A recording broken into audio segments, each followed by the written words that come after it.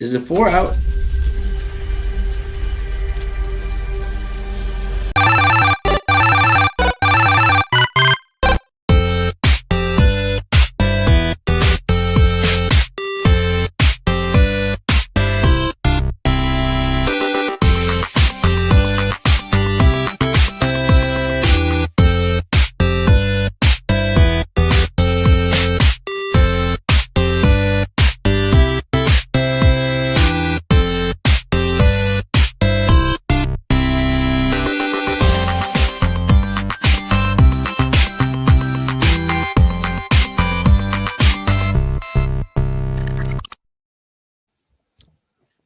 What is up, Profits Land? Who we got on today? And the Oscar goes to Sean Patrick Nolan. I think we got the Oscars coming up this weekend. That's got to be exciting for you, an Oscar performance type of guy.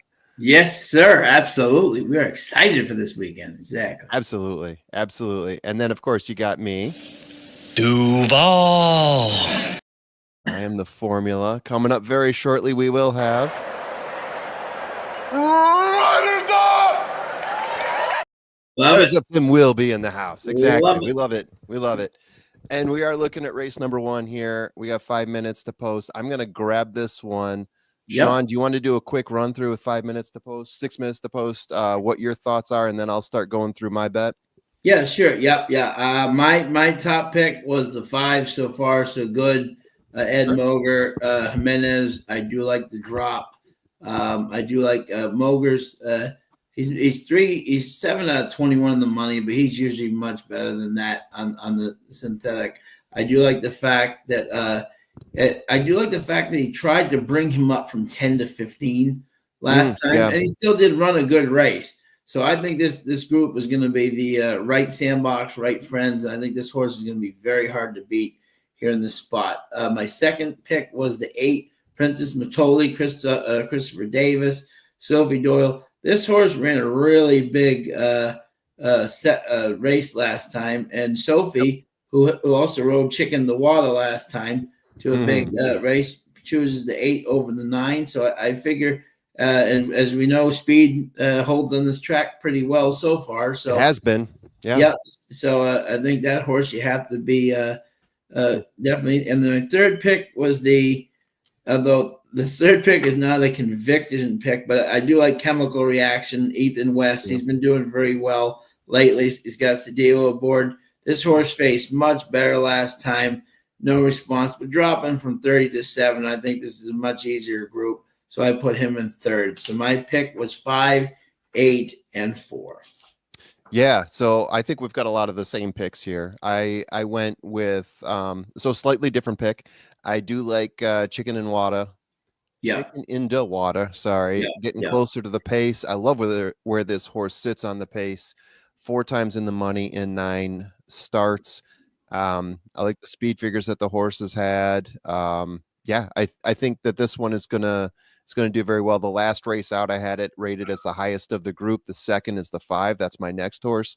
For everything you said, I mean, this horse is dropping in class. It sits in a nice position here. The speed figures for the distance are good. So I think this feels like a good time for this Get Stormy to break her maiden. Next up, I'm going to go Princess Matoli. This should be the pace setter here, just like we talked about before getting on here. Princess Matoli, and I mean the bloodlines for a sprinter, Matoli, it doesn't get a whole lot better than that. So Princess Matoli is definitely going to be in there. I had a coin toss between Chemical Reaction and G'day Lady. I did end up going G'day Lady here. Speed figures a little bit better, classing up, which I'm a little bit scared of. But I have a feeling when I was looking at the odds last, G'day Lady sitting there at 11, Chemical Reaction at 5. Yeah, I mean, am I going to regret not stuffing the ballot with Chemical Reaction versus G'day Lady? I'm still going back and forth between these two. I think speed figures, they look better for Chemical Reaction. Got able, you know what? I'm changing it. I'm going with the 4 here. Like I said, it was pretty much a coin toss, but I think, all right, here comes our first bet of the night here, ladies and gentlemen. We're going to start off with a $9 bet in total. Is a 50-cent tri-key box. Keen, the 9 horse. Did that only go for? There we go. Now Yeah. We're going to key the 9 horse, which is Chicken and Wada. Yep. We are going to put the 5, the 8, and the 4 underneath, meaning that we need the 9 to be there somewhere, and the other ones can fall where they may. And again, because this horse has hit the board a number of times, because we like the speed figure, because we like where she sits off the pace, I think that this is probably going to be a good one to key on. I'm tempted to put Matoli in there as well, or instead, kind of a coin flip. But, at the end of the day, you got to pick one, and I've got this one rated pretty highly. There you go. That is our first one of the night. And let me update our banner here, and then we'll be good to go. Let me edit this. Current bankroll dropping us down to 91. And we'll let that ticker flow for you guys. We're starting to get people rolling in. We went off a little bit early here. Let me post the comment here. Yeah, let's see what we got here. We got Bobby D's got the 3. Let's see what Bobby D's got here. Bobby D's got 3-8 with 4, 5, 10. Win on the 3 and the 10. Rodney, who's big horse Encino, runs this weekend versus Mindframe. So he's nice. He'll be watching Florida intently to see how much of a real deal his boy is. Join us. What's up? Yesterday was Bet the Speed. Let's see how it plays today. Good to see you guys and everybody joining us tonight. Yeah, this is a wide open. This is a fascinating first race. Yeah, that's why I wanted to jump in and grab it, because I thought I thought there were some interesting horses here, and some horses I was getting excited about. So I wanted to stuff that ballot box early. Yep, exactly. Yep. All right. Firsty, my man. Oh, look at who joined us. Riders Up, Tim. Riders Up. Riders Up! There we go. Welcome him into the house here. We did place our first bet, Tim, before we got any input from you. I am curious to hear what your thoughts are on race 1, if you have them fired up and ready. Sorry if we caught you off guard. You caught me off guard. Okay. They are loading up now, so don't worry about it. What we did play here, we'll catch you up on it. We did play a trifecta key box, so you can guess who played that one. Keen on the 9 with the 5, 8, and 4 for 50 cents. So we're just going to play around with that in the first race here. I do have 5 and 9 as my exacta. Those are the 2 I've got on there. But I just clicked over to my form here, but I'm just pulling everything up as I come in here. But those are the 2 horses that I had. So awesome, love it. Now, Tim, let us know here. You're the closest man to it. How is our weather tonight? The weather's been beautiful the last couple of days. We were in the 60s yesterday. We were up in the 50s today, but we've got some serious wind. I'm wondering if they have it up there. Okay. So, I mean, like 40 mile an hour sustained winds, gusting to like 60 at times. It's like crazy. Okay. Got it in Chicago. Bad, huh? Wow. A windy city. They are off. And as I was saying before, I'm expecting the 8 to jump to the lead here. It looks like the outside horses are also pushing. I see the 10 and the 11 are battling it out there. It looks like the 11. The 10 is sort of hiding whoever it is, but based on what they have there. So we got 11, 10, 12 with the 8 on the rail there. The other 3 horses on the outside really pushing. Even the 13 pushing. Everyone on the outside's pushing to get to that lead early. But the 8 looks pretty comfortable there, sitting on the rail behind the 10. 10 in the lead right now, with the 11, 12 going around the 11 right now, making a little bit of an early move there. The 8 passes as well. 12 and 8 are in very good position. Some problem there. R12, or formerly R12. I had the 12 in there, and then I changed them out for the 4 at the last minute. Will I regret that? We're going to see in a moment here. The 10 is still holding on. 10 is still holding on. The 8 and the 12 are battling out there, and it looks like we got the 5 on the outside. The 10 holding strong. Looks like the 8's going to be pushing up there. Our 9 is way back, but the 5 looks like he's pushing on pretty hard here. 5's going to take over. Looks like I'm going to guess we're going to have 5, 8 as the finish. 5, 8, 10. I should have gone some sort of exacta box, but I didn't. So 5, 8, 10 is your final there. I was going to ask you guys. I mean, I saw your bet. If there was no love for the 10, that was my 3rd horse. But I had the 9 in there as well. So I mean, I had minor love for the 10 in there. Yeah. But I had not 5, 9, enough to 10. get.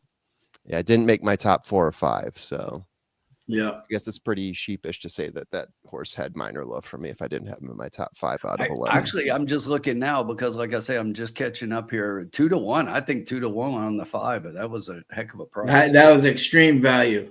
I could not believe it. That was actually, I think that was Caitlin's favorite that she faded. So unfortunately, it did not work out for her. And I saw that and I thought, uh-oh. I really like the 5. Yeah, I like the 5 as well. The 5 was my second or third. That's my second. I had the 9 up higher. 9 did not fire for me. No. Yeah. So what does that pay out here? If you had the exact on the 5-8, looking pretty quickly here, 5-8 is going to pay $18 on a $1 bet. Congratulations if anyone out there was smart enough to grab that one. Got a win place on the 8. Yeah, I think you're going to do okay on that. You definitely got the place.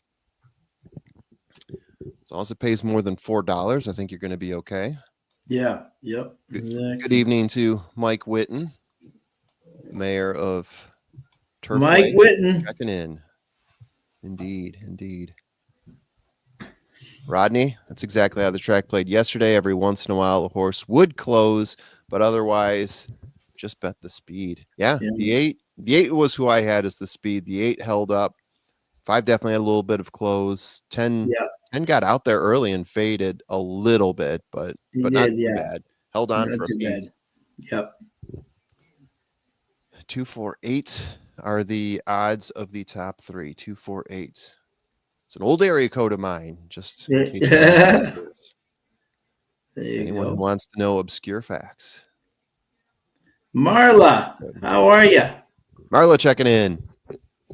Longtime supporter of the channel. Yes, always love to see Marla checking in. I don't think I've seen Marla in here in a while.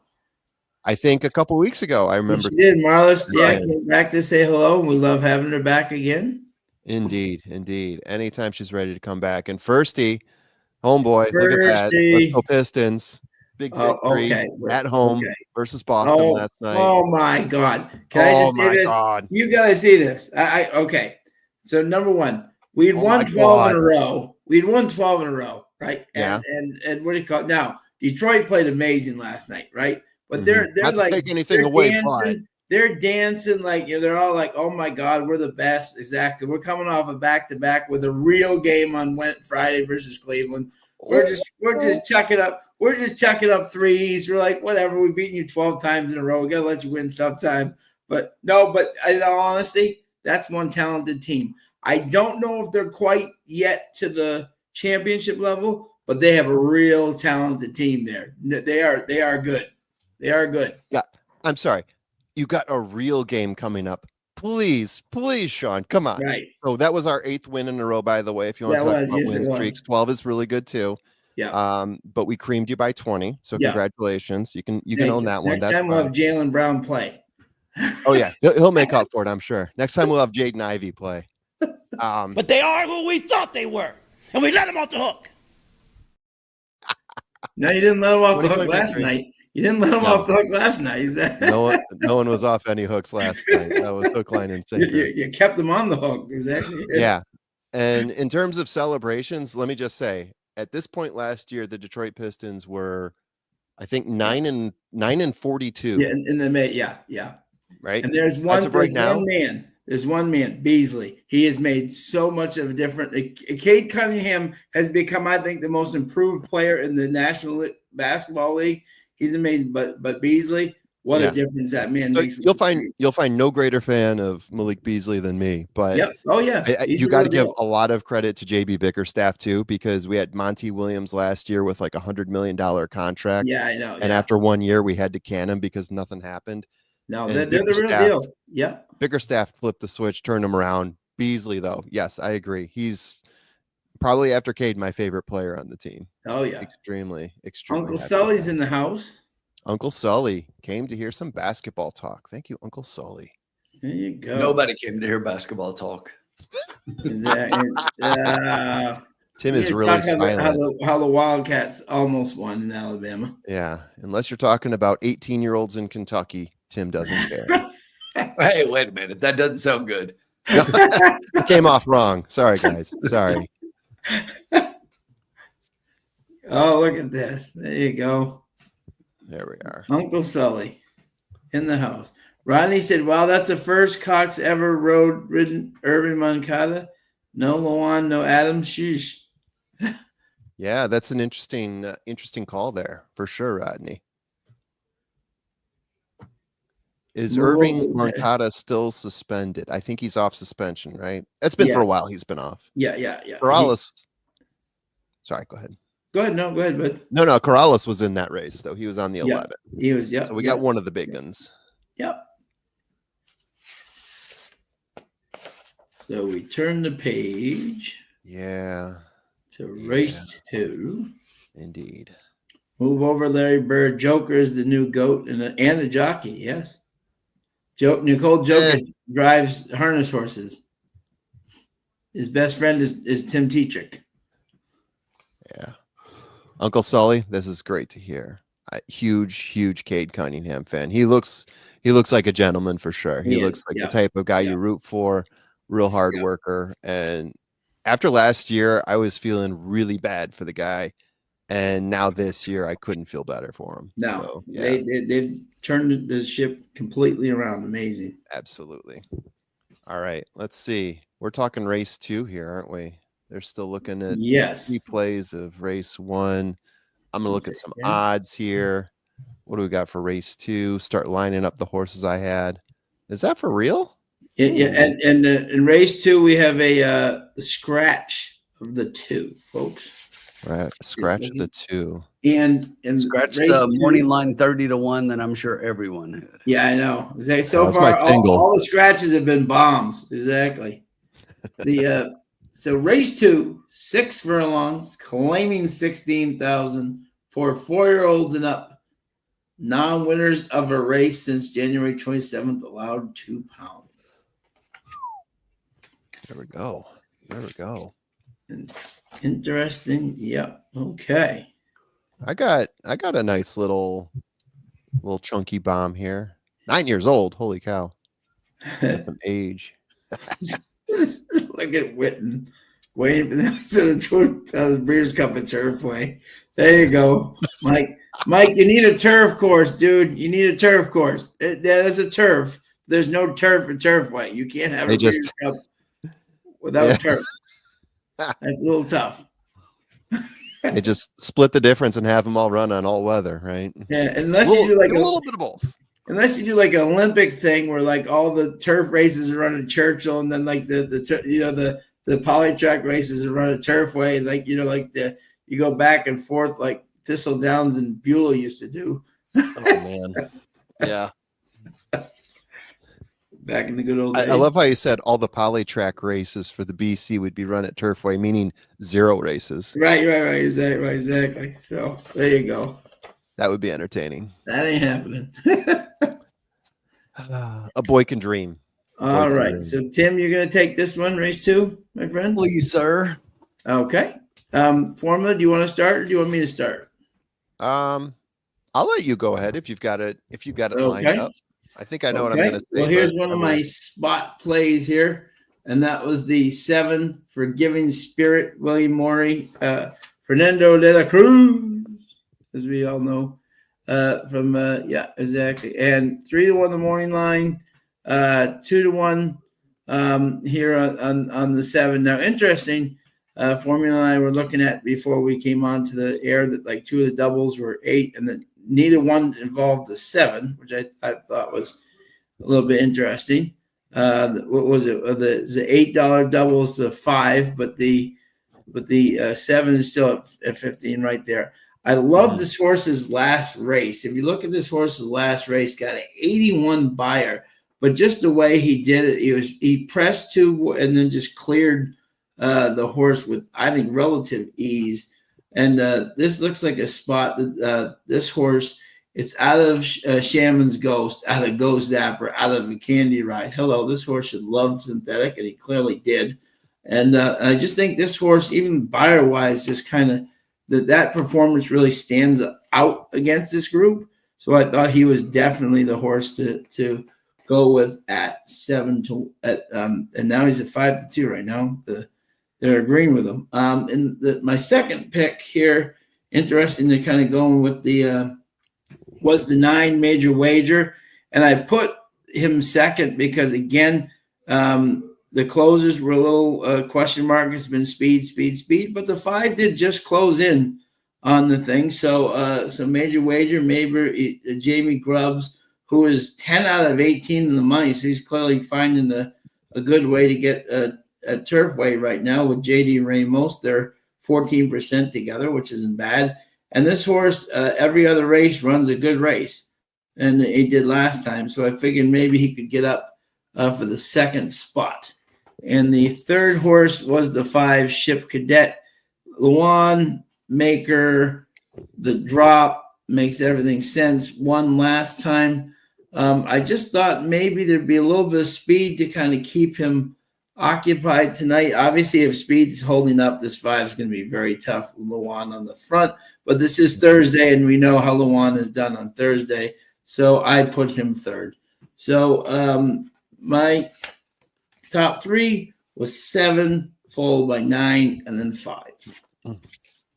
All right. Love it. All right. I'm going to go through mine now. Number 1, I'm going with number 5. I've got this horse as having the best class drop here.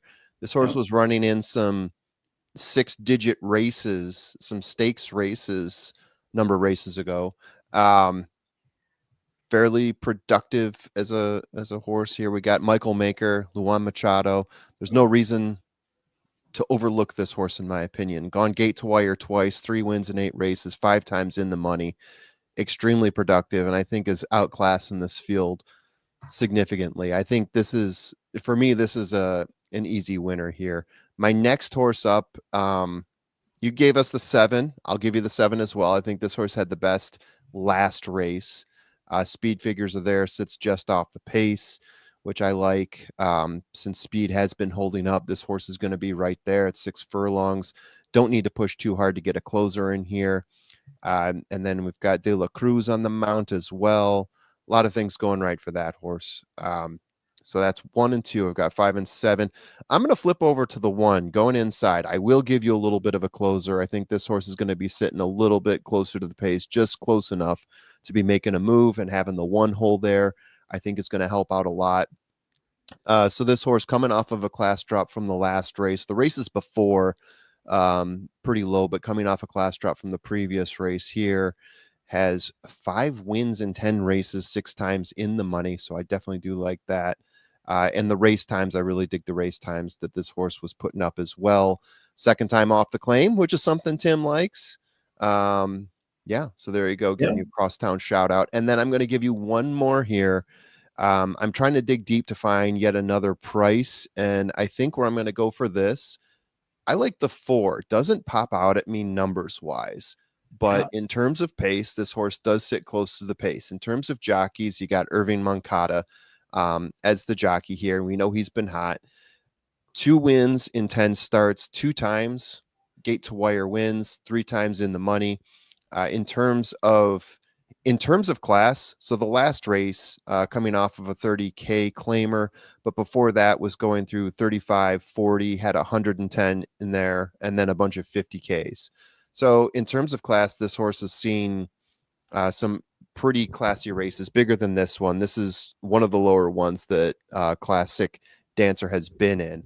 So in order, I will give you 5, 7, going over to the 1 and coming back to the 4. 5, 7, 1, 4. Okay. Gene, how are you, my friend? Says 11 can't leave them out. Holiday. James White, Rodney, Sully in the house. We'll get to that after Tim. Okay. We'll touch on the 1 a little bit.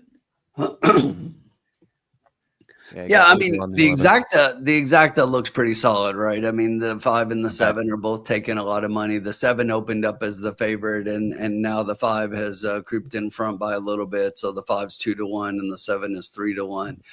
I do like the formula. I do have the 5 on top, and the main reason I put the 5 on top, I initially was looking at the 7, and I like the speed figures in the last race, but other than the last race where this horse set just off the pace, this horse has always come from a little further back. I think the 5 has more early speed. And as a result of that, the way the track is playing right now is just like playing so hard to the speed. And it is, yes. So speed favoring right now that it is hard to get away from that.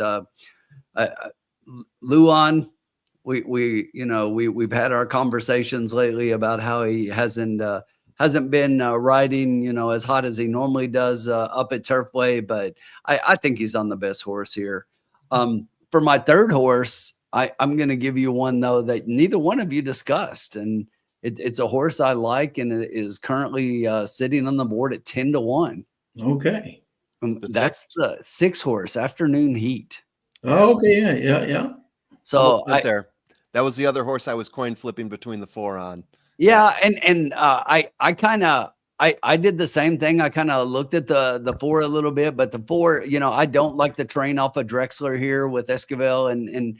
So even though Moncada is getting up, I would rather see a race from them.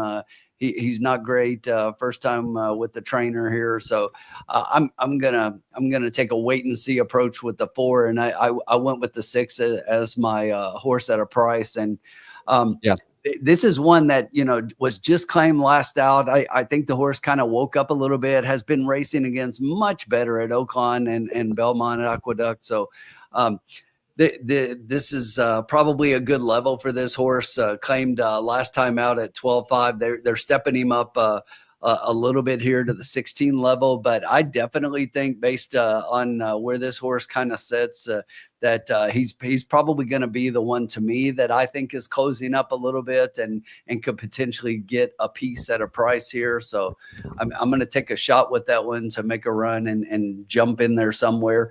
And actually somebody mentioned this one a second ago, 4th, and this is another one that I went back with in 4th with, is I had the 11 4th. And Holiday House, Abe Cedillo for Gennaro Garcia. And this is one that's third time out off the layoff. The last 2 times here at Turfway, and has obviously been at Turfway before, but 2 times in a row off of the layoff. That last time, I'm not sure what happened, but I'm kind of willing to draw a line through, because I went back and looked, and I just can't make an excuse for that, because the race before that was better. So it's almost like I want to draw a line through it. And the race before that, this horse ran a 79 Beyer speed figure and was sitting just off the pace up front. And that was the day that the track was actually playing the closers.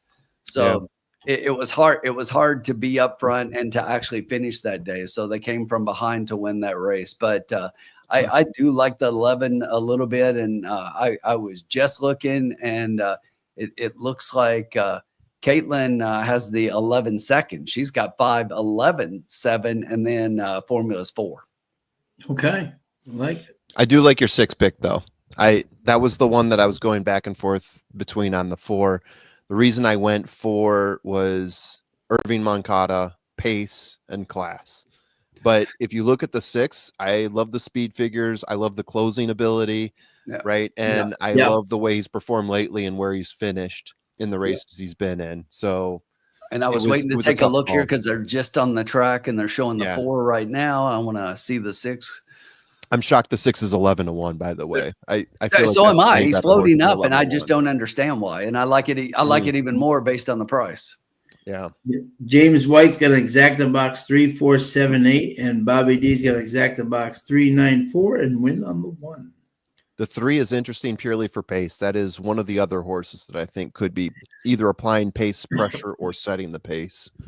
But right now, if I look at my pace metrics, I've got the 5 setting the pace. I've got the 4 right there with them, and then I've got potentially the 3 and the 7 as being the other horses that could be up there early on. So that whole middle pack, essentially from 3 to 7, pulling out the 6, those are the horses that'll be fighting for it, I feel. Yep. And Bobby Jackson, welcome as always, my good man. Mike Witten's got a place in show on the 4. Vince Watson, Hey. hello, sir. Got a cross on the 1. In is in the house. Let's show some winners, absolutely. But he likes the 3 to win in play, so another person for the 3.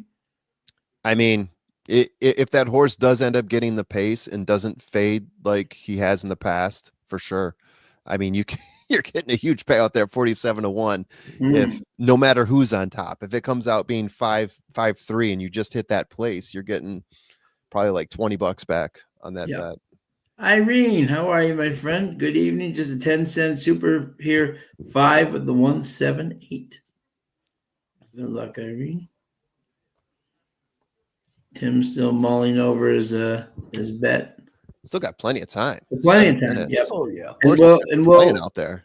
And guys, we're not ignoring the thing in the room. We'll talk about Luan's thing when after this race, but we will definitely get to that. We're not skipping that. We're just trying to get our play for race 2, and then we will be happy to discuss. While we're doing that, okay, people in the chat here, let's start with Fountain of Youth. Yeah, let's start with Fountain of Youth. Who do you guys have as your winner in Fountain of Youth? There's Sovereignty out there. There's Burnham Square. You got River Thames. You got a host of other horses out there that are extremely interesting as well. Like the Safi horse, Neo Equus is a curious underplay as well. So I'm just curious, McClellan, who do you guys like out there for the Fountain of Youth? Yeah, we have 6 minutes to post here. Let us know. Yeah, got plenty to talk about. Eventually we'll get to the San Felipe as well, which is going to cause people to light their hair on fire potentially. But and if you want to light your hair on fire now, we can talk about that one now as well. Marla's with me and Tim. Burnham Square. We're with you, Marla. We're with you, girl. Bobby D is a 5 9 and 7-1. I will tell you this: if in the Fountain of Youth you were on solid left, he scratched. He ran today. Yeah, and did not run well. And he ran. That's exactly what I was going to say, Sean. And he ran 5th in an optional claimer when he was entered in the Fountain of Youth. Yeah. Yeah. That's what I just went. Exactly. Yeah. It was not my sneaky play. I'm sure not the performance that they were looking for scratching out of the Fountain of Youth. I will say that horse that Todd's won that race, that horse will be definitely one to look forward to. He's 2 for 2 and got a nice bright future. Yeah. Grande's got a nice future there. Yeah. Hey, Paul. And now McClellan was also cross-entered into that same race, but he scratched out of that race and will run the Fountain of Youth. Yep. So we are down 1 horse. Yeah. Hi, Paul. It was fine. We had a pretty decent size field in there. I think we had 10 in the Fountain of Youth. Now, if we scratch anything out of the San Felipe, then we're in trouble. Marla, if Cool Battle wins the Kentucky Derby, that'd be really cool. Yeah, really would. I mean, even if you don't bet them, it's like story of the year. Absolutely. Be like Rich Strike a few years ago. Yeah, JG Funk is 5 9 11 exacta box. Nice. No. All right, guys. We got 5 minutes, but I don't think we need any more time here. It's like, why? There you go. Why would?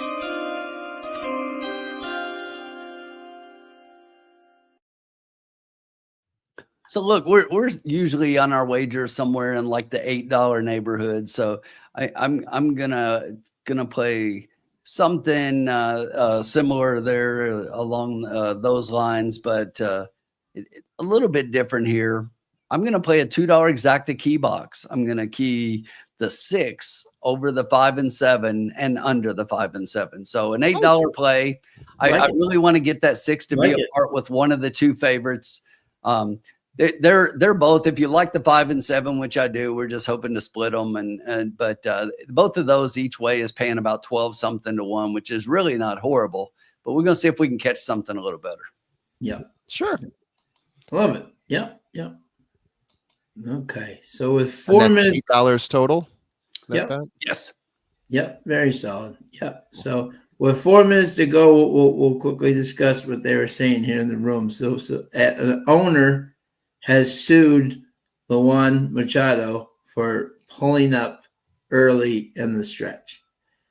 If I could only tell you how many people have tried this in the past, and to prove it, to all that stuff is so hard to do. You know what I'm saying? I like so many people that are like exactly tried this, or like they said they cost them a pick 4 or a pick 6, or I mean, it's so hard to do. It's just I think a little bit pound foolish, honestly, and Oh, yeah. I mean, I just don't think anything's going to come, but it's so hard to prove that. And Yeah, I think mean, if it just ahead, to Tim. read directly here from it, it says they allege that Machado breached his contract and demonstrated professional negligence in defeat, costing them $47,560 in lost purse money and $3,000 in Kentucky thoroughbred breeders incentive funds. And I say hogwash. Yeah.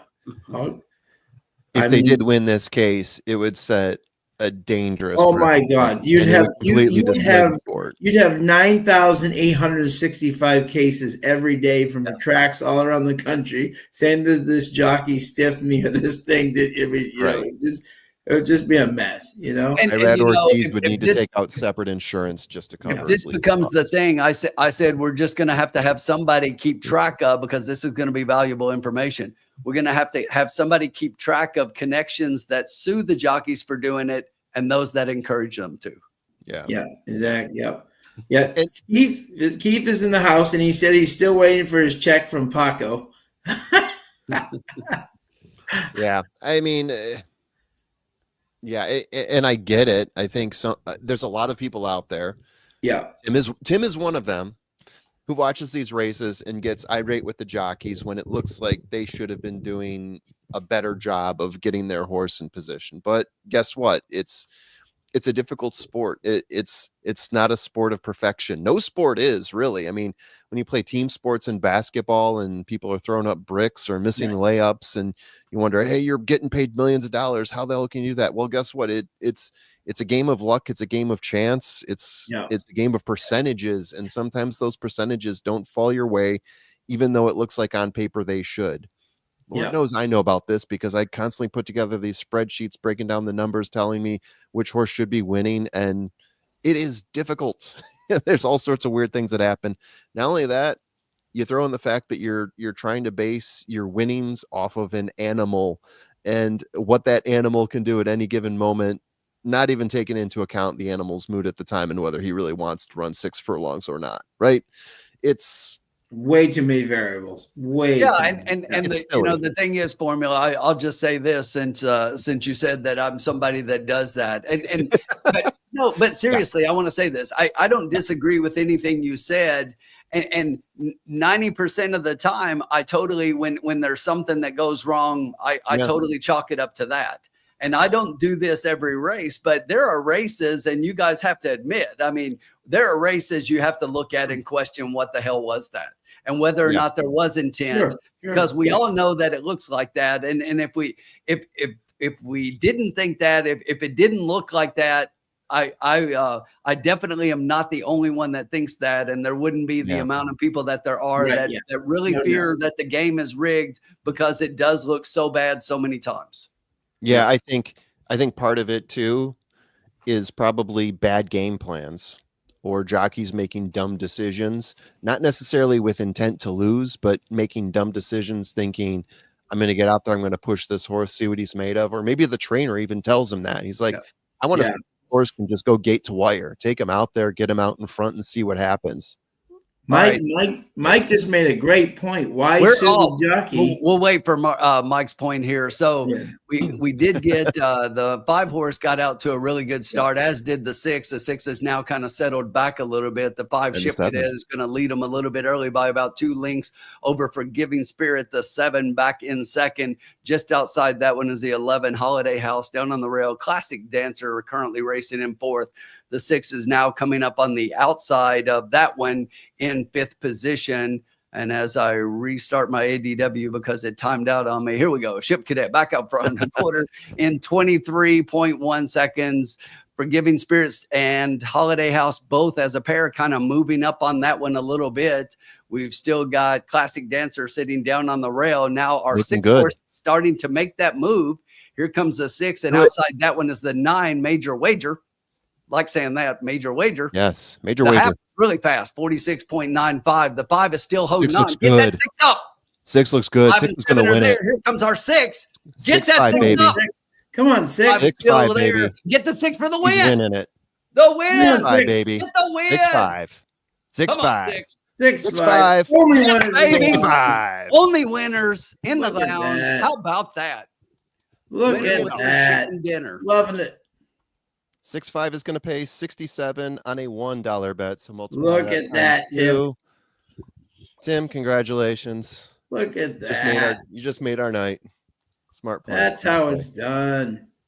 Bada boom, bada bing. And it was such a Love simple it. bet too. Boxing 3 horses together, Keen the big one, knocking Love it it, out. Tim. That is good stuff. All right. So Sean, I know you want to get this out, so please, Mike Whitten just teeing it up for you.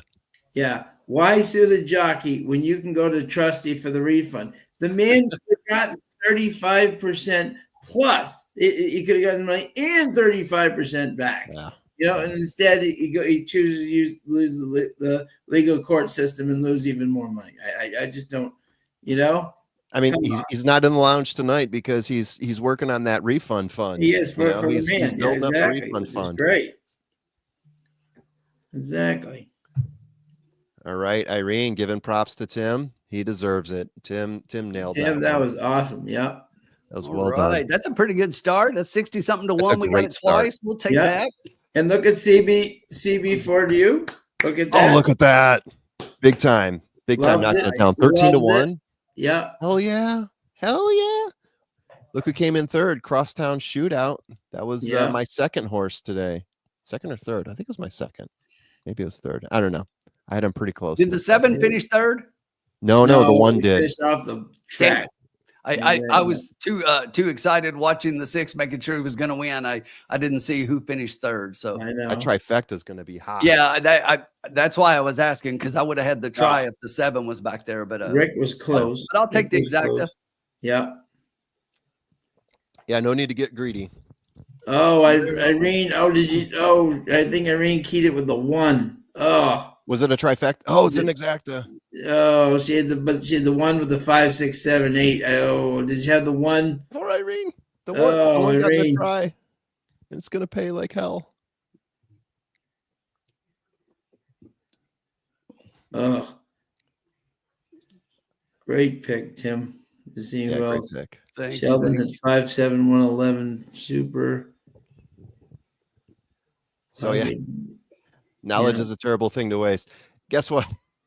We do it way too often here because it comes down to like good handicapping, but then it's also good wagering. And so many times, like exactly what Irene did. Like, and I'm sorry to use you as an example, Irene, but I mean, you know exactly what we're talking about here. Like, done it so many times where we either play the trifecta or the exacta, and we would have won it if we flipped it around and did it the other way. So many times that's happened, and Tim lined it up just perfectly this time and made such a lean bet on such a great payout. I mean, let's stress again how lean that bet was. $8 for a $2 bet just to get the right horses in there and have enough wiggle room for just a couple other scenarios.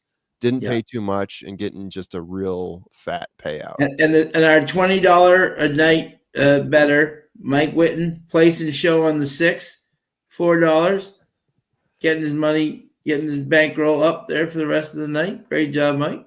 Mike can buy himself a Coors Light at Turfway tonight because of Absolutely. that. Absolutely. But yeah, Irene, we've done that so many times. I know exactly how you feel. It hurts so bad. It sucks. We've had that's why we say turn the page too. Yeah. Turn the page. Yep. Yeah. Great job. All right. 29.68 on the win. 896 and 524 place and show. So Mike Witten, well done on the place and show there. Well done. Yeah. 35-68. Yeah. Oh, wonderful. And CB, for you, great play across, my friend. Are you going to do the Thanks, math on Kevin. that one and put it in the banner there, Tim? Yeah. I'll give you the honors. Put that in the banner. Got it.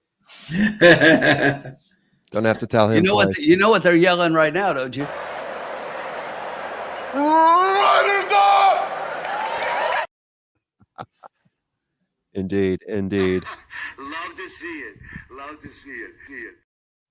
No, you're let me tell you, Irene, for a person who claims they don't know how to handicap, you're very solid at what you do, my friend. Yeah, you had that. We are very impressed for a person who's learning this game. You are Look doing at that bankroll. Yeah. It is. Yeah. It's 218, 50% of the 68. handicapping and 50% of figuring out the right bet. And it's so difficult to get that second part.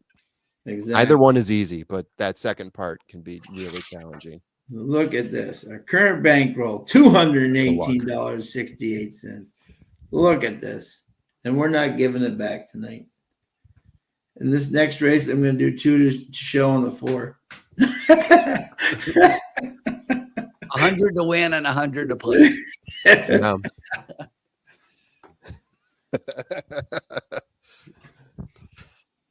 There we go. So great job, Tim. Great Thank job, you, sir. Tim. That is awesome. Yeah. But to wrap up that thing, I think it's going to be pretty darn impossible to get that court. That will be, by the time we get to Keeneland, that'll be old news. That's my prediction. Yeah. And you know what? Look, as much as the formula is right, I do complain about rides sometime. And one thing. This is one thing that I have to say, and I've said this before. It is never personal against the jockeys. It really isn't, because I don't say it in that way. I just say it out of disappointment for the race and just kind of, questioning what went on, kind of thing. But Sean knows this, and we've talked about it multiple times here on the lounge. I really hate that after that one ride to where at the 16th pole, Luan, had the error at Keeneland. And then this one at Churchill happened not too long after that. And since that time, the guy's been catching a lot of flack for it. And I just hate it, because I think he's a great young jockey. Sean and I have great kid. Talked He's about, a great kid. About it. I know him personally. Great kid. And I hate it for him. And you have to wonder, we've been talking about how he's been in a little bit of a slump, if it's really getting to him a little bit. I hate to see that. I really do. Yeah, same here. Same here. We've all enjoyed his riding at Turfway over the past 2 years. And and he's a younger guy, so maybe it hits him a little bit harder. The younger you are, the harder it is to let it roll off your back. So hopefully it comes with time. But I mean, keep going, kid. You're doing great. Don't worry about it. Keep learning. He's a great jockey. Yeah. All right. Well, this time we're happily turning the page. Yes.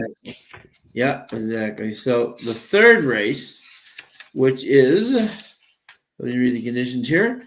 Claiming 16,000 for fillies and mares, 4-year-olds and up. And do we have any scratches in this field? We do. We do. Yes, we do. That would be the 3, Miss Templeton, and the 6, Pioneer Parade. Yeah, but everyone else is in. All right. I definitely have some opinions on this. Yeah, go ahead, my friend. We'd love to hear them. So lately, I feel like the classing down method at Turfway has been yielding pretty good results. And the flags that I have in my formula is telling me which horses are classing down the most over like the past 5 races. It doesn't mean that every horse that does is hitting the board, but we just saw in the last race, the 5 was the one that classed down the most per my numbers.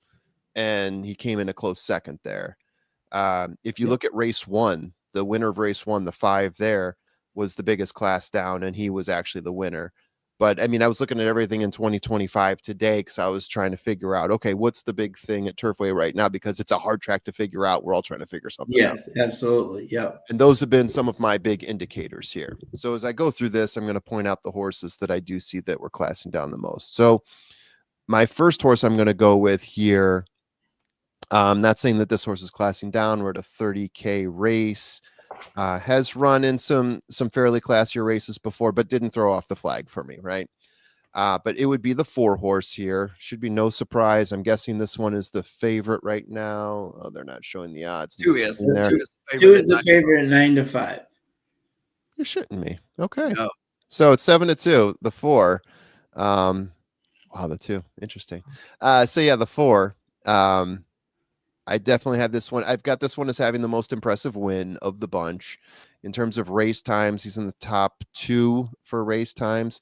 But this was a unanimous, like all my formulas agreed this was the horse that was number 1. 5 wins in the last 10, 8 times in the money in the last 10, sitting just off the pace. And even when he is just off the pace, he still has something to close with. And yeah, so here we go. Is this a horse we've talked about before? Forgotten Peace?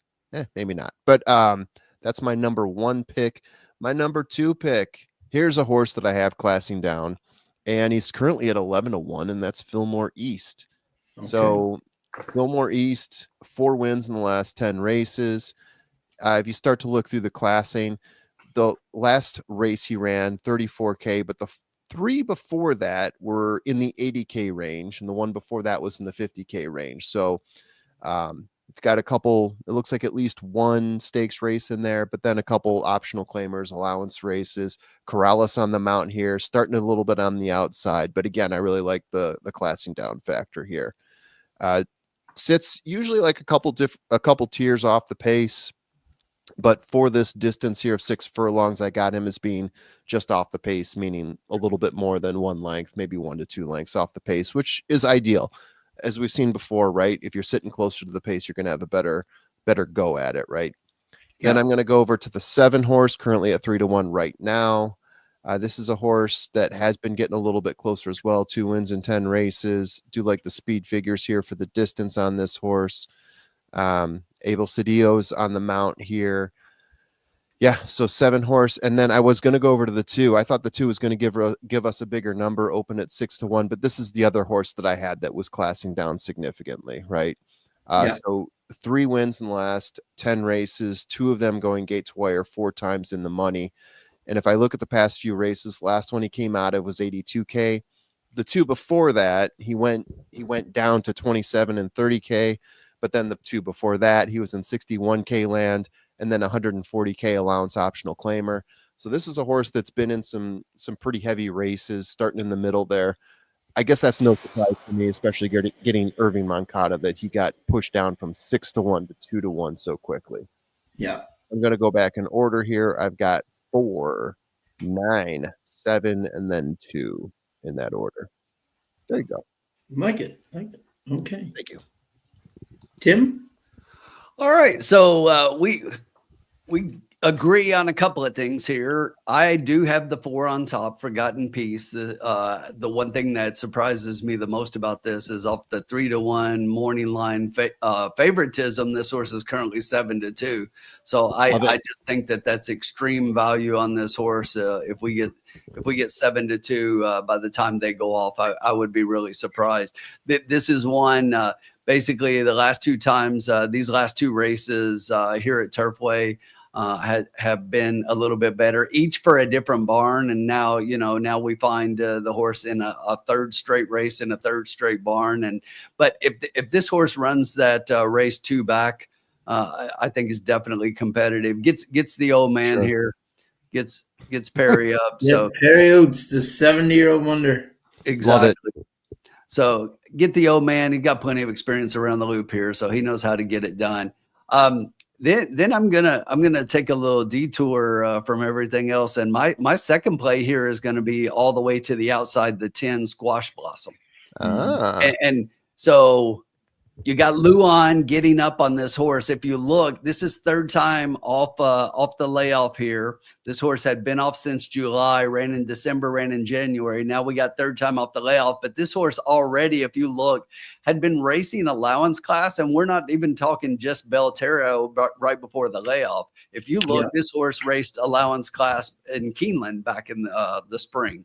So definitely ran against a lot better horses, and now has dropped way down to the bottom. And last time out went in a 15 claimer and was claimed, no surprise, and now comes back at a similar level. And I think at this level, this horse is really tough, and getting Luan up third time off the layoff should improve. This horse is 5 for 6 in the money with 3 wins out of 6 starts here at Turfway. So definitely likes the oval here. Has 2 wins and 6 starts with a second at the distance. So I just think this horse is going to be really competitive. I think Luan, we saw in the last race, I think it's time. I said this last week. It's going to happen. He is going to start riding better. It's going to happen, and I think we're probably seeing that start to happen. Sure. So so we get a little bit of a price there, but I'm going to give you an even bigger shot with my third horse, and I absolutely love this horse, and I don't know why. It's one of those to where you keep looking at it, and you're like, why do my numbers, and why do I keep looking at this? But Lovin' makes sense. Lovin' makes sense. The number 5 horse. Yes. So this is a Golden Sense, has been running at Gulfstream, has never run here at Turfway. But and this is one to where a lot of times I like to see a race because it is a different surface. I mean, yes, it's poly track, but it's a different one here at Turfway. But here, look at the 2 works, especially the one at 14 February. Comes up here and ran a really solid 48 flat, second of 41, and then came back with another maintenance work right away. So has a couple of times around the trip and around the track in the morning. I like the price, and I just think that this is one that I would not leave off my ticket. And then just to throw my 4th horse in there, I did have the 2/4. That's the second one we agree on. So we agree on the top, we agree on the bottom. I did not think Harmonica would be your 2-to-1 favorite here, but I can see it a little bit here with Moncada getting up for Blair Jordan. Here's the thing about these 2 connections. I mean, they've only been together 4 times. They won one of those 4, but it was a $3.56 ROI for all of the races based on that horse winning 1 time. So definitely got a little bit of a price in getting a solid ROI with these 2 just from the 1 win. So they'll probably be there. This is one that I would definitely include on my ticket, but I like the horse a whole lot more underneath. Although if you look and line through that last race, the previous 2, which were more at this level, this horse won both of those races, gate to wire fashion. Cool. And we know that speed is kind of holding and doing pretty well, especially in these 6 furlongs. So something to think about there. Cool. Right, okay, let's see here. So go back here. Groundhog has joined us. How are you, my friend? Groundhog. Nice. And just to read those numbers for you, Sean, that was 410.52. 410.52. Yeah, okay, got it. Wonderful. Oh, that almond band. There you go. Let's see. That was the Fillmore Hall comment. Yeah. Oh, look at this. We got a greetings from down under New Zealand. James, thank you so much for joining us, my friend. Good day, mate. Got the Kiwis. Got the Kiwis joining us. Love it. Love it. Always welcome. Bobby D has got the 242457. Good luck, Bobby. Thunder and Mountain saying the next 10 years a Japanese horse will win the Kentucky Derby. Should have won one last year. So I think they're not far off. They're not far off. Yeah. I mean, if we get another Forever Young, absolutely. Yeah. It may not even take 10 years. And we just had that conversation in our Prophets chat over the weekend. I made the comment that the Japanese are winning every damn thing except for the Triple Crown races, and that's next.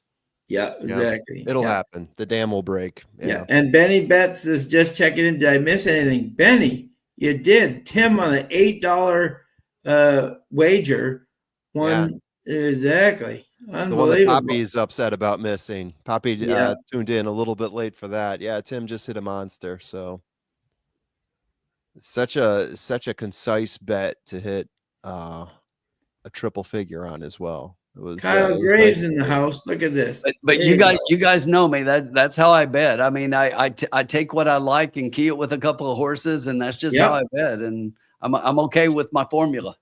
Yeah. There you go. So Thank you, speaking Benny. of this, I was looking into, I think I've got this right. I was looking into some of the horses over the past like 4 years, thinking like, where is this horse breeding now? Where's this horse's sire? And I was looking up Charlatan, and then I read, and I'm like, why haven't I seen anything come out of Charlatan yet? It should be time.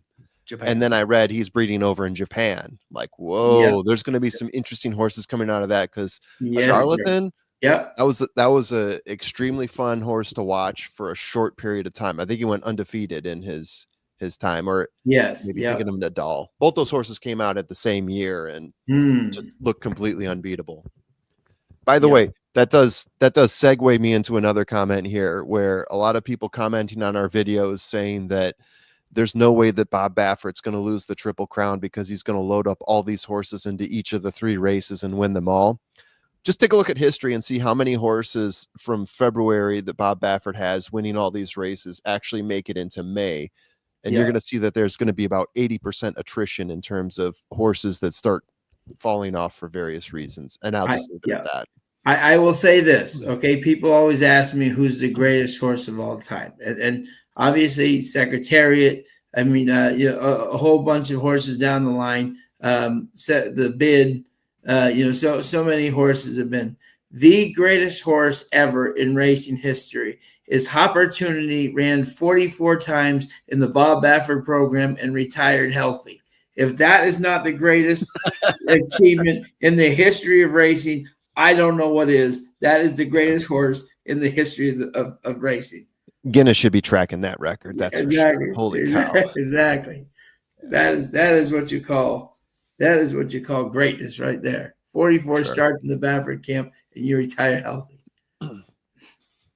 Kyle Graves, thank you here. I think we brought this up before. 53 watching. We actually have over 200 watching overall. So 53 maybe on YouTube. I mean, we got more on 53 on Twitter, X, and thank Facebook. You to everybody joining us as always. But I mean, go ahead, smash that like button by all means, and go ahead and like our channel as well. Especially this time of year, we are looking for growth around the Derby time. This is our big time, so any likes you give us, that helps out quite a bit. Yeah, we're doing our best here, and we love to do it, and we want to keep it going. Yeah. All right. This is interesting. 6 minutes to post, and this is Sean's race. Yeah, I'm not even gonna wait. Yes, by all means. I'll hit the button if you're ready. Yep, I'm ready. Yep. All right. Oh shoot, where'd the button go? I can do this. Right at the top. Right at the top? Oh,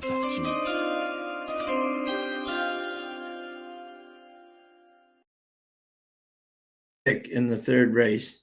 Spin Nation selects $2 exacta box. I'm just gonna make it simple. 2, 4, 10. That's all I'm doing. Nice. So $12 total then? Yep, $12 total. We're up on the night. I'm not going crazy, and I think these 3 are the most logical horses I think can. And the exactas are paying actually pretty darn decent. So might as well. All right, so we're down to 206 after that. Yep, we're down to 206. Warning you. Yeah. Yep.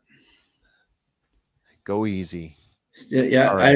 Irene's favorite horse was Seattle Slew, and for those who don't know, this horse came from Yakima Downs in Seattle, where there nobody had even. Gary Stevens was the leading rider there when he was young, Ooh. And no one had even exactly. And this horse, just like Coal Battle, I mean, and everyone's like, can he do it? Can he do it? No one thought Seattle Slew could do it, and then all of a sudden he became one of the greatest horses of all time. So it can happen. And if that happened, God, we have another Mind That Bird. That's awesome.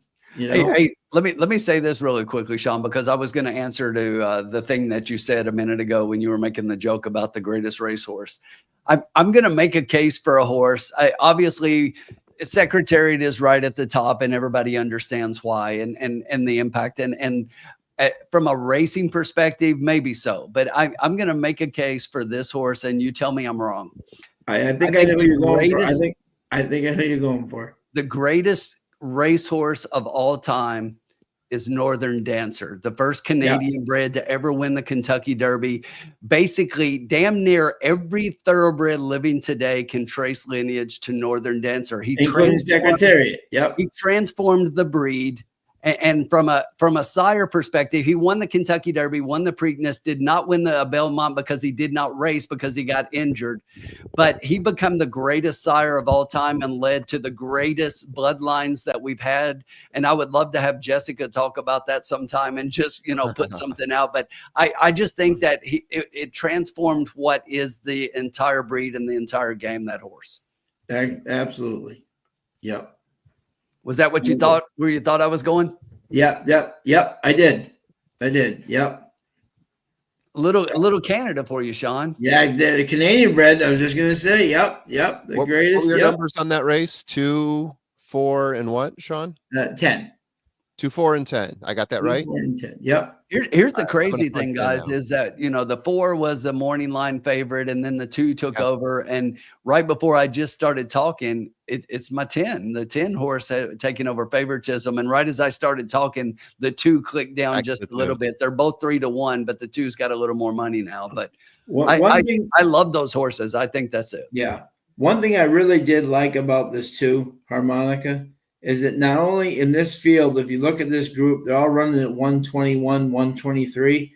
You're letting Moncada, who's the leading rider, get in with weight versus this group was running with 121, 123. Not only is he going to be on the lead in these type of races, that helps when you have that, that weight, and with the speed, that could really help him. I'm going to drop. I'm hoping to come back in a few, but I got to drop, guys. Good luck in this. Let's get another one.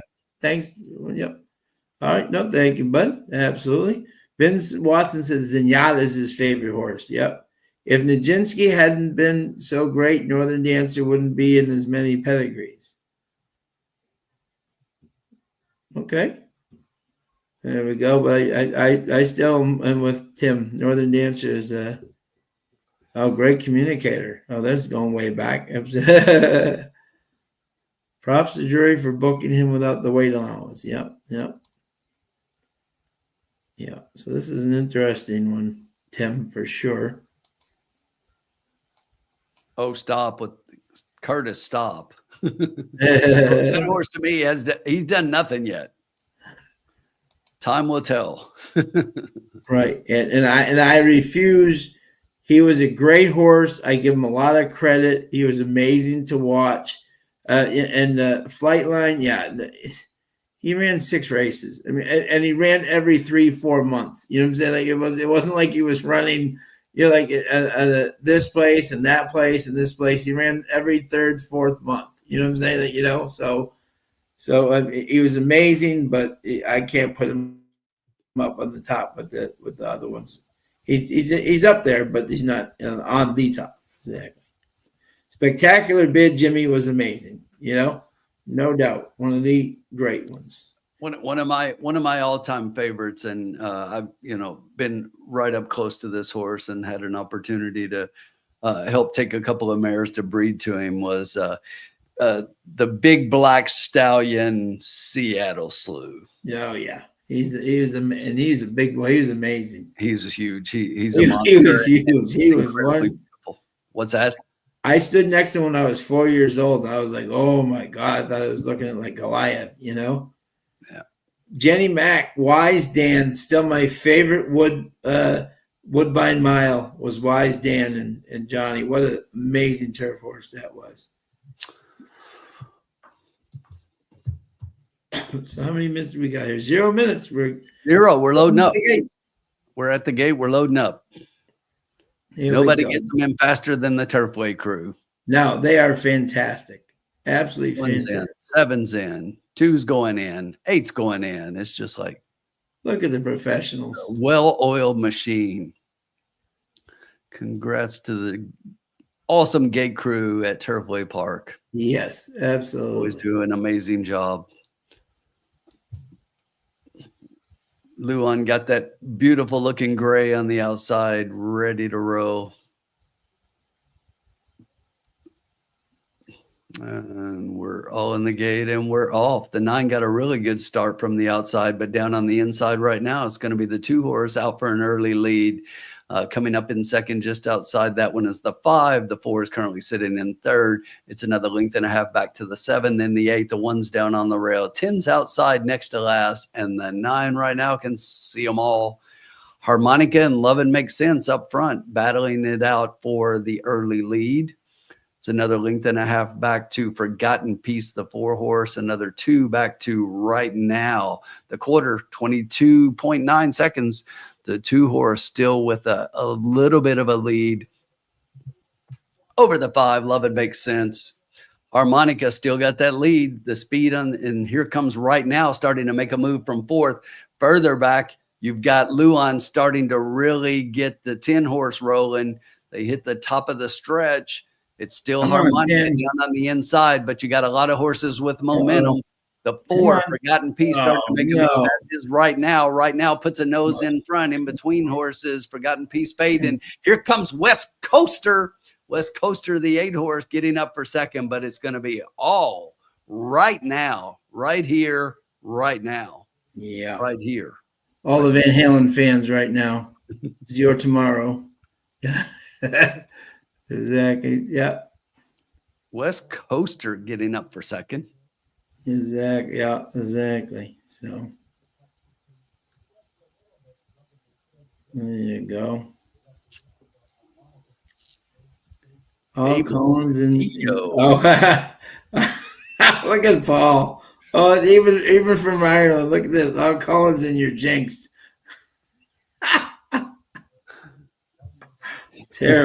Terrible thing to say about our friend Colin.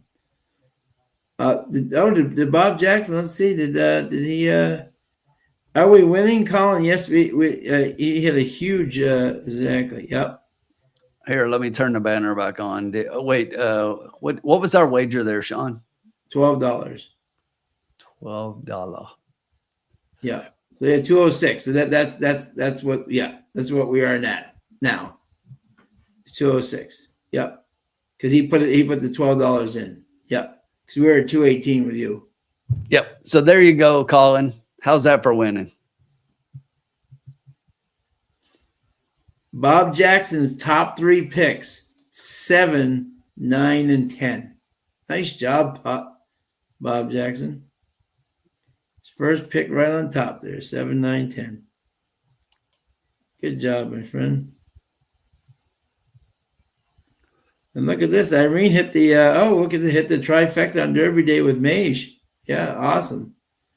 Tim and I got a chance to go see Mage, and let me tell you, he was beyond impressive. He looked like he could still run that day. And this was almost a year after he had won the Kentucky Derby, and Sean and I both commented how he looked like he was ready for the track that day. Oh my God, he was ready to go out and run 6 furlongs in 110. Exactly. Really impressive.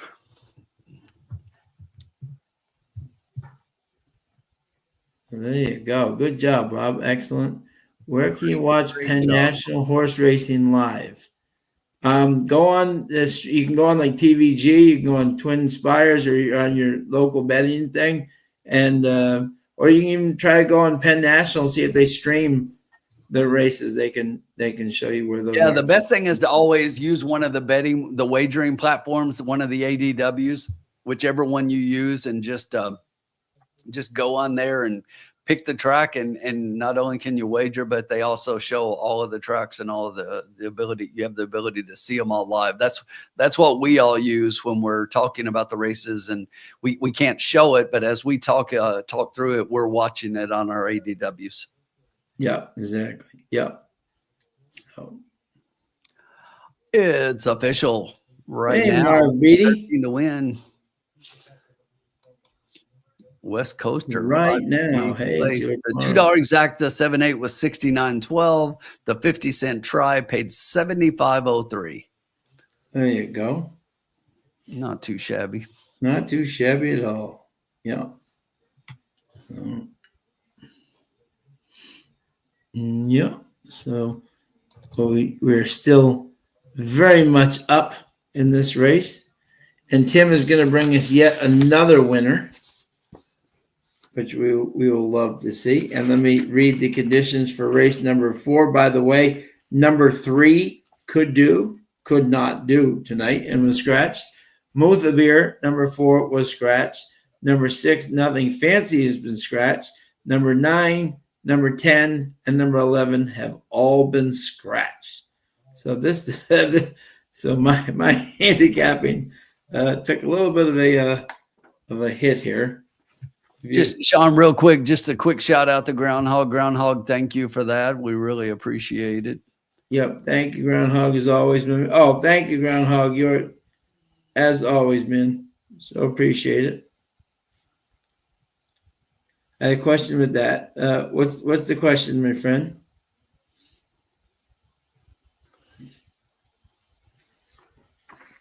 There we go. I watched it on FanDuel Sportsbook. Yep, there you go. If Calais Burrito makes the Derby, do you think Drury sticks with Moncada? Absolutely. Absolutely does. I don't think Moncada has another like stellar Derby yet. He's still young, but I'm saying, oh yeah, I definitely think he stays with him in Kentucky. What do you think, Tim? I don't see why he wouldn't. Yeah. Right. There's been nothing to this point that would make you think he wants to take him off and try. And look, I think we've seen this a few times, and honestly, I love it with Coal Battle right now that keeping the jockey on board. One of the jockeys that I won't say lesser jockeys because they're not the famous, the jockeys that get all the big rides with all the big trainers, the mega trainers, and those guys tend to get some of the best horses sometimes. And I love it when you have a competitive horse, you've got a jockey at one of the smaller tracks that maybe has been riding him, and they decide to keep the horse up and keep the jockey up even when it gets to the big races. So I think so. I really do. Yeah. And I know I agree. And CB asked, do jockeys get bugs in the Derby? CB, they do not in stakes races. They do in normal races like allowance and maiden and claiming. They do not get them in stakes races. So if you're riding a bug, they will ride the same weight as the rest of the field. They do not get any weight, but a great question indeed. Thank you for that one. Yeah, Sonny Leone. Yeah, I mean, look at it this way. And Formula's joined us again. Think of this way. Hey. Someone asked me, Vargas, who's riding. Can he do it? I said, okay, Mario Gutierrez, Sonny Leone, like the Stuart Elliott, like guys that that you wouldn't think of. They've won the Derby. You know what I'm saying? So Calvin Burrell before he won on. I'm saying Calvin was a little bit more known, but I'm just saying the guys that the mainstream didn't consider huge, they won. I mean, you can do it if you have the best horse and you have the right trip. You can win. And exactly, we see that time and time again. Hey, Formula, you're back in. I don't know how long you can stay. Do you want to take this race? Yeah, you want to take this one? No one else wants this race. I mean, no, I don't mind doing it, but if you can hang around, but it's obviously gotten a lot uglier with all the scratches. I mean, now we're I'm trying to I like two. There's only 6 horses in here now. Yeah. I mean, how often do you get 6 horses at Turfway out of 12 at Turfway? Yeah, seriously. Scratch from 12. Yeah. Yeah, I'll take it. That's great. I can stay on for this race, and then that's probably about it for me. There you go. Yeah, so let's see if we can mine some value out of this race somehow, somewhere. I think I have an idea of what I might end up doing with this, but we'll see. Yeah, I'm curious to see what you guys say first. Yeah, this is definitely interesting. I kind of see 2 horses, and then I'm kind of like, who the heck do you use as a third? Yeah. And I think the betting public is kind of seeing it the same way. Yeah. Unfortunately, with all the scratches, I just think that this race is really, boils down to those 2 horses, but stranger things have happened, especially at Turfway. So I see potential here. Dan Witchin We're says, talking about maidens who have yeah, run like less than yeah, 4 races. So there's a lot of stuff that's open here you can pick at. A couple horses, 2 horses in particular. yeah, The 2 and the 7, let's just put it out there right now, look better. yeah, But let's see what we can do with this. I'm yeah, willing to take a little bit of a risk here. yep, yep, absolutely. I can make cases for other horses on here for sure. I'll tell you, beyond those two, I'm going to make a case for the longest shot in the field Yeah, that's my dad's angle, by the way. My at dad, a huge 9 yeah, to 1. in short fields bet the long shot. Often they do come in. It Yeah. happens. Look, Yeah. I get the 2 and the 7, and I think we all see that. But looking at the other horses, and this was even before scratches, I really like the 8. I like the angle on the 8 here coming in. And Okay, let's talk about that. You look at that last race, and the horse was claimed out of that race from Ryan Walsh, and now you got Medina taking over here, putting Burgos up, and the thing about it is they're adding blinkers to this horse, Yeah. and Yep. I just think that you look at the way that this horse has run. Yes, both races have been at Turfway and they haven't been great. But if you look at everybody else in the field, I don't see why this horse, even with the 2 and the 7, if this horse really improves and moves forward, I think it can compete with the rest of them. I really do. And the thing about Medina that I really like, first off, Acclaim, he's 38%, and that's just out of 8 races, but he's 38%, which is not bad. So. I would definitely give the 8 a shot here, and depending on how you decide to bet it, it's hard to go against the 2 and the 7, but I like the 8 more than any of the others beyond the 2 and the 7, and it's the longest shot right now. Yeah, I mean, let's start taking a look at the 2 and the 7, right? So the 7, Memphis Slim, looks to be the pace advantage horse, but again, we're going 8 furlongs here, not the same as 6 furlongs, so the pace can break down in those last 2 furlongs, that last quarter of a mile. So I would say the pace is going to be set by that horse. Definitely has the best speed figures. No one else really touches him in terms of pace, in my opinion, of the horses left. But then if I want to tear him down at all, if I want to poke holes in the system of the horses that are left, in terms of class, definitely not looking like the best horse. Definitely has not run in some high class races. His first race was actually the better of the 2. Second race, it looks like something happened and didn't perform nearly as well. So those are some holes that we can poke in the 7, which is currently the favorite at 6-5. And then we move over to Ethics. So Ethics I've got is having a significant class drop here. I've got 2 class drop horses. Ethics is the first one, significant class drop. If we want to take a look at him in terms of how many races here? 3 races.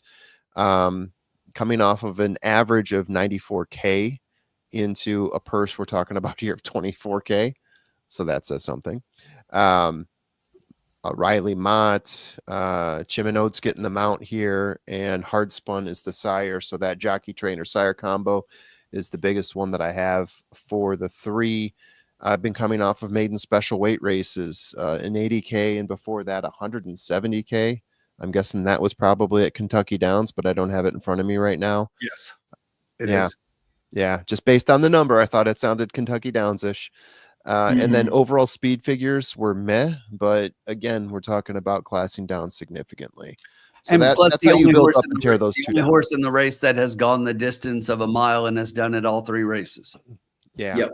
Yes. If you're going to build, if you look into either of those 2, I do give the edge to the 2 for those reasons there. Here's the one thing though, Sean and I talk about this a lot on here. It's like when I see a horse that's dropping like this, especially this far and this hard, it's like I at least want to see something in there that gives me a sign of hope. And it's just like, honestly, this is the kind of horse that we typically fade off of this kind of drop. Yeah.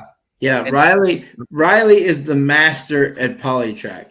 If this horse is not running like an ounce, however, I will say this: Riley is very good in his defense. Having known him, he learned from his dad.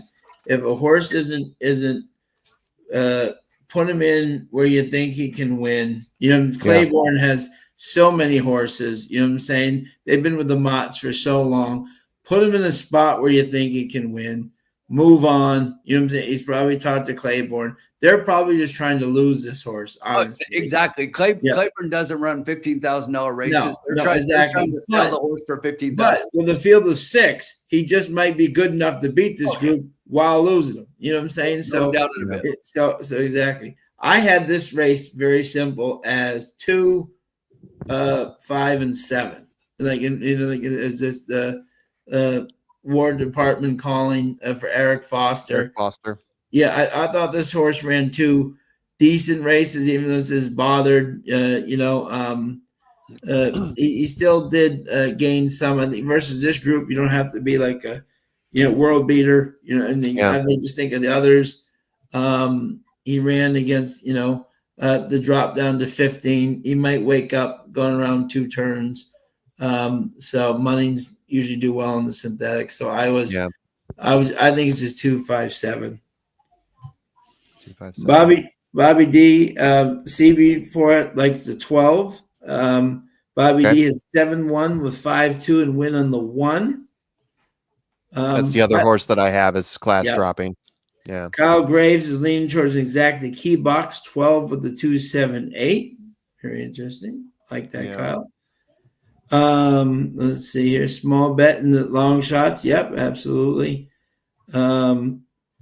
Exactly. Yeah. Just one thing quickly here for CB4, right? Moncada won that last race with California Burrito as not a bug. So if you think he's going to drop him because of the bug, he won the stakes without a bug. So that he won. He showed that he can win without the bug in a stakes race, and that's important. So he might stay with him.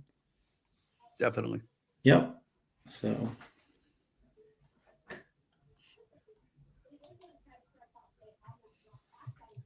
How many minutes do we have to post here? 12 minutes to post, plenty of time. All right, so let us know out there, by the way. Formula gave the question, who is your winner in the Fountain of Youth? Let us know who you think is going to win this year's Fountain of Youth. And let's open it up for the San Felipe as well, because that's going to be an interesting answer. You got 3 Bafferts and 3 others. So who do you like? I still have to kind of study the Gotham, but I like Sean. I'm gonna do you one better. I don't even plan to look at the Gotham. I did a video on the Gotham. If anyone cares, he did, and definitely check it out. I do think personally, Formula. I think Sand Devil is definitely a very solid horse. I think he's going to be a very tough. That was my value play. Yeah, exactly. Although I did it before I saw any sort of morning line, so I'm assuming he's going to give you value. Yeah, but I had Sacrosanct as my safe and Sand Devil as my value. Yeah. That's who I liked, Sand Devil. But I really haven't looked at the race. I looked at the race, but I got to kind of see, like, okay, who are you? Who can blame you? Yeah. But yeah. Oh man, I'll tell you that the 2 shows the class just in how he looks here. So yeah. And what's Caitlin got? I thought it was pretty interesting. So Caitlin had the 2, 8, 7. So she had my 8 even in second. So yeah. About that. Interesting. Okay, Captain Case, the Burgos man. And the 12. And the crazy thing is, I was looking a second ago, and I said I like the 8 because it was the longest shot after 2 and 7, and a second ago it was the shortest after the 2. Yeah. Moving the needle. Moving the needle. Love it. Yeah. It's that English channel, so the distance is not going to be a problem, and blinkers on. Yeah. He's over 3 with that move, but that's a very, very small sample.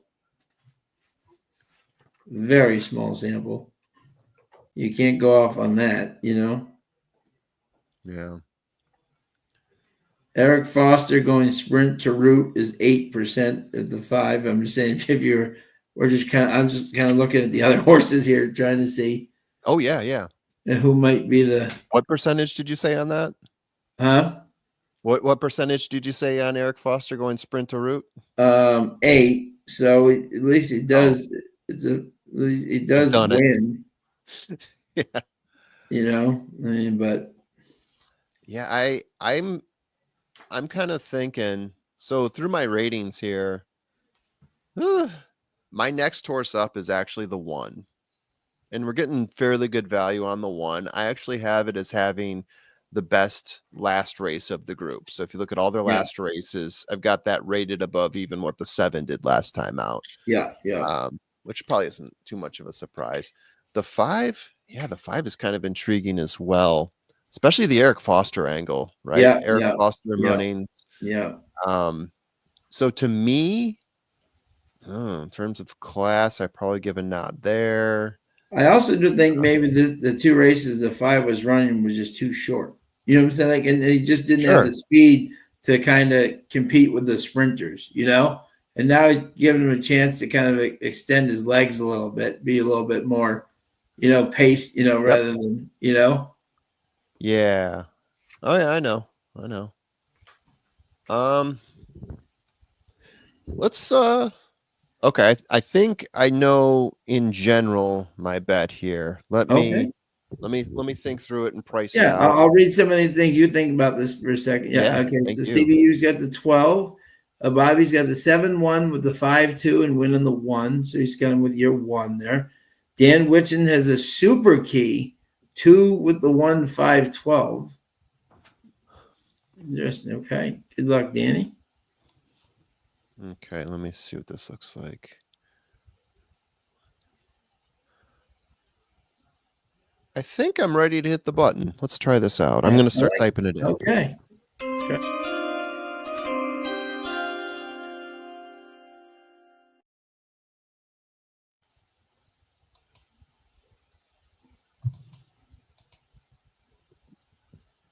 All right.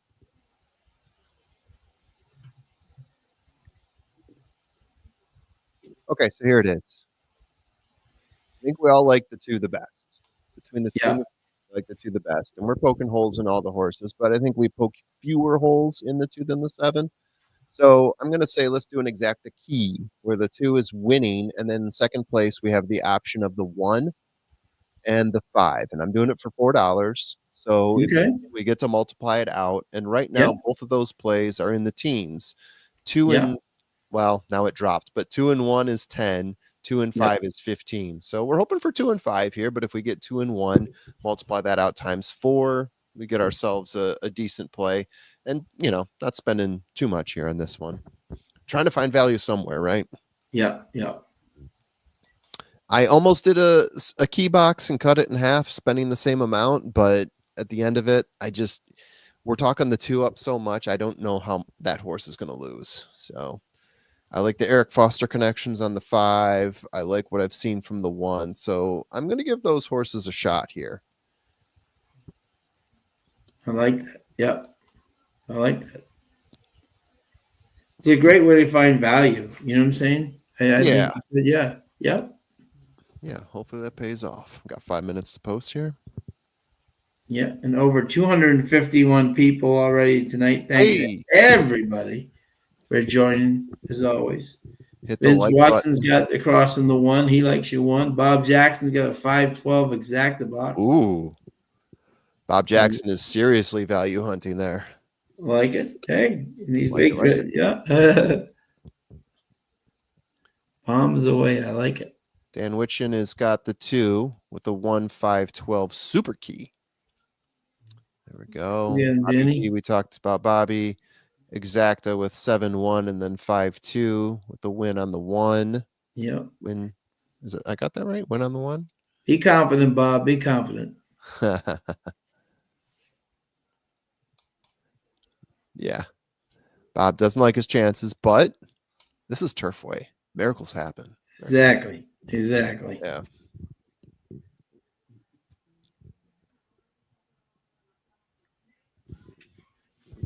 All right, guys, if you excuse me for just a second here. No, yeah, absolutely. Yeah.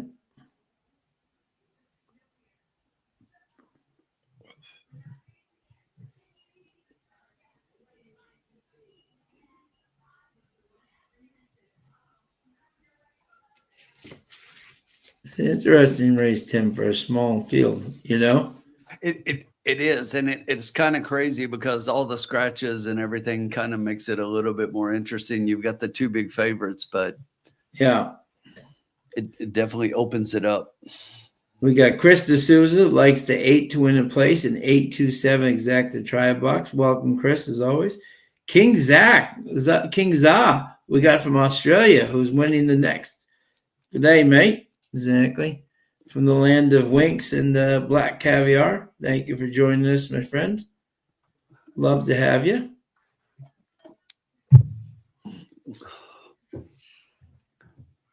Kings, there's only 6 horses in this race, so this is kind of unusual for Turfway.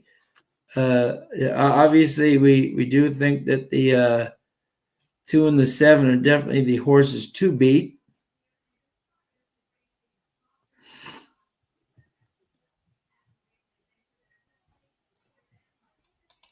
But it's a tricky race. Always long shots in these short fields. You know, anything can happen.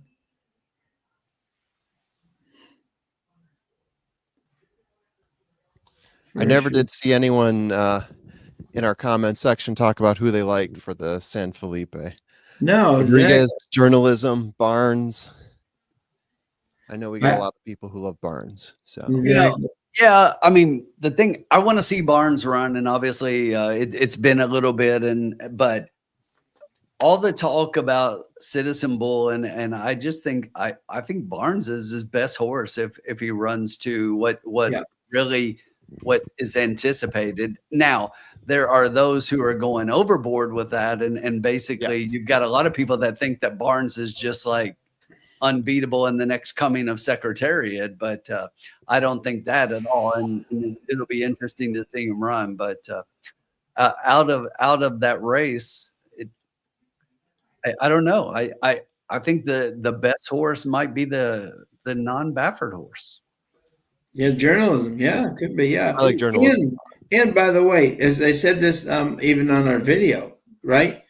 Baffert did not let Rodriguez go after Citizen Bull. He has to let him run this race. He can't keep letting him just hold him back and then try to exactly. So if you like Barnes, I mean, Rodriguez is going to go right with him too. You know what I'm saying? So this is going to be quite the interesting. And if that happens, Journalism may be sitting in the right catbird seat, kind of watching both of them. Yeah, so it's an interesting, Yeah. Curtis's comment here, he expects to have 4 to 6 in the Derby. He may not, because if he keeps running his horses out in California like he is, like the last race with Citizen Bull, he's only going to get half points. Right. And I can say this, Curtis, wherever he goes next with Getaway Car, that race at Sunderland just wasn't. It was a good race, but that wasn't. You know what I'm saying? That wasn't. He brought that horse down to get $150,000 free square. That they just barely won. You know what I'm saying? And one of his best horses may have just broken his maiden this past weekend. Yeah, exactly. Yeah, exactly. Yeah. We'll see. He's always. It's always the next one with him that seems the most. I just like throwing stuff like that out there. I don't believe it. But I mean, Curtis's point is the one that we were talking about earlier. It's like you look at every year Bob Baffert has these. You could look at last year. Has anyone heard of Nisos since?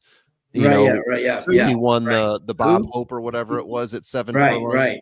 People like lit their hair on fire over Nisos, and I was kind of one of them. He was high on my list because I thought maybe he transfers him to Yakteen, but haven't seen Nisos since. He's worked out a few times here and there, and then he goes quiet. And like last year was no exception. The year before that, we were talking about Charlatan. That was the same year as Charlatan and Nadal. I want to say there was another one in there before they even had Authentic running, but I can't remember. Maybe Honor AP was the same year. But Medina Spirit, the year that he won, there were a whole bunch of horses that dropped off there too. Life is Good was the big one, right? Yeah. Life is Good didn't make it that far. Every year Baffert loads up with 5 or 6 horses, and it's because he knows out of that 2 will shake out and the rest will either not shake out or they might get injured, right? I don't know what he does. Todd Pletcher's the same way. I'm not going to just exclude Baffert on this, right? We've seen it with Todd Pletcher as well. Forte got hurt the year that he was running. And Locke away got they hurt go. last Really year. slow start for the 12. Had trouble getting out of the gate and breaks dead last up on the outside right now. The 8 is going to the early lead. In between horses, the 7 sitting second. The 2 horse, though, is going to get the short trip down on the inside. Excuse me, that was the 5. The 7, Memphis Slim, though, is going to take them onto the backstretch with the lead about a length over Captain Case, the 8. The 8 just jumped the shadow, just jumped something. The 8 just jumped over something. Here comes the 2 Ethics coming up on the outside. They went to the quarter 24-1 up front. Memphis Slim still on a hold. The 8 horse Captain Case right there, and Ethics sitting back about another length just behind those 2. It's another length back to the 5. The 1 starting to get in gear, currently sitting 5th. And last of all is the 12 who got the slow start. And they start to pick it up here.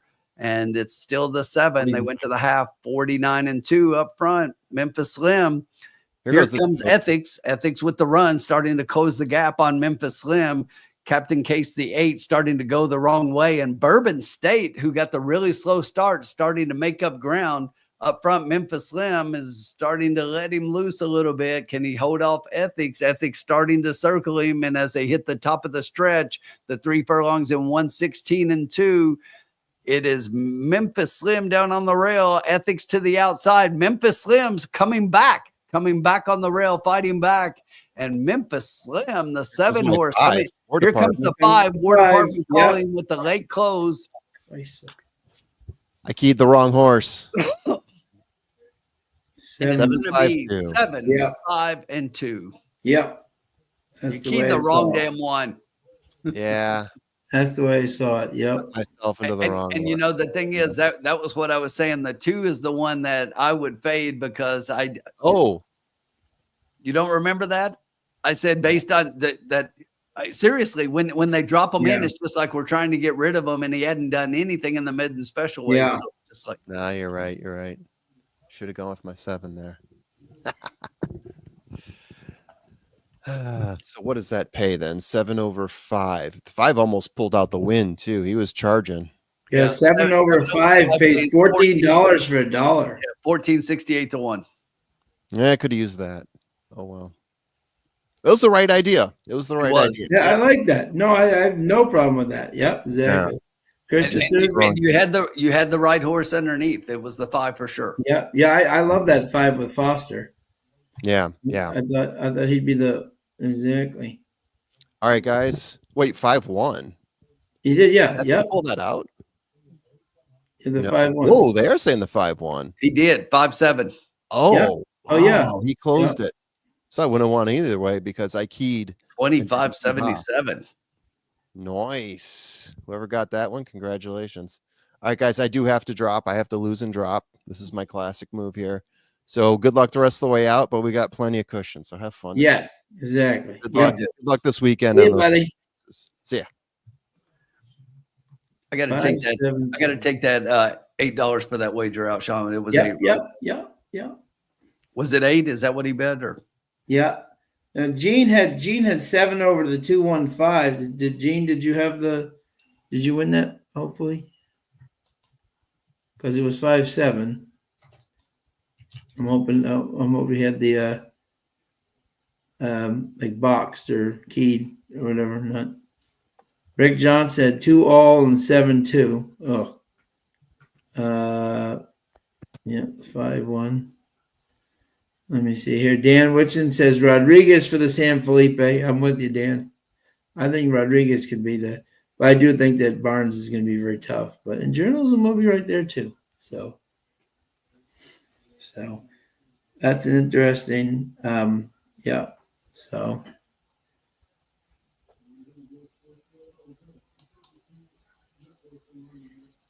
Yeah. So that was an interesting. Yeah. 5's in the winner's circle. Eric Foster. See, that's why in short fields, folks, it's good to box those horses and see if they can split the favorites. And there they did.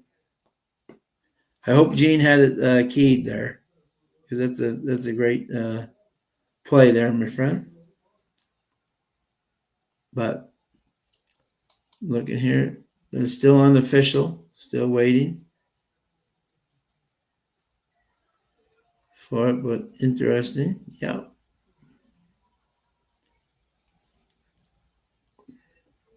Thank you to everybody joining us. 269. We're still well ahead on the night. Yes, absolutely, Mike. You're picking me up for the Keeneland workouts in the Model A, for sure. Absolutely. No better way to arrive at Keeneland than the Model A. No doubt. Exactly. Look forward to it. That's what is it now? Today's the 27th. I get down to the 2nd. I think, what are we, 34 days away? We're getting hey, Armando, who do I like in the 5th race, my friend? We will get to that. Yeah. 5th race. I like Armando. Armando's going right to the, let's cut to the chase here. Who are we making money with on the 5th race? And the, yeah, it is coming up fast, Mike. I'm getting excited. 6.5 furlongs, optional claiming 25K. Non-winners of 1, purse 82 for fillies and mares, 3-year-olds and up, which have never won 12 other than maiden, claiming, or starter. Yeah, and I have one of my best bets here on the night here, and that is number 10, She's Fancy. This was previously trained Christopher Davis and Sophie Doyle. Sophie's been riding really well. These two are 27%. JT who run race 5-7-2. JT 5-7-2 was the winner in that last race. Oh man, Rick, flipped the coin, the wrong coin. Darn it. But yeah, the 10 She's Fancy, Walmart Farms, Christopher Davis. Sophie's 27% with him here at Turfway. She rides very well. She rode even strong in the thing. Jerry Mack, how are you? Likes the bomb here, number 6, Linguistic. Yeah, Daniel Leitch, Corrales gets aboard. Definitely dropped down in class for this horse. And this horse is facing really tough horses and has done well. I don't quite know. The only thing that's bothered me a little bit is that this horse was off from March to December to January, and what has happened to this horse's form, but faced a lot better and has found a sandbox with a lot better friends. So that is definitely one that could be. So Linguistic, I like that 15-1, Jerry Mack. Definitely, I would definitely not talk you off that horse. But Tim, I was trying to just starting. Armando was just very excited to get to race 5. I'll read the conditions again here for you, Tim. It is for fillies and mares, 3-year-olds and up, which have never won 12-7-5 other than. And my best pick here was the 10, She's Fancy. Sophie's riding really well on the limited amount she's taken here in this meet. And she's 27% for Chris Davis.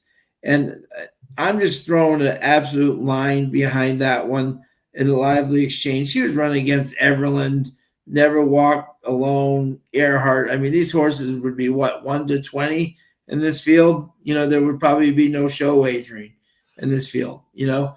And led for a while and then was used up. But I really liked the race that this horse ran versus So Much Better. I don't think there's going to be anybody in this field, and cuts back to 6.5 furlongs, where she won very impressively before trained for Grand Motion. I just think this horse is just better than everybody else in this race. So the 10 was definitely my pick here. And my second pick was, let me see here. Yep. My second pick was, in fact, the 4. Say Unole, Ronaldo, Rodina Barrett, Irvin Moncada, This The horse, four scratch, Sean. four scratch. Okay. Oh, 2 and 4. Okay. Yep. Sorry. See, I'm reading my notes. Sorry. Exactly. Yep. So, yeah, that's right. So I had the 1, Carvalho de la Sala. This horse has been running in Great Britain, but running against really like salty maidens and handicaps, and been running very good. And over there, Anna Maya's just look at her 4, 2, and 2. I mean, she's seeing this track very good. Sometimes she needs a first time, but I think this horse doesn't need to be that great first time Lasix to she's 25%. This horse can be right there at a square price at 7 to 1. Really liked her. And the third horse I had was Linguistic, the 6, Corrales and Leach. The horse is dropping down in his face better. I think versus this group, maybe finally a group that I can like, and getting Corrales aboard, maybe I can hit a price. So I was 10, 1, and 6. Yeah, I totally see the 7 here, the 10 here, excuse me, and what everyone is really seeing with this horse. But I'm going to try to beat the 10 in here. I'm going to play the 10 underneath, and I see everything in third off a layoff, an angle I like. Horse ran previously in a maiden special weight at Keeneland before coming here to Turfway after the layoff. So definitely. Got the win, maiden special weight first time here at Turfway, came back first time against winners in a stakes race. So definitely looks like the class here, but I'm going to play against a little bit and try to beat the horse. And the horse that I'm going to try to beat her with is the 12.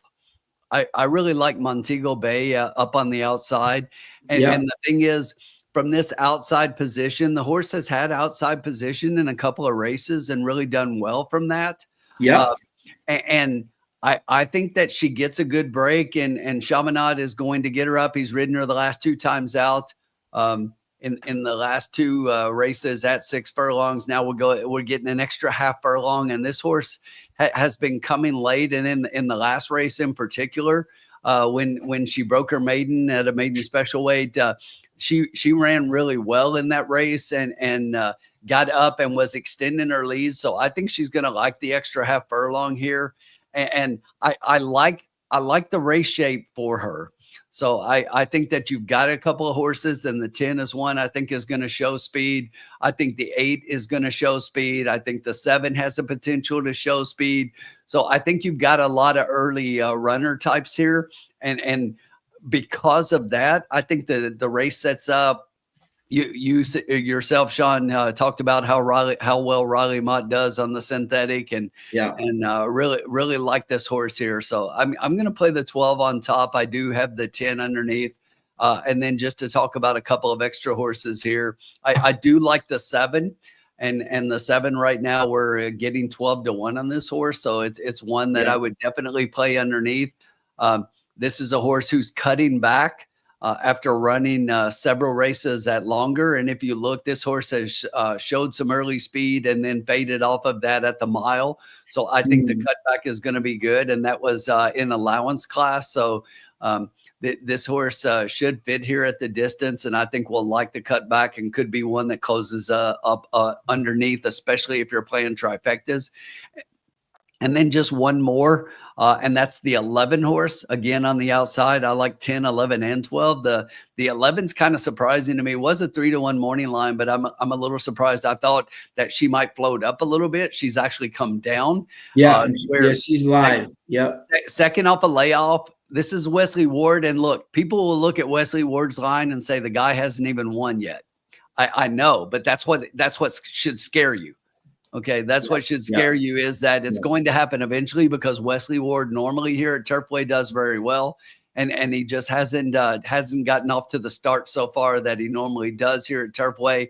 He gets Walter Rodriguez up, so that pair definitely can do some damage. They hit at about 33% overall on a big sample size. So second off a layoff for this one, for one that's been running up in New York against much better.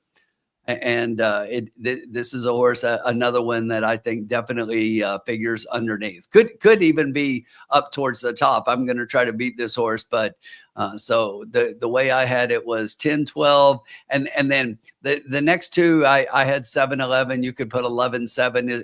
11, 7 is probably a better order than 7, 11, but I'm going to put both of those in my trifecta and try to hit them underneath with the 10 and the 12, and we'll see what we can do here. See, as the horses come out, they're getting ready to head out, and we'll take a look at them on the track and figure out how we're going to bet it.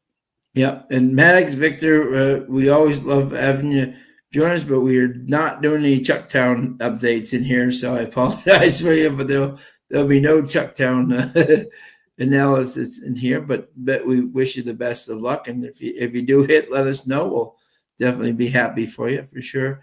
Mike Witten, $1 exact the key box 10 with a 5, 6, 11 for $6. And his bank rolls up at 41, so he's doubled his money already tonight. Great job, Mike. The official spokesman for Turfway Park. Thank you to everybody. 306 people in here tonight. Should be quite the thing. Then we have quite the weekend coming up here. Still 14 minutes to go here. Today's carryover, by the way, the single 6 jackpot, $60,000. If anyone's interested in playing that. Caitlin's got a 6 on the website if anyone's interested in playing that. It's an interesting race for sure.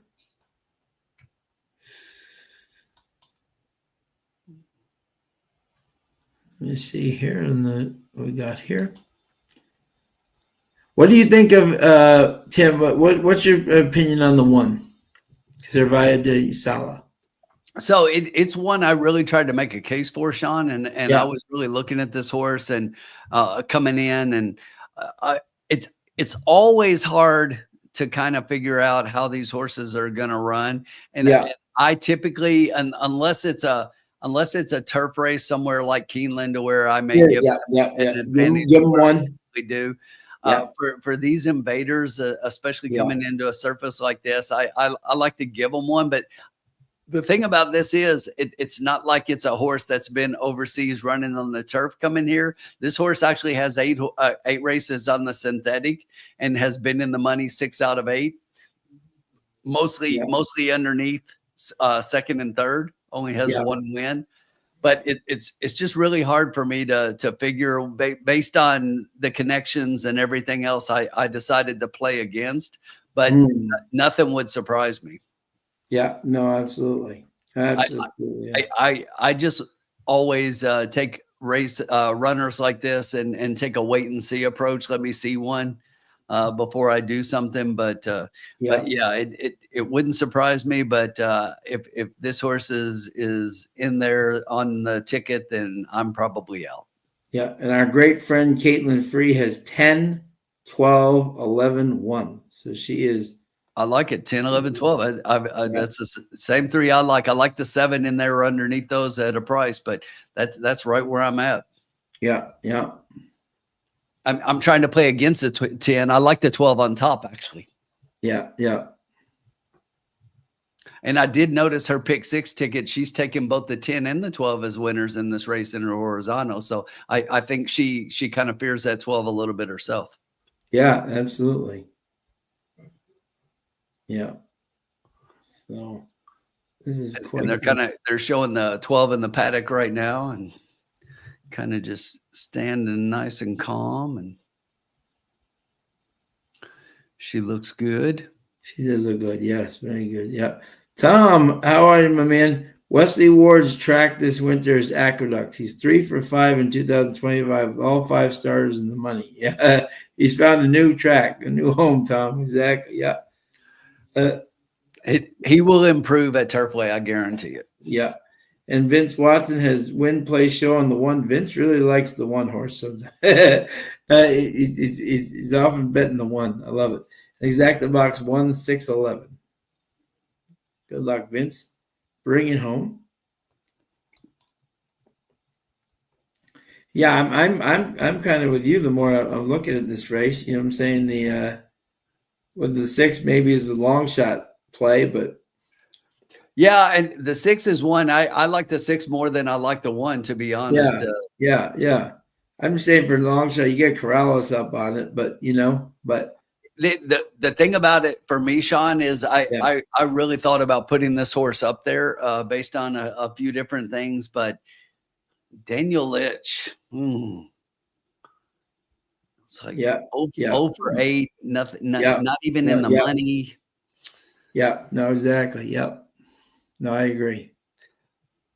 You know, this is something I do a lot when somebody like this, especially as you get like 10, 12 races like we're approaching with this, it's like if you're still haven't even got a horse in the money, I'm betting against every one of your horses until you do, because the odds are with me if I do that. Yeah, exactly. Austin Thomas, how are you, my friend? Just like when you see those people and they've had 20, 30 races and haven't won a single race, it's like that those are the kind you typically want to play against on top. And that's, you know, that's kind Yeah, of the thing with the 11 here for me is I like the 11, but Wesley, you know, he's got 9 seconds and a third in 22 starts, but he doesn't have a win yet. And it's just like, I'm going to continue to play him underneath until he proves me wrong. yeah. Austin Thomas likes the 7 win place with an aggressive ride. Interesting. Good luck, Austin. Oops. Lost my screen there for a second.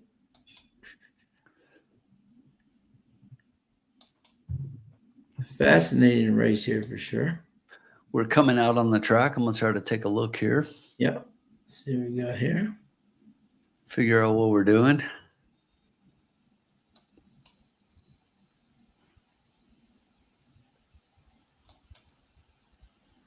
So thank you, Tom. And Tom joined us after a nice dinner. Dan, thank you, Tom. Yeah, Tim had a fabulous hit.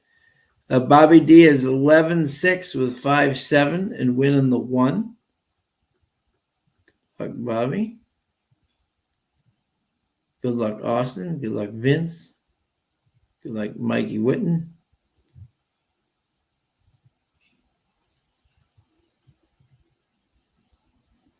An interesting race for sure.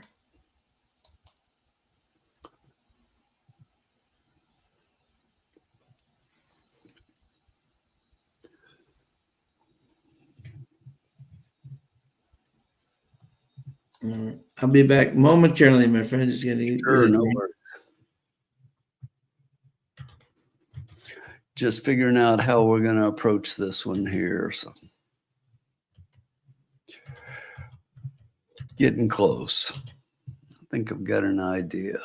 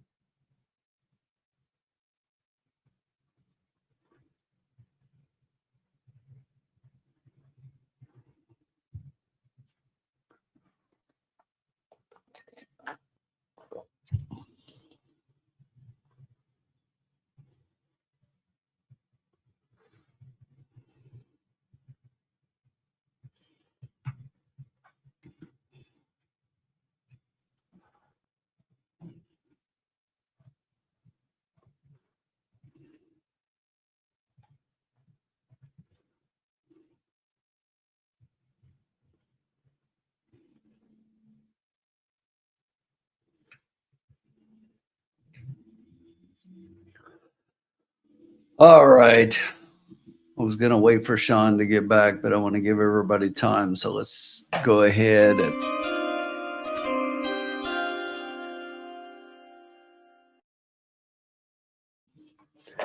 We're going to take a shot at a trifecta here. So I like my 10, 12 and the way that we talked about those two. And I like those two. And I don't want to give either one up for the top two positions. So that's what I'm going to stick with those two on top. We're going to play a $2 trifecta. We're going to play 10 and 12 with 10 and 12. That's our exacta. And then for third, we're going to play the 1, 6, 7, and 11. So we'll try to get one of those underneath of our horse. But we need the 10 and 12 to finish first and second and one of those four. That wager for $2 will cost you 16 total.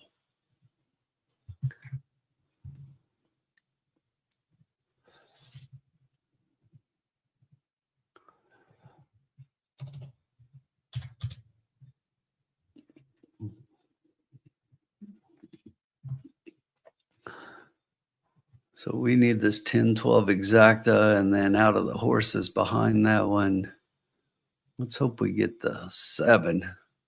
Looks like the longest shot of the ones we've got. We'll take a 12, 10, 7. Sounds good to me.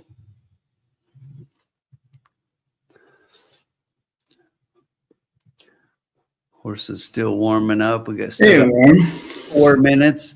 So, Sean, I went ahead and just put the bet out there and let everybody know. I'm going to take a shot. I like these two horses on top of I love it. Yeah. We're going to play a $2 trifecta. It's 12 with 10, 12, and then we're going to put 1, 6, 7, and 11 finishing underneath in third. Okay. Love it. That whole wager is only $16. I've already adjusted the bankroll. We still love it. We still got a boatload of money. We're fine. Yep. We're in good shape. We're still gonna finish way up today, no matter what. So. Yep. Exactly. Yep. Exactly. And after we hit this trifecta, we'll be even further up. Yeah. Exactly. And Bob likes the top picks are 5, 6, and 11. Austin, always great to have you hanging with us, my friend.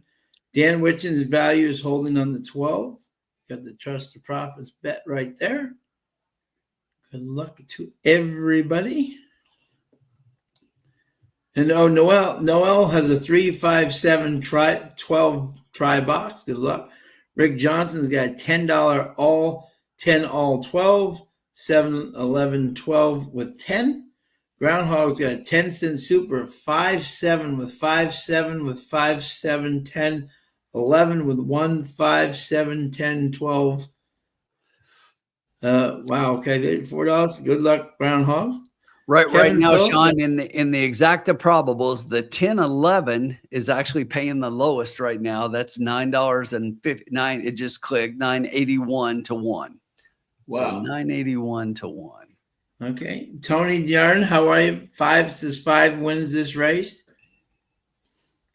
Mike Whitten reserved the Pagoda Club for you guys for the next 5 years at Churchill Downs. Sweet. Look at that. What a Very friend. Nice. Exactly. There you go. Bob Jackson says, let's go, guys. Kevin Phillips, $5 daily double, 7, 11, 12 with 7. Like that one. Good luck, my friends. Whole bunch of picks here. Mike, you just need to work on for opening weekend at Keeneland. Just get us a clubhouse entrance, and Sean and I go hang out and rub elbows with the rich people in the clubhouse. There you go. Tim gave me crap for that last year. I didn't give you crap at all. It was just like, here's the thing. All right, for everybody out there, everybody listening, we always say that Sean is the mayor of Horse Racing X, Horse Racing Twitter. And here's the thing. I've been going to Keeneland, for and no exaggeration, almost 50 years. Okay, since I was about 10 years old. So the thing about it is, in all that time, the clubhouse is very exclusive when you're at Keeneland. And it is, you must have a jacket and tie. Mm-hmm. Okay. And Sean shows up there on Bluegrass Day, the biggest day of the year at Keeneland Racetrack. And Sean did not have a jacket on and had an invitation to the clubhouse and shows up, and somebody says something to him, and somebody else comes up and goes, "Oh, aren't you Spin Nation? I follow you on Twitter. Come on in."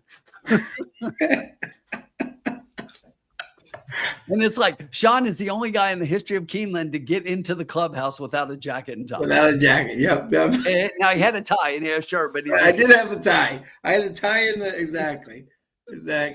So. But Sean is the mayor of Twitter. And Sean, that doesn't even go about, our visit when we went over to see Oscar and we get a visit and he comes in and recognizes Sean from Twitter. And it's just hilarious. That's awesome. Wear a tie with a polo shirt. Love it. There you go. Hey, the dress code at Keeneland is nothing to mess with. Yeah, exactly. Mike Whitten, I'll be in the Phoenix room again this year. Sean. All right, we're loading up, Sean. We're loading up. There we go. Load them up. Get them in, get them out.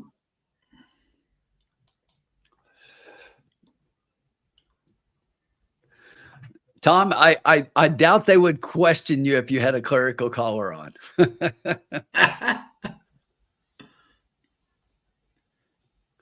Tell him one of the millionaires needs prayers for his next race. They'll let you through.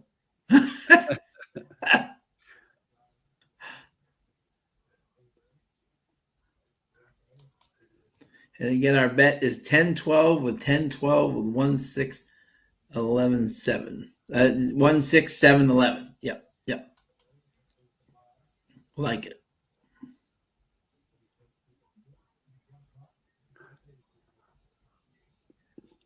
We're all in a gate. 7 once out. Very good break from the 12 outside, as well as the 8 and the 9. A lot of the outside horses are breaking well. From the 5 on out, it's like we're competing for the lead here. Up front right now, though, it is the 8 All-American Rose putting a nose in front. Just outside that one, you've got the 10 She's Fancy a little bit further out. That's the 12 out there, and the 5 Comset is down on the inside on the rail. It's a couple more back. You've got a wall of horses across the track. Hard to see the numbers from here. A quarter is in 23.12 seconds up front. It's still the 8 horse on the inside. And now Dream on Stormy at 86-1, starting to make a bit of a move. But here comes the 10 starting to run. She's Fancy, as well as the 11 horse, Lamorna. We like the 11, but we like the 12 more. So the 12 needs to get in gear, and the 12 is in position. Yep. But as they hit the top of the stretch, we've got our 10 up top. We need the 12 to get going behind a few horses right now. Come on, 12. Come on, get this 12 going now. Down on the inside, though, here comes that 5. Somebody called it, said the 5 is winning this race, and here comes the 5. But on the outside, Lamorna, it's a tight race. The 5 on the rail, Lamorna on the outside. The 10 is fading. It's going to be Comset with the win. Wow. The 11, Lamorna, gets up for second. She's Fancy holds on for third. The upset is on.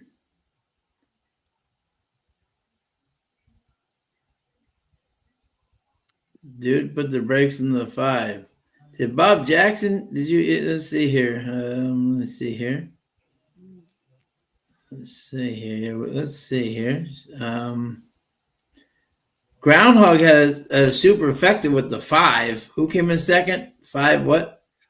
It was 5, 11, 10. Oh. Groundhog had the right church, wrong pew. Excellent job. Let's go up here.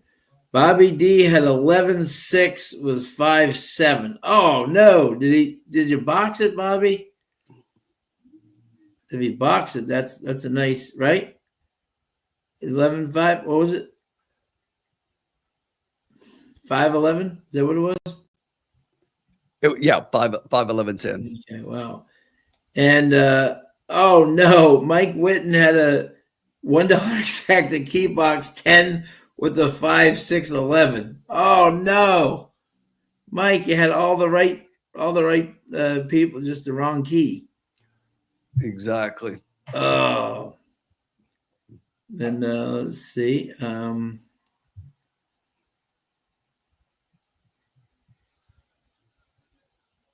Wow. What did someone did boom? Vince had the 1, Austin had the 7. Noel was 5, but not in there. No, very close though. Who were Bob? Bob, who were your three? Did the oh, sorry, Bobby, he didn't box it. But great handicapping, Bobby. That was great. And Mike Whitten, amazing. If you had boxed the damn thing, but look at there we go. Look at that, Bob Jackson right there, 5, 6, 11. Well done, Bob. Bob's seeing the Turfway track nice tonight. Look at that. Excellent job, sir. Take a bow on that one. 11 to 1. You had the 5 for real. Yeah, he did. Yeah. I would have never gotten there with the 5. No, exactly. Great picking there. Great picking. That would have been one of my last picks. I was about to say, Sean, I had the 5 above out of the non-scratch horses. I had the 5 above only 2 horses in the race. So yeah, but great job. Good luck if you got to the 5. I couldn't get there. Yeah, exactly. Yep. Then 11 to 1, nice price indeed. Yeah, congrats absolutely. For sure. Armando in race 6 likes the 1 to win. Awesome. That's a great play. But we're still doing fantastic here, my friends. We're going to have a winning night in the lounge. The 6th race coming up. Yeah, the 10, nowhere to be found. Yeah, third best there. Yeah. Yeah, and then 12 right behind that one. So our 10 and 12 are right there. They're on the wrong side of those horses. We need to reverse that 12, 10, 11. I know. It's official. Good job, Bob. 11 to 1 over 5 to 2 over even money. So some good value tonight here, by the way. I'll tell you what. So Sophie Doyle, Sean, is becoming another one of those. Every time I bet her, I'm never on when she wins. If I bet her, she doesn't. I'll have to message her and say, be nice to my friend Tim. Sophie. So if you had that exact 911, that's 95 for $2, and the 51110 trifecta 68.75 for 50 cents. There you go.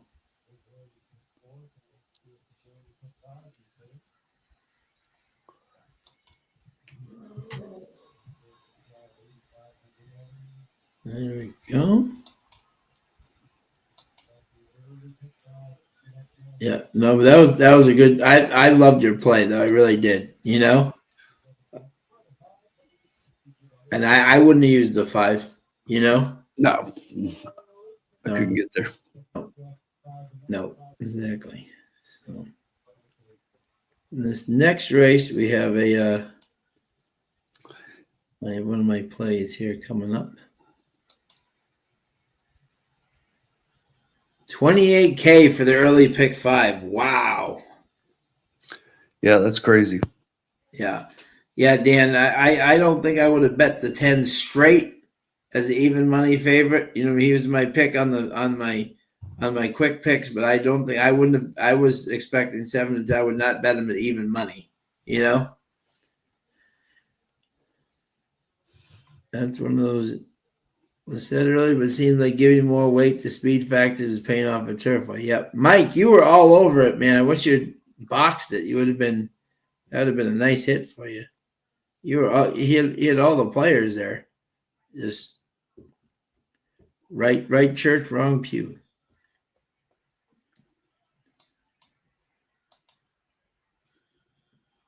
Yeah, no, I definitely expect a little bit more from the 10 also there, Bob. But we did not, but that's okay. That's all right. We're still up with Tim's great hit. So we move on. We turn the page, as we like to say, turn that page. Absolutely. And we go to race number 6. And for those in race number 6 is a mile, maiden 75. For maiden fillies and mares, 3-year-olds and up. There you go. 3-year-olds, 118. The older, 126.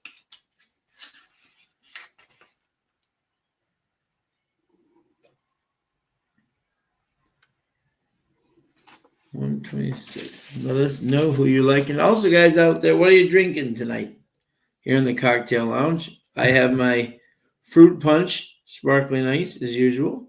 What do we got tonight, Tim? Anything? So yeah, I'm having a weeded bourbon barrel imperial stout from West Six Brewery. Wow, there you go. West Six out of Lexington, Kentucky. They do have a brewery up here in Louisville as well, and they just opened up a new one around the Cincinnati area in Covington. But they're originally from Lexington, my hometown. Excellent, excellent. I just realized, Tim, that it will be what is it? Tomorrow will be 33 days till I touch down in Lexington, Kentucky. So yes, we're getting close. Can't wait. And Marv Beatty, Tapo Chico, sparkling water with lime. Love it. Okay. Awesome, Marv. Irene is drinking the new orange cream Coca-Cola. Oh, that's interesting. Let us know how that is, Irene. That's an interesting one. I tried, what did I try the other day? My cousin gave it to me. It was a cherry Sprite. That was pretty good. Never tried that before. I don't drink a lot of soda anymore, but she said I was a big Sprite drinker. She said, you got to try this one. I said, it was, so that's pretty darn good. So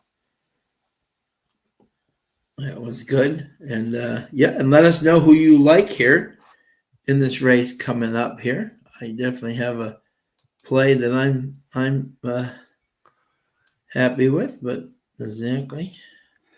Yeah, I've got a horse I like here a little bit, Sean. So we'll see if we can catch. We'll see if we can catch a little bit of a price, because the horse that I like is getting a little bit of a price. It's not one of your top two favorites in here. Good. There you go. Who's your top three, my good man? All right. So I'm going to start with the number 4 horse, Temporarily Forever. Forever. Yep. You know, for Edward Fernandez, getting Lagunas up on the ride here. Here's the thing. This horse basically was well thought of coming out initially. You can see started out maiden special weight at Indianapolis. Did take a little bit of money on debut, and then based on that kind of went backwards a little bit, has changed trainers and then dropped down as the horse came in here, took a layoff, came into Turfway. Didn't do much the first start out, but then went to the mile, and that line doesn't look like a whole lot, but really the trip wasn't great. The horse was really wide throughout. And I think that the addition of blinkers with this horse is going to make a huge difference. Yeah. And you know, this is one of my favorite angles when I see somebody that typically when they go first blinkers like this, and they're above 20%. And if you look at the trainer, he's sitting at 25. The sample size is small, so it's 1 for 4. But I mean, that tells me that they know when to do it, right? So they typically know the horses that they think it'll make a difference with. And I think this is one. This horse has a potential to improve. And based on those figures that she's been getting, if she improves off of those here, she can definitely win this race. So the 8 is most likely going to be the horse that I thought would be the favorite. Currently is the favorite. Was your 5-2 morning line favorite. I like our prayer in here for Larry Smith getting Moncada up. So this is a horse that Dela Cruz has actually been riding this horse. I think she moves forward, getting the bug. I mean, I know, as crazy as that sounds, he's still your leading rider here at the meet, and he does well. And you know, we're first off the claim here, so we claim the horse and now put Moncada up for different connections. And this horse has finished second in 2 starts at Turfway, so you definitely have to include her. I'm trying to beat her with the 4, but I see why she's the favorite. And then the next horse I had here, I get the 7, but I'm gonna try to fade that one completely in here, Sean. I'm a little bit against the 7 in here, based on a few things that I see and what this horse has done. So I'm gonna go all the way to the inside in the 1 horse. Okay. Bluegrass Goddess. Yep. For Luis Jake Kelly Contreras. getting Luis Yep. Contreras up. Second off the layoff, second start here at Turfway. Came out last time out at a mile and ran decent, was closing up and was just beaten in that race, in that maiden race. And maybe time for this one to potentially even move forward and could get the win here. I like the others better. But for me, 4-8-1. The 7 would be my fourth, but 4-8-1. Okay, there you go. All right, I like it. 4-8-1. Very interesting. Okay, I like it. I have a And Caitlin just put her picks up. She's 1-8-7-4. 1-8-7-4. Okay. I'm 4-8-1-7. So same horses, different order. Yeah, exactly. She's got the 4 last, and I just have a hunch about this 4. It's just like I think the horse moves forward, and I get that she's the lowest odds of the, or highest odds should I say, but the highest odds of the 4. She's 5-1, but I like her in this spot. Yeah, and she gets G. Lagunas. I don't know who G. Lagunas is. Nope, me either. That was my question mark, was who is G. Lagunas? No, and whoever it is, they're 0 for 16. But yeah, right, yep.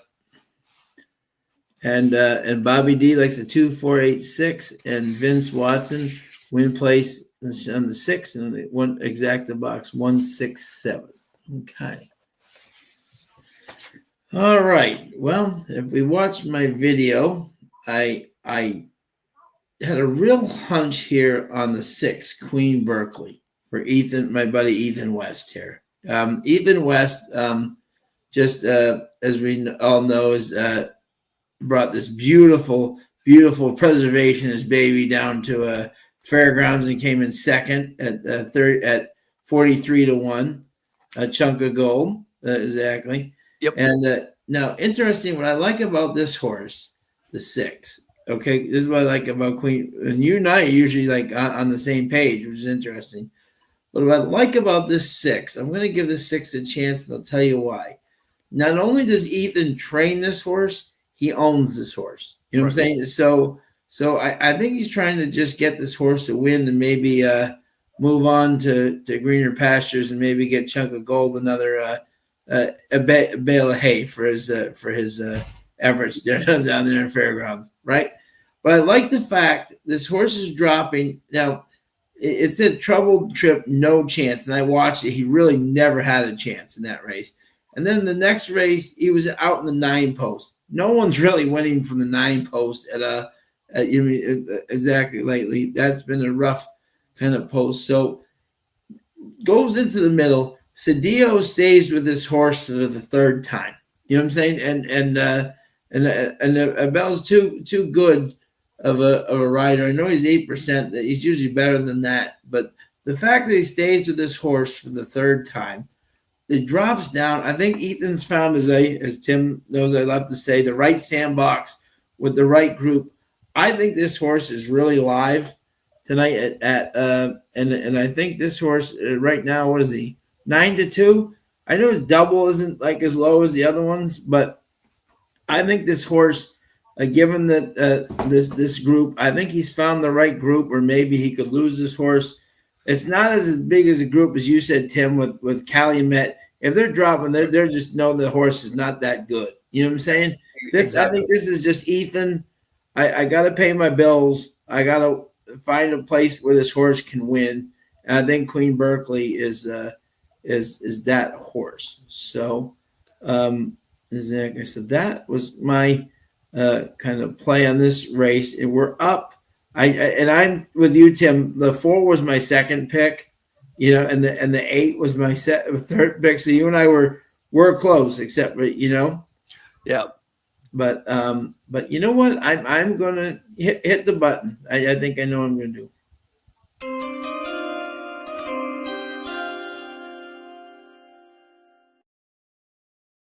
I think at 9-2, I'm just gonna go 4 across in the 6. I really do like this horse. I think Ethan can, and because there's about 7 exacta boxes I had in my head, and I just don't want to do the wrong key. We're up money. I think this horse could really get some value for us here at 9-2, and that's the horse I kind of like. Good to me. So, and the great thing is if Tim's 3 horses are coming down the stretch and my 6 is in the lead, he'll still be rooting for them. That's okay. So we know that going in, so it's all good.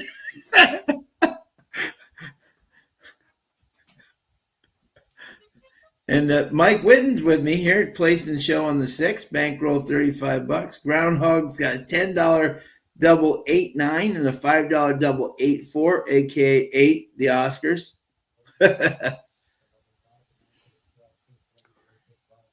Bob Jackson says, let's go 6. Tailing your bet here. We'll also play 1-4-6 exacta box. Good luck, Bob. Hope we can all win there. Marv B's got exacta 8-1-6 for $5. Good luck, Marv. Love to see it. Over 334 people tonight. Love to see all. Irene likes that bluegrass goddess, just like Caitlin, but the horse is getting bet down for the morning line. Yes, it is. No doubt. No doubt. And how many minutes do we have left here? 8 minutes to post. I still think 4-1 is value on this horse. Thank you to everybody joining in tonight. Always love to have you joining us.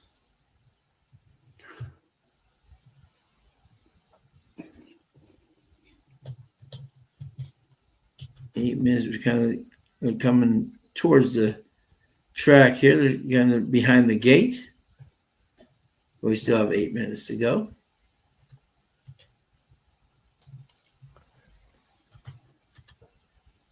Tim, do we know what the weather? Have we seen any weather for Florida on Saturday? I think it's supposed to be nice. I think, right? Sean, I haven't looked at it. I've been really busy the last couple of days. Me too. Yeah, I've not had a lot of time to do other things. Yeah, I'm gonna look right now let me see here for us so we can see what we got coming up for us here. Let's see. Fort Lauderdale.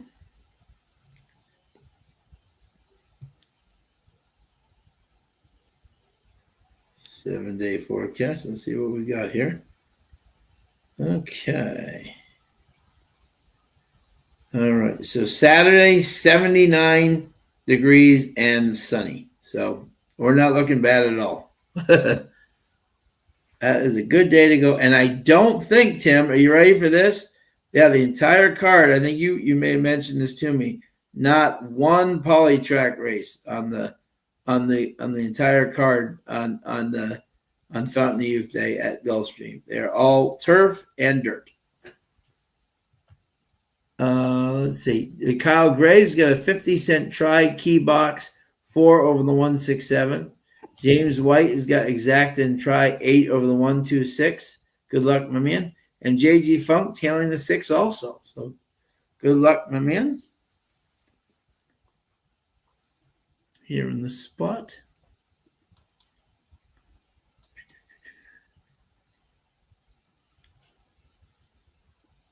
$9-2, still getting a nice price on our horse here.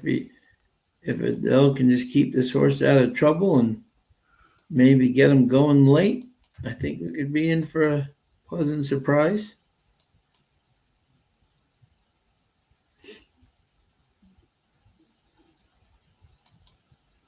Horses are on the track with 6 minutes to go. Doesn't look too bad tonight, Tim, down there, versus the... No, it really doesn't. No one's wearing really like the heavy stuff. I'm sure it's still cold, but not, not like crazy,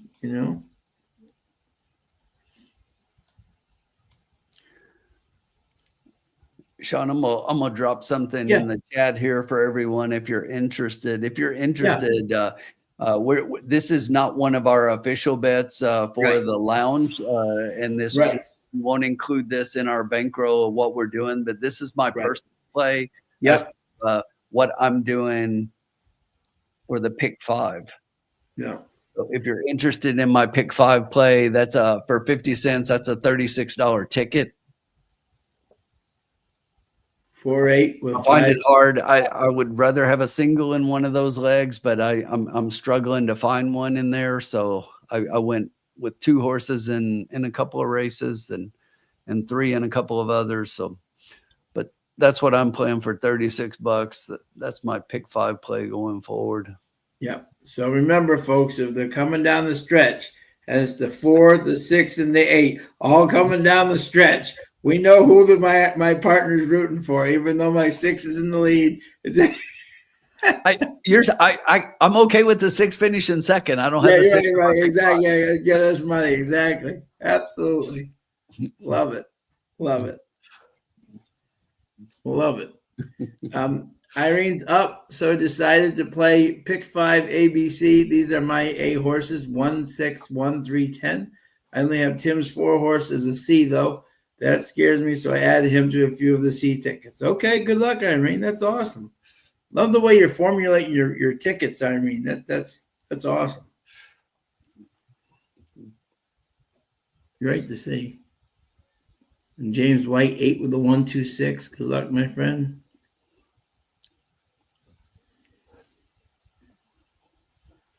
They're on the track. Starting to head towards the gate. Yes, we are. 3 minutes left. So we'll go around one more time. CB is, whoa, okay. CB4 has 100 to win in place on the 8 and a $20 exacta 8 all and a $10 try 8. Okay, someone likes the 8 here. Tim would be just fine with that. I would. He would move on, exactly. If it's 8-6, he'll be even happier. Yes, that's what we want. I'm good with an 8-6. I should have added the 6 on my ticket, Sean, just so I can root for your 6. No, exactly. No, it's all good. Dan Witchen likes an exacta box 1-8.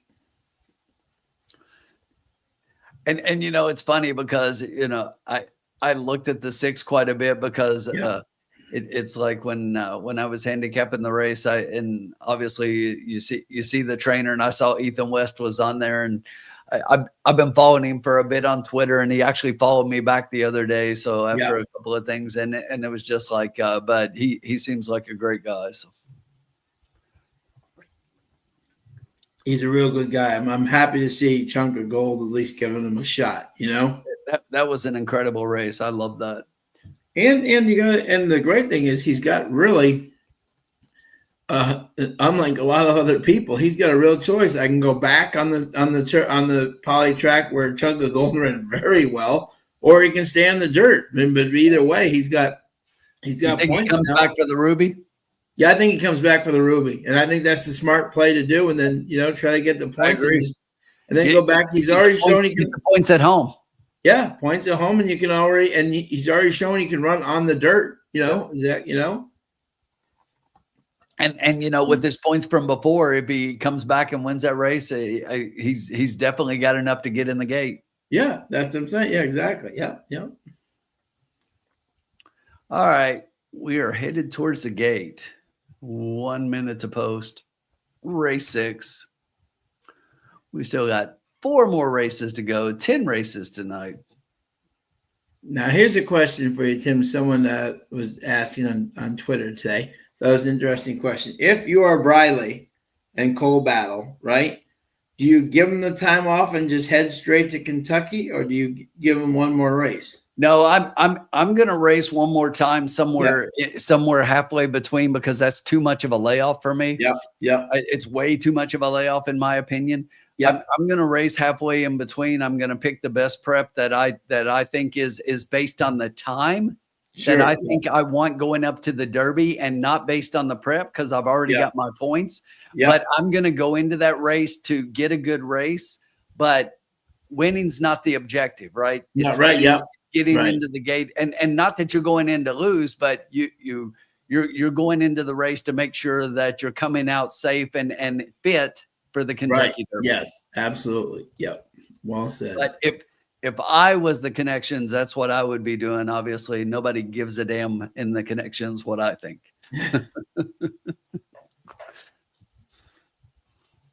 All right, Sean, we're loaded up, and away they go. From the outside, the 8 took out a little bit early, but there goes the 4. The 7 horses in between. Down on the rail, the 1, the 2 has got a nose just in front of that one, and back behind them all right now. You got the 3 and the 6 trails the field. Temporarily Forever, the 4 horse out front early on.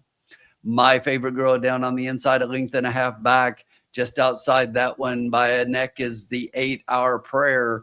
Another couple of links back to the 2 horse Malice Mama.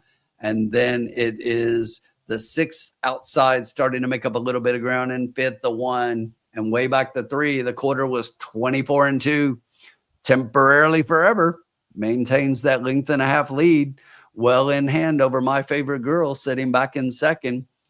The 2 Malice Mama still got that rail trip, starting to come up the rail and challenge My Favorite Girl for second.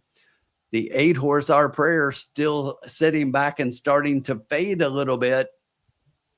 Up front, Temporarily Forever still got that lead. But Malice Mama starting to make up a little bit of ground, tips out from the rail and is going to try to come from the outside as they hit the top of the stretch. Temporarily Forever down on the inside. Here comes Queen Berkeley. Queen Berkeley got the rail trip and is now going to tip to the outside. Here comes Queen Berkeley in second. Down on the inside, Our Prayer starting to come up on the inside rail and challenge Queen Berkeley for second. Come on, Queen Berkeley. We got Temporarily Forever out front. And it's 4-6. Just the way we said it, Tim. Whoa! All around, baby. Gotta love it. Love to see it. Love to see it.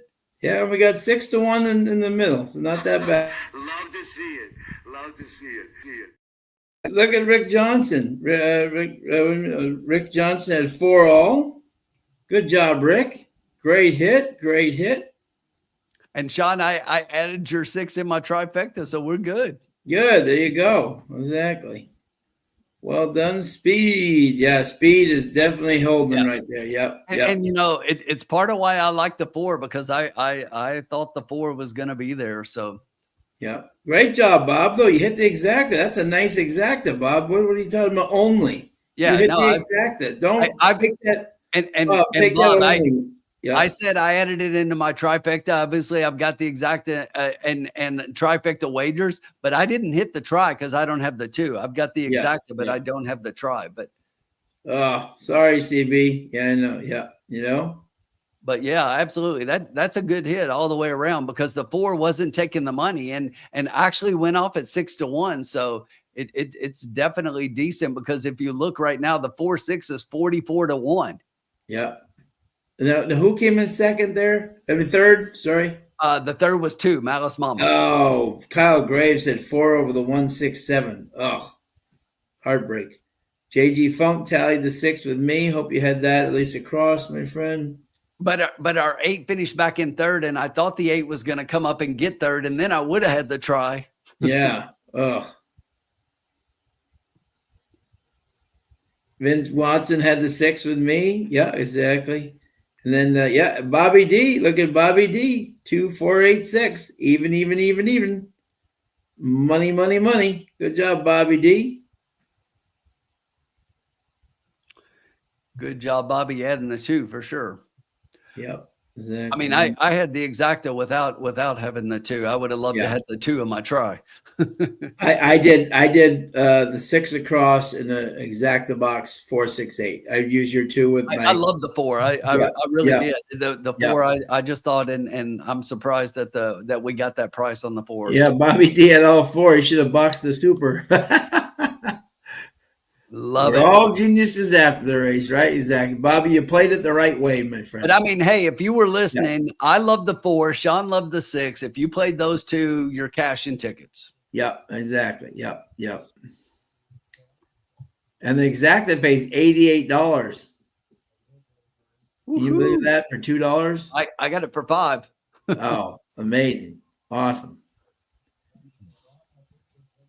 We should make a nice little thing here. Yeah. You know me, Sean. It's like it's like clockwork. $5 exacta, $2 Yep. draw. $5 Yep. exacta, Absolutely. $2 Yep. draw. Yep. Like It's clockwork. Yeah. it's just how I play. It's just how I play. Yeah. Those are my nice. wagers. $5 exacta, $2 try. This is gonna be nice too. Yeah. Malice Mama, Constantino Roman, the veteran. And I'm alive in the pick 5 Yeah, he's alive in the pick 5 with a 6-1 to kick it off. Let's go. Yeah. Exciting. It's official.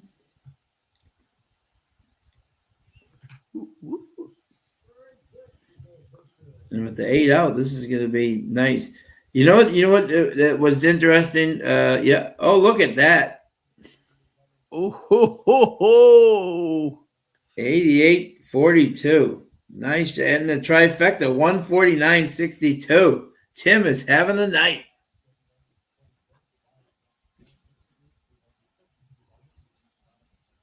And yeah, look at that. Yeah.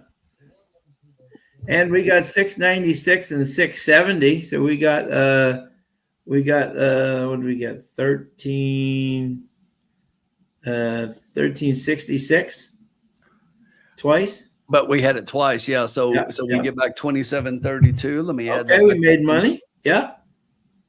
Heck yeah.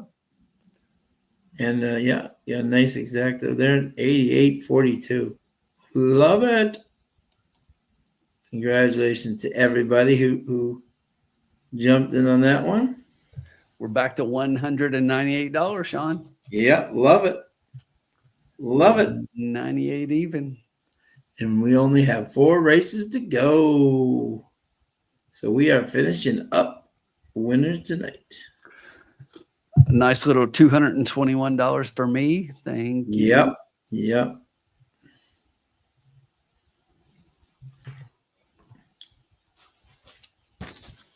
Race 7 coming up. Congratulations to everybody who cashed there. Yeah, that's 6. I thought that 6 was a live horse. When you watch those, and especially this is important. If you look at this, which is important, Ethan's been doing very well, but and of late, his barn's been doing good. But also, he was the owner of that horse. So when Tim tells you, and this is important, when you have a big owner like Claiborne dropping a horse from like 50 or 75 or maiden special to 15,000, that means they're just trying to get rid of it. If an owner like if a trainer like Ethan, who has some good horses for some clients but owns this horse personally, is dropping them down, he's probably trying to get a paycheck, which he did. Exactly. Even if he lost, he didn't claim that horse for himself. Just, when a trainer claims it for somebody else, it's one thing. When they claim it for themselves, they don't drop it in to lose it. Yeah. And Tom, right, exactly. Not like in the favorite. Yeah, exactly. Yep. Tim, Paul's wondering, Tim, how many in your winning exacta did you play? How many horses did you play? I had the 4 with the 6-8. And that's the exact same try I had. I had the 4-6-8. Okay, there you go. I just needed that. The 8 was in 4th, and I needed him to get up one little bit and finish 3rd, and I would have had the try. Exactly. But yeah, those were my horses, 4-6-8. All right. Yep. So good job, Tim. Great hit, and we move on to race number. And let me say this. I say they were my horses. That was the horses I had in my wager. I was on 4 and 8, but I didn't have the 6. But Sean talked me into it, and I added it to my wager. So that's the great thing about what we do here in the lounge is, when we put our tickets together and we take each other's inputs, and that's why we do it the way that we do it, to where each of us goes through and we give our input, and then we have one person assigned that gets to do what we call our official bet. And then that person's going to do the bet, taking everyone's plays into account or not. You don't have to, but often we do. And just like in that one, it paid off to do so.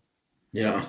Armando says, I don't understand how the hell you put the 6 to win spin. Well, came in second. Exactly. We got money. So, and he was coming, and he was definitely coming on. But the 4 was just tough with that early lead, and he was well in hand. If you look at the jockey, speed really is holding there, Armando. And speed here. And when he let him go, he just let loose, and he was gone. They weren't going to catch him, but the 6 was definitely trying.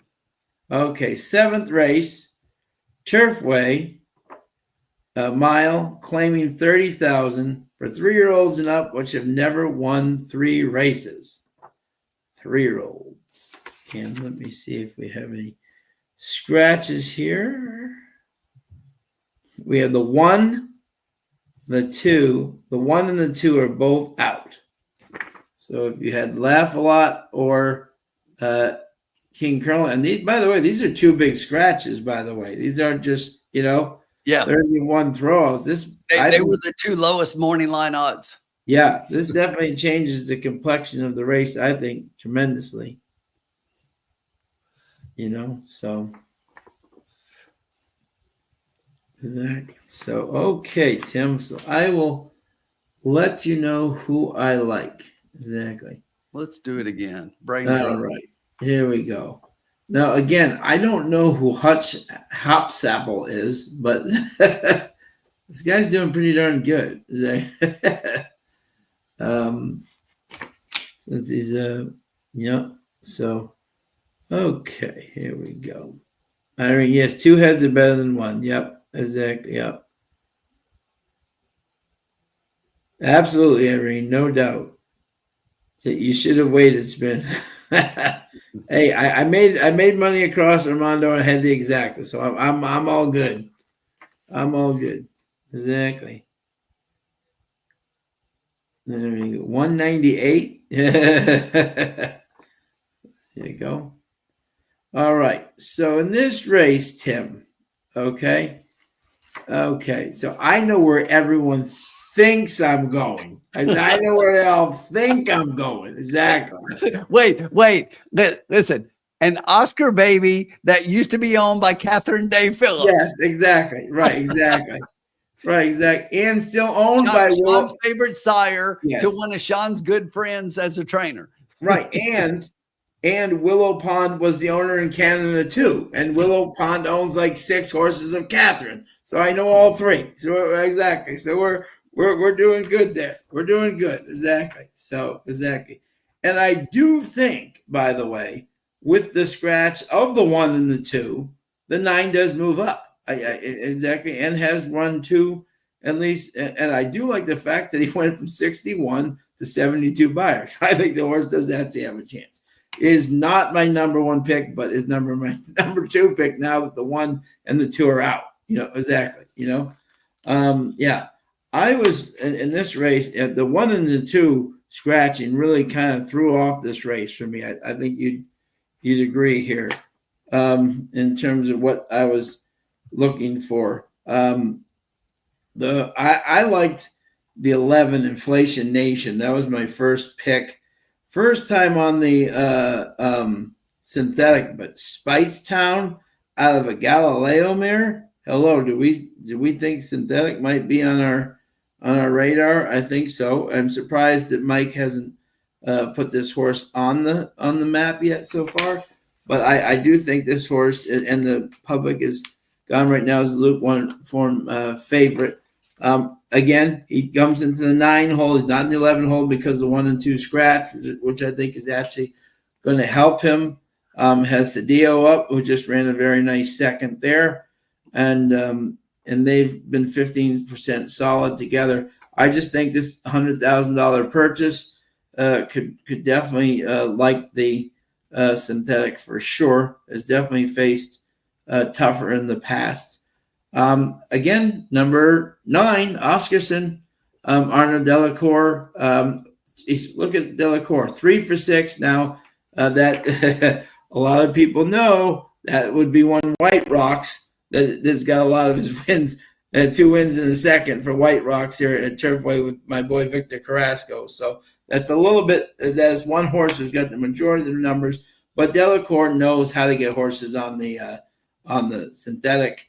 Ran a very nice, convincing 6 length win last time And I think definitely can take the class face much better up at Woodbine, much better than this group in here. So I think this horse, especially with the 1 and 2 scratching, definitely has a chance there. And then the third horse, I think Rodney had picked him, the 6, Daddy Justify. I like that too, Peter Yurton.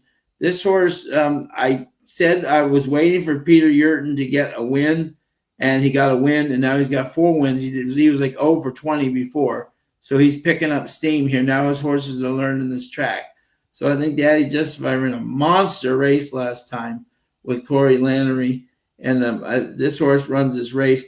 I don't know if the track is playing it, but people have been able to close. So I think Daddy Justify, and my 4th horse was the 5. So I'm 11, 9, 6, and 5. All right. We're not too far off.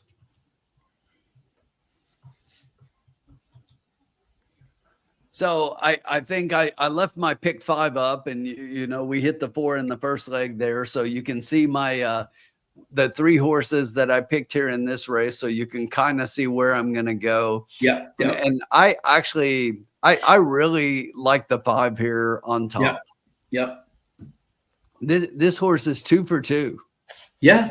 And one at Churchill on the dirt at 7 furlongs, and then comes back here. That was in November, then comes back in December here at Turfway on the synthetic, and wins first time against winners in a non-winners at 2 life right off the bat. So, and now is been off for a little bit again, has been working well, got some decent works on the tab here, gets Gabe Saez up, and I just think that this horse fits here. If you look at the speed figures, and most importantly, this horse, it likes to be right out front and goes gate to wire.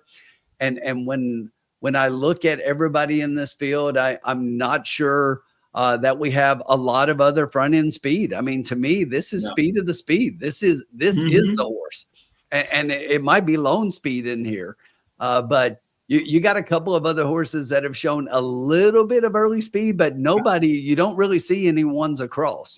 How about Oscarson? He might. Well, there is a little bit there, and that's why my second pick here is the 9, Oscarson. Yeah. And I absolutely love it, and I think that, you know, if he does challenge, and I think his speed's a little bit slower, and I think he might sit back behind, which he has done as well.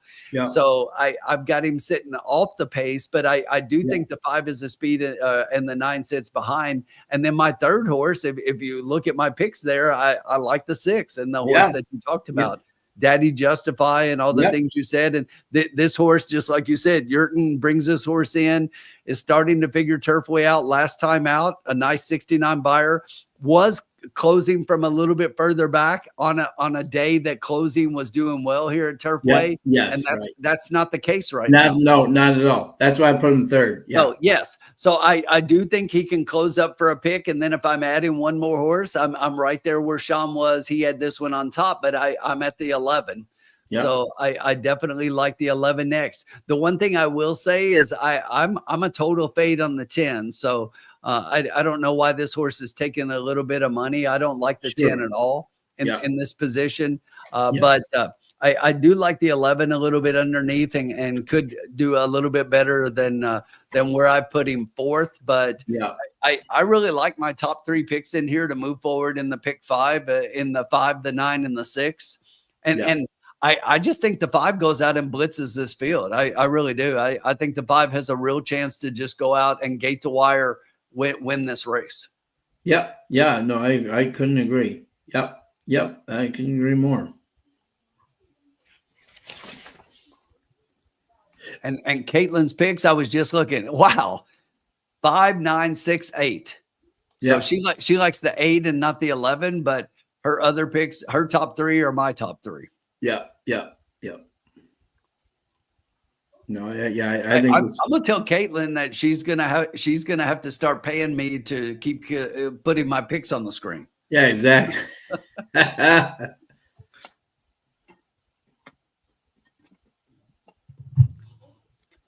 And you know, if anybody out there is thinking that I'm just looking at Caitlin's picks and doing that, I'm not. I don't see her picks until I see them here on the screen. It's really funny, but Yeah.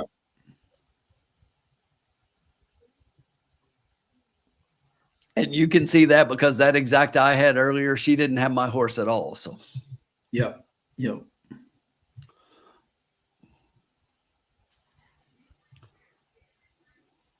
and I don't think she didn't have the 4. She had the 4/4 in the last race, and I had the 1 on top. So Yep. Yeah. we're not always there. We had the same horses, just not in the same order last time. So Yeah. And let's see, Mike Witten's got 2 to place and show on the 5. He's still at $42 bankroll.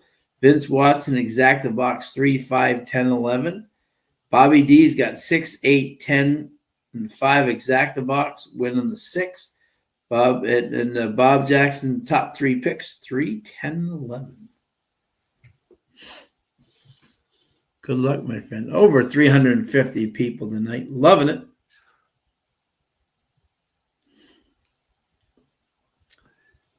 you know what I think it's time for, Sean? And the Oscar goes to... Yes. Let's get an Oscar. I would love it if he won. I would love that for sure. And what do we got here? We got 8 minutes to post. The number 8, mucho mojo. Mucho mojo. Yeah. Oscar son with the Axeman. Yeah. Looking good on the track. Looks real good. Pilkington, Mike Maker. And Inflation Nation, Abe Cedillo.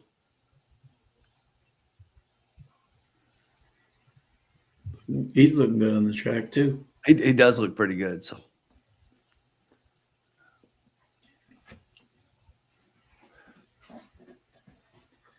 5. Now the favorite is 7-2. yeah, that's just like tempting. For Hutch Hillsapple. I know our friend Kyle over at Airdrie is rooting for that 5 Fast Solution out of Gervin. For sure.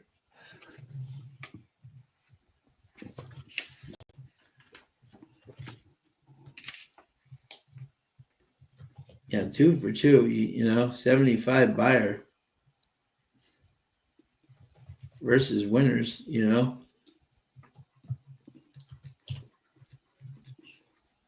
You get Gabe up. Very interesting field for sure.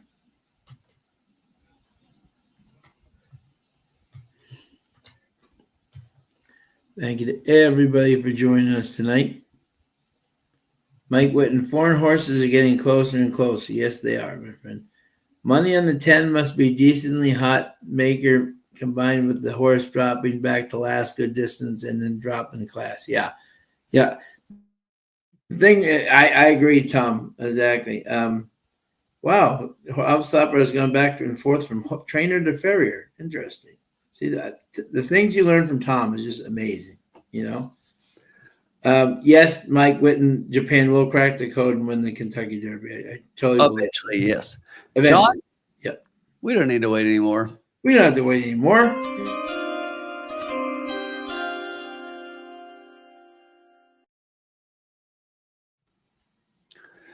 All right. So we're going back to our formula for our previous win here. Love it. We're going Love to it. get another horse underneath though this time. So this time instead of costing you $8, this one's going to cost you $12. Yep. But we're gonna key the 5. We love the 5 and we love the price. We Yep. think this is a good play, and we're gonna key it with the 6, 9, and 11 here. Love it. So we There you need go. the 5 in the exacta. It can be on top or underneath. I love the 4-1 that we're getting on this horse right now. I think it's a steal. Yep. 5 of 6, 9, 11. Love it. Cost you $12. I'm gonna take 12 out of our bankroll. Still in great shape. Bankroll's already updated. And with 3 races to go. Yeah, can't beat that. There you go. Playing with house money, Sean. We're playing with We house. are playing with house money. Yep. Rodney said, I think my 4 and 6 will sit the trip and get first jump, and the 11 may take this field gate to wire. Okay. That could happen. I would be very surprised if the 11 is the one that's out front here. Yeah. No, I think he's going to be sitting off. Extremely surprised. Yeah. And the 11's now the favorite. This horse by mine has a very tactical sit off the pace running style. The 5 back to the favorite. No, I've got the 5 like that. It almost like lone speed, even though the 9 is shown speed. The way that my formula comes out, the 9 basically it shows as a stalker and not as a speed. So the only one that shows in here on the way that I do them based on all of the races, the 5's the only one that shows as a straight up speed horse. So we will see. No, I agree. So if we get the break we want, we got the 5 sitting on top, the 9 sitting just behind the 11 in the next flight. Interesting that the 11 10 exacta is $17 right now, and the 511 exacta is $17. Yeah. So right now it just clicked over because the 5 over the 11 has been the lowest the whole time. And it just clicked over to where the lowest right now is 10-11. Yeah. 10-11. Yeah. And then 11-10 is second and 5-11 is third. But that's exactly why I like the 5 as a key horse, because the 5 is not taking the money right now. And I just think that this horse is going to get out and go gate the wire here. Yep. Love it.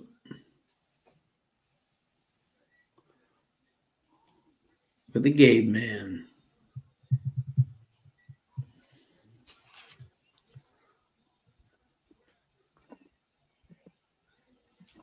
And just as we talk all that, Sean, the 5 just clicked down to 7-2, which is lukewarm favorite, but still the 5 is now the favorite over 10 and 11. Exactly.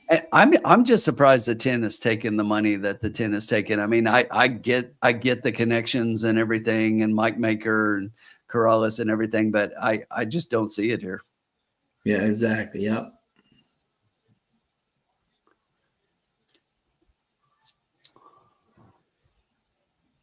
Fade for me, but definitely could take my money. Yep. We just need a 5, 6, or 9 though, Sean, so we can stay alive in the pick 5. Yeah, exactly. Yeah, exactly. Yeah. And for those that don't know, Gabe Saez, who is a lovely young man, is the little brother of Louis Saez.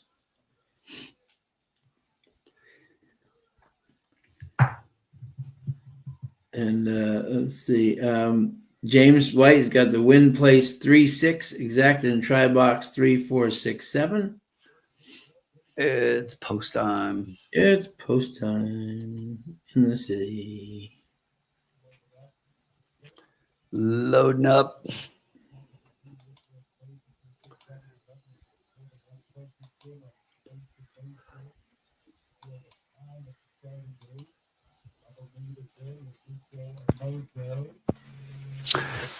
Seven two.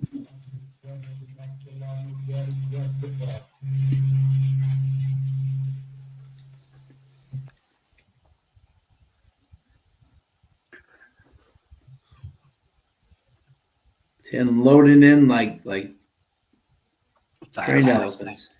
We're all in. We're all set. Just waiting for the 11.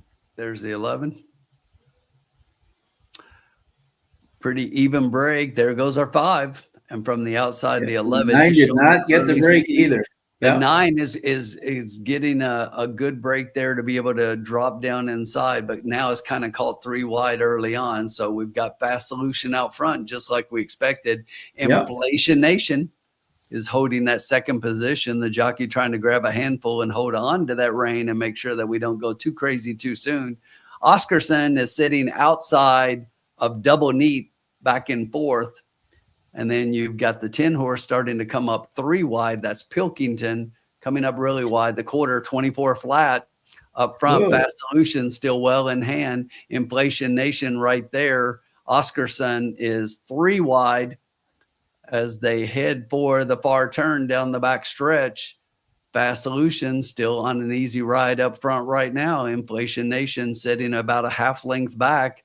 Oscarson is sitting 3 wide down on the inside. That's Debt Paid starting to come up the rail, Sean. Debt Paid, but Fast Solution has been well in hand. The half was 48-4.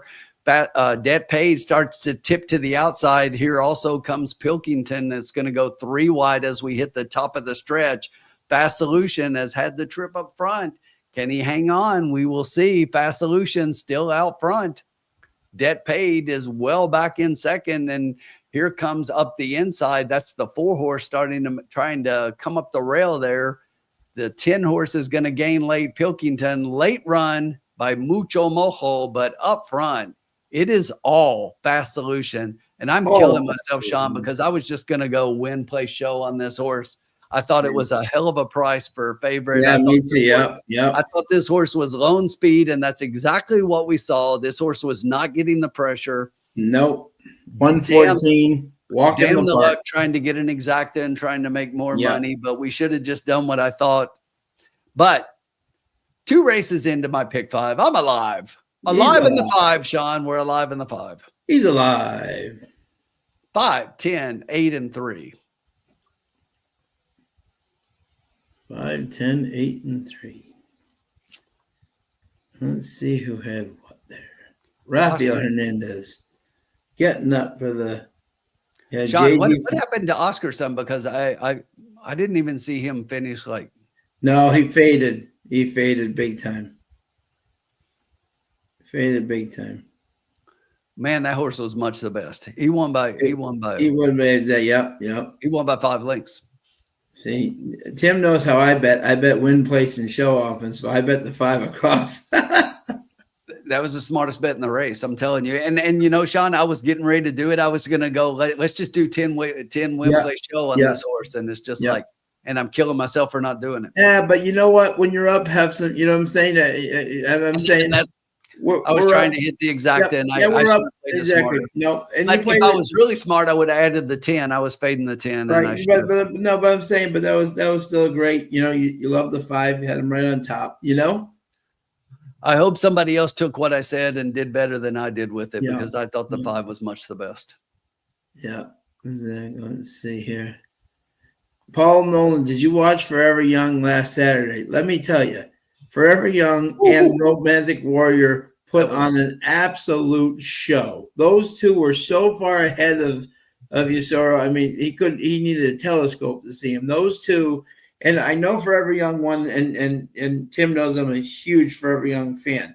Romantic Warrior had never run. One is 4, one is 7. Okay, Romantic Warrior had never run on dirt before. You don't understand how huge of a performance that was for him. First time on dirt, even though he lost. What a performance by Romantic Warrior. Even though I'm a huge Forever Young fan and I was rooting for him. What an amazing performance by Romantic Warrior. And if those 2 don't come back in Dubai, you know what I'm saying, with those, you know what I'm saying, they put on an absolute show. Wouldn't you agree, Tim? Yeah, it was an amazing race. And I'll tell you what, after the race, somebody on Twitter tweeted, and I liked it. They were talking about like it's going to be hard to beat this for race of the year. And somebody else made a comment like, oh, okay, it's only February. Let's not, go crazy with the hyperbole. And I'm telling you, that is not, folks. If there's a race better than that one, I can't wait to friggin' see it. Because that was an amazing race. I don't think if you don't watch this game a lot, I don't think a lot of people really understand how great a battle that was, because you look at two horses win easily and the next horse was like way back, which, oh, by the way, was Ushpa Tesoro. Yeah, right.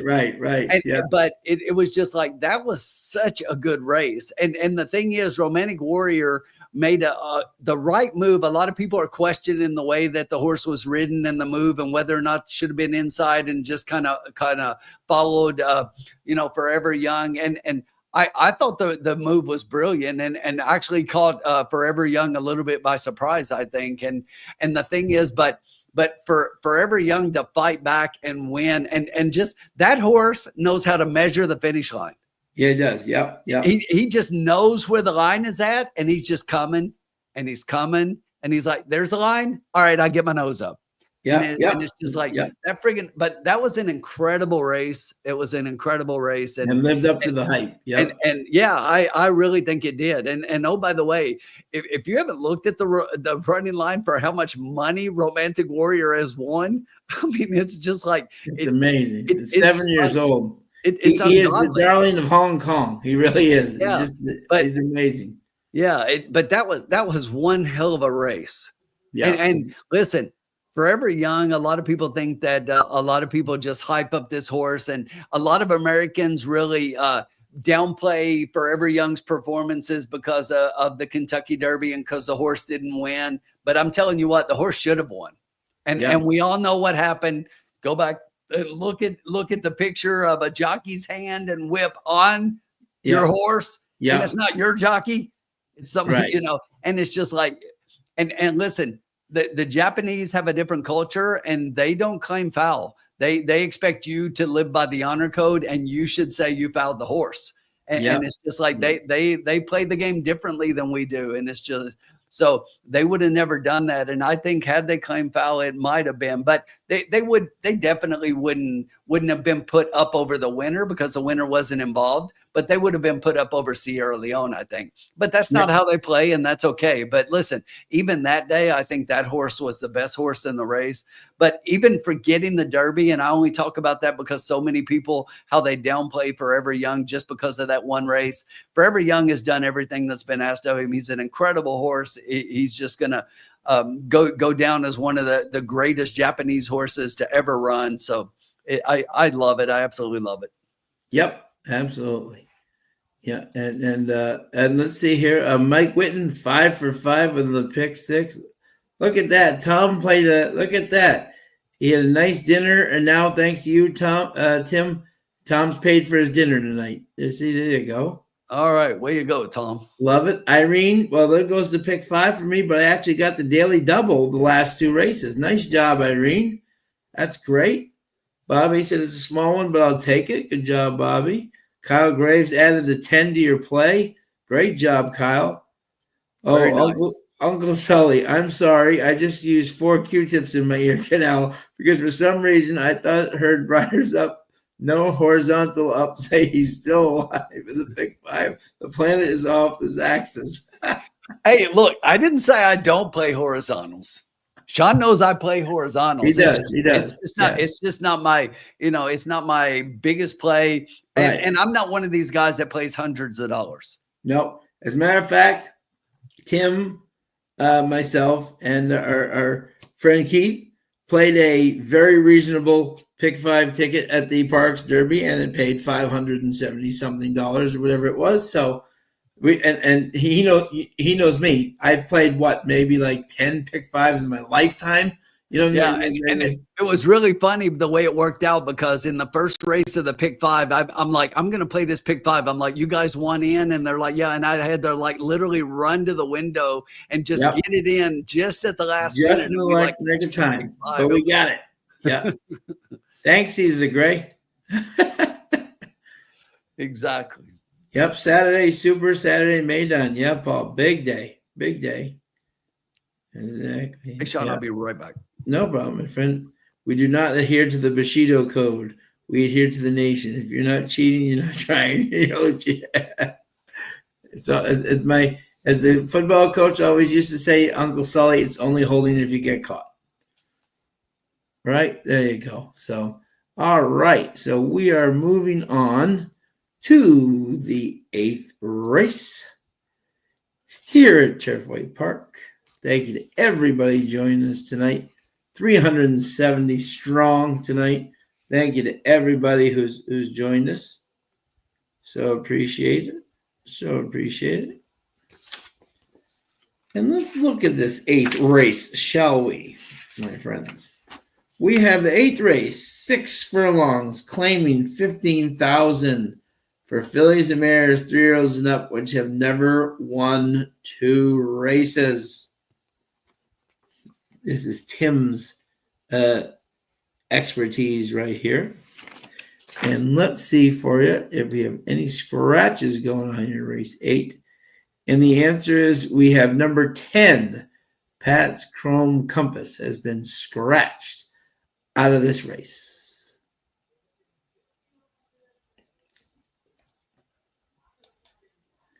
And the one thing you're probably noticing a trend tonight here is Tim hit big. We're almost double our money tonight. We are not giving it back.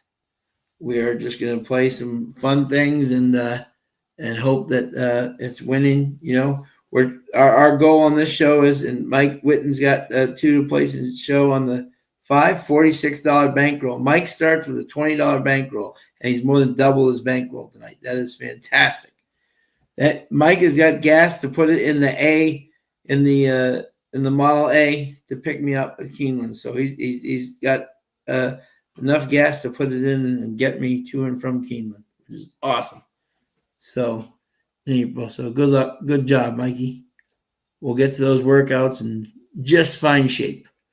Exactly. So yeah, so this is an interesting race here. If you watch my video, people must have watched my video because suddenly my 7-2 horse here is 2-1. We'll wait for Tim to get back before we do our picks here, but interesting. But He's back. Go right ahead. he's back. Okay, Tim. So I just read the condition. I'll read it again for you, Tim, because this one sounds, it just sounds good when I read this for you. Okay. I know why. 8th race for fillies and mares, claiming 15,000 for fillies and mares, 3-year-olds and up, which have never won 2 races. There you go. That is exactly. Yep. My favorite kind of race. And Uncle Sully, our favorite uncle from Kansas, has almost escaped Missouri. Well done, Uncle Sully. All right, Tim. Who you liking here in race number 8?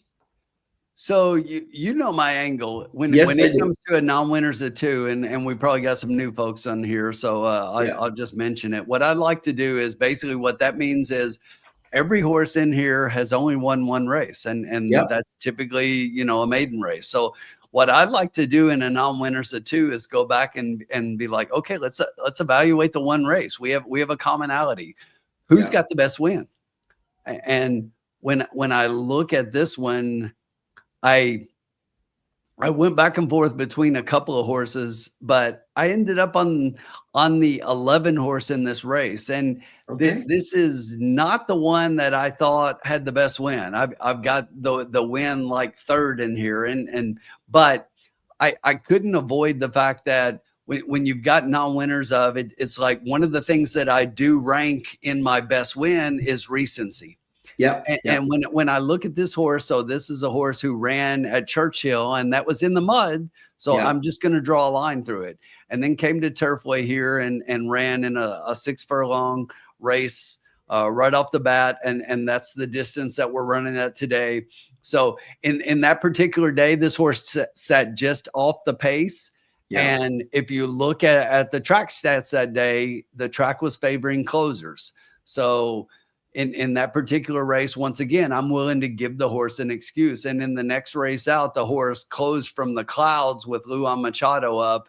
And if this horse tries to close, I will say this horse will not win. Okay. This horse will not win, but can be a part here could be on the board, could be underneath, but I don't think you will. And getting Rafi up, I think Rafi's going to put this horse closer to the pace and kind of like he was in his first start. And I think as a result, if he's a little bit closer to the pace, this horse wins the race. If if he doesn't get close to the pace, then obviously that's going to impact his ability to compete here. So when I'm looking at the other horses, I went all the way to the outside, Sean, here, and the 13 horse. And this is one that I do think has early speed and is going to show early speed. Yeah. And this horse is coming off a bit of a layoff, gets in off the also eligible list. And excuse me, that's an angle in and of itself, I think, is underappreciated by a lot of horse players. When you enter a race and you're not even in the race and you're just getting everything ready just to hoping that you get in, a lot of times those horses draw into the race and do really well. And in this particular case, Gabe Corrales getting up for Bill Murray on here. And I like the combination. The two of them hit at almost 20% at a regular rate. They're 22% here at Turfway. Horses coming off of a bit of a layoff, but has a solid pattern of work and has some really good times. So some decent times here. And if this horse gets loose on the front end, could just go ahead and again be a horse that just goes out front and runs away from everybody else, because I do think there are a couple of other horses that have speed in here, in particular the 2 horse and the 6 horse I had as also being speed favoring, but their speed rating I've got well below the 13. Yeah. So it's not lone speed, but it's definitely speed of the speed. So unlike the 5 in the last race, which I had rated as lone speed, I think the 13 is speed of the speed in here. Now, I do think with everything else that that it might back up a little bit in this particular race. So that is why I like the 11, and then I've got the 13 second. And then just to give you one more, Sean, I'm going to throw out the 4. This is the one that I do have rated as the best maiden win. Yep, Sissy's May. Yep, a nice maiden special weight at Belterra, and even though Belterra, a lot of people look at it as a lesser track, this horse then started running allowance class, has been okay. You know, has definitely been cashing checks, like consistently cashing checks. That's all this horse does, is get checks and get paid. So done really well. That the odds are going to be super long. This horse is not an exacta play. This horse to me is like a third and a trifecta type play, coming in at a price to really like bump up your trifecta. But it's just the kind of horse I like to include underneath of my trifectas, because I think the horse can be there at a really long price. Yep. Yeah. So 11, 13, 4. Okay. Excellent. And that 4, like I say, it's a stretch, but believe me, there's just something there about that angle that is overlooked when you've got the best win and you come into this class and you got a really long price, and those kind of horses seem to consistently hit the trifecta. Yeah, there you go. And I'm going to do Bobby D's got a 1-8-2-5 win on the 5. Irene's got 2 to win on the 1, 8 to place in the 1, straight exact a 1 with 5, 7, 11, 12, 13. And if you look at my pick 5, I just win 11, 13 here. So the 4, as I said, was an underneath play. My play in here to stay alive in the pick 5 is 11 and 13. Okay. Well, yeah. So my 6 did not beat Tim's pick 5, which is great. So we both moved on, which was great. We both won money. Okay. Yeah, well, it was a good run, Tim. Yeah, you had a good. Yeah, you got to the third leg, and it was pretty good. and I know those 2 are coming down the stretch. My horse is getting yelled at again, so it's all good. It's all good. But I on my video, I'm just doing 5 to win a place in the 8. 5 to win a place in the 8. That's all I'm doing. Oh, sorry, exactly. I'm not even. I'm just gonna go. We're up. I'm just putting 5 to win a place in the 8. Sorry, I didn't do. No, it's fine. It's fine. Yeah, but I think when you look at this horse, what I love about this horse, and I really look. I mean, John Ennis. I mean, is anybody more hot than this guy right now? What I love about this horse is that you look at this thing.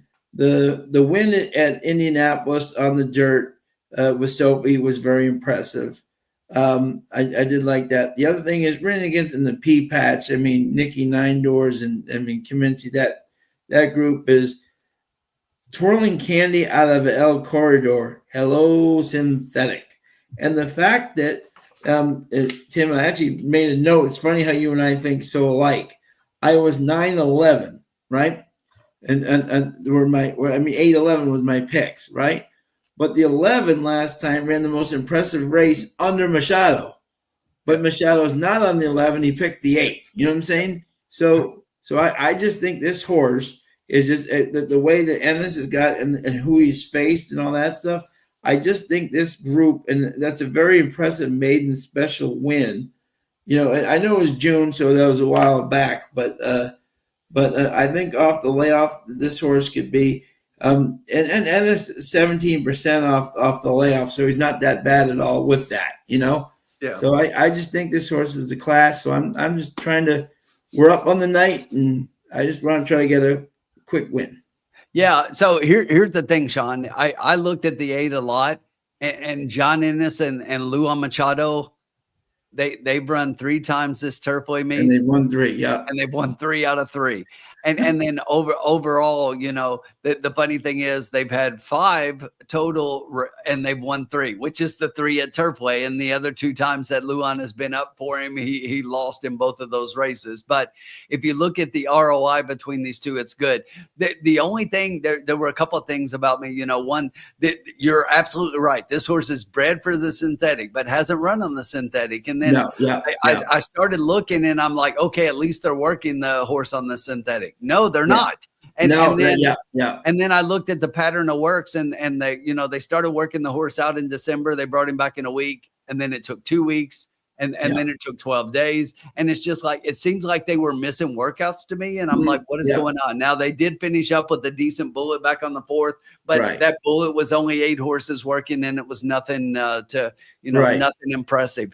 But I totally get it. This 8 could definitely beat me. It was one of those to where it's like, I see everything about this, except I'm based on my feeling about this. I'm playing against, been off since July. This horse did have, and I should have said this horse did weigh out as the best maiden special weight and then came back in a stakes race. But really a poor performance in that stakes race. And it looked like something happened. And that looked like something happened in a sprint. So I was a little worried about that and the fact that the horse has been off so long. So it definitely makes sense. If this horse is ready to run, she easily could just crush this field. And there's no doubt in my mind. But I'm kind of playing against based on everything that's happened so far. Yeah, but sure. I may be totally wrong, and I would see everything. But speaking of horse players, how about a little razor sharp pick? Razor, my man. How are you, buddy? What's up, Razor? If you guys aren't following Razor, make sure that you have to be following Razor, man. If you've got an opportunity during the day to get on, you need to follow Razor. Watch Razor's show. And look, forget about YouTube. I love YouTube and what we do, but get over on Kick and check out Razor on there. Yes. I do. I follow him. Yes. Follow along. I was following along when we had some snow days and we were working from home for a while, and it was just like hit some really big pick 3s, pick 4s, and pick 5s with the guy just following along to the pick. So he knows what he's doing. Plus he puts out sports bets and everything. Make sure you follow. I would actually subscribe and get into his paid picks and everything. Because Razor does this and does a great job of it. Welcome in, Razor. Shout out to you, my friend. Always great to see you, Razor. Take a shot, Razor. Take a shot. Yep, exactly. Yeah. Let's see. JG Funk is a 7, 12, 13 exacta box. Irene, 2 to win on the 1, 8 to place in the 1 straight, 1, 5, 7, 12. Okay. I'm a little down there. One of the classic old Harvey Pack guidelines is never bet a horse at a short price to do something he's never done before, right? The two things he's never done before. Yep. I like it, Tom, and that's why it's kind of you see things like that, and it's like, look, I may get my ass handed to me and lose completely to this horse, but I'm gonna have to play against with my money. Yeah, and Tom, one of the class, exactly. Noel has a $4 exacta box, 235. Good luck, my friend. Yeah, this is definitely an interesting, for sure. 5-2 And right once now. again, for Sean's pick here, Sean's going $5 win in place on the 8. Right now, once again, to recap, we started out with $100. We're currently sitting at 186. Yep. Having a good night. Still got a couple races left. Yep. So remember, if the 8's in front, pick 5. So remember, folks, if the 8's in front, we're rooting for it. But if there's 11 or 13 that happen to just be coming up on the outside, we maybe get beaten. We may. Look, Sean's got place money on the 8. If we can get this 11 and 13 home, we can keep my pick 5 alive. Exactly. Alive in the 5. Let's go. Yeah, exactly. Yeah, Harvey Peck. Yeah. The old, I love when when Harvey used to say, the old 10, 11, 14. Or his famous, nobody picked 6. That was his best line right there. He was a great man. He was like a grandfather to me when I was young at the track. Harvey would always come up and tell me, he said, always keep your passion, and that's something I've always greatly appreciated, for sure. One of the true greats in the game. You know, I don't know if Razor's still in here, Sean, but there was one day, and I was following his picks one day, and we had a really good day, and I hit a couple of pick 3s and a pick 4 with him, and then the next day I joined late, and I started following I think it was either the pick 3 and he had a pick 4 in, or I was following the 4 and he had a 5. I don't even remember, but it was a day, and Keith actually jumped in and joined him on the broadcast. And it was like in the last leg, got a really long shot home and hit there was actually a dead heat. And he hit a really big one. And it was like I was one race late in getting into the broadcast because I was just following the picks and everything. And it was just like he had a huge hit that day. And I didn't get to partake in that one. I did have the lesser pick of underneath, and won a few hundred that day, but I didn't have the big thousands of dollar pick that he had that day. Yeah.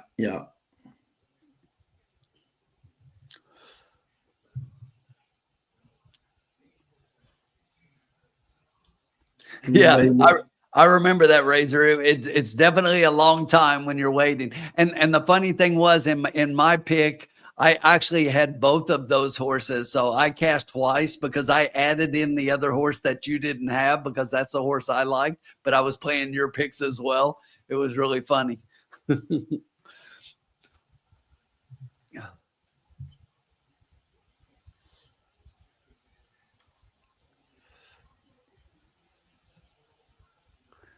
We're going to start a GoFundMe page for El Hombre's Keeneland Drinking Fund. Absolutely. Yeah.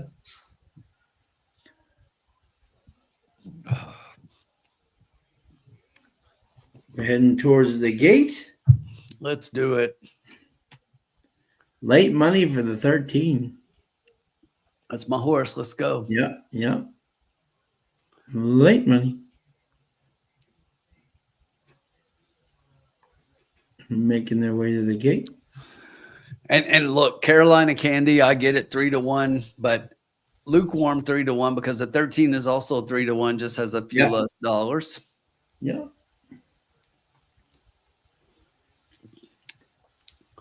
But this 11 and 9-1, that would be good for my pick 5 if we can. That would be fantastic. Yeah. And my concern about the 11, and I stated this, it's actually the one I have on top, but I'm a little bit concerned with the fact that the horse wants to close. I think that there's a possibility to be able to do that in this particular race. Yes. Yep. Especially at the sprints versus the routes. People have been able to close at the sprints. They haven't been able to close as much on the routes.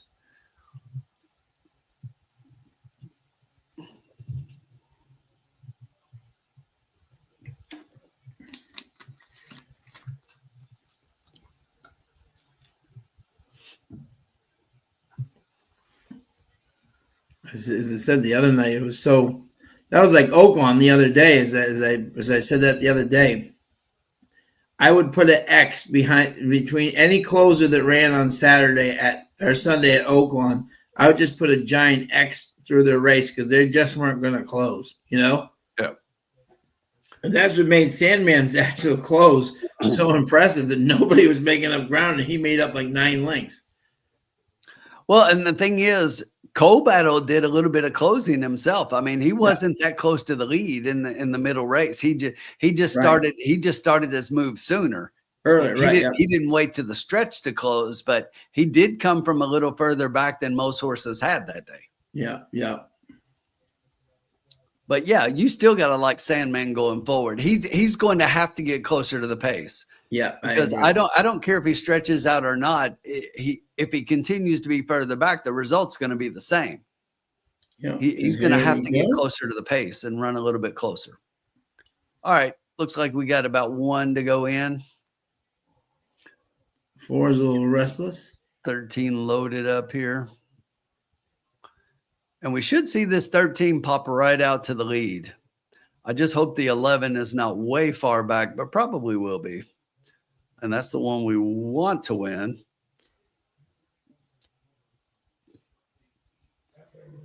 So there's that 13 on the outside, the 9, the 11's well positioned early. A lot of middle speed here. So the 7's going to show the early lead. The 8 sitting just off that one to the outside. 6 Mercy Otis down on the inside on the rail. Those two got about a length and a half back to the 9 horse Lonely Mio. Then it's another length back to that is our 13 sitting on the outside. The 11 sitting in good position. I like where he's at. The 12 horse there in the middle as well. The quarter 23.12. Sarissa still up front early on. Carolina Candy is right there close to the pace early on. The 9 Lonely Mia sitting back. The 13 is in good striking position. A little further back than I thought he would be. The 12 is actually starting to make a move there. Hit the top of the stretch, the half in 47.73. Carolina Candy, all alone up front. They're not going to catch her. Gone. Red Wine Lady making a late close here. That's the 3 on the outside, going to get up for second, but it's all Carolina Candy. That's the best. I don't know what bet down to 6-5. I don't know what happened to my horses. Yeah, but 6-5. You see that? They got hammered down. Tom, that's like we had this discussion between us online, Ombre and Sean and I, then somebody else posted it, and I told Sean, I was like, look at this. This is exactly the conversation we had, and how you say it, and it's just like everybody keeps saying the same thing. Sandman and Tappet tries too, Tom. It's all the Tappets. They're all staying together. The whole family's just they're all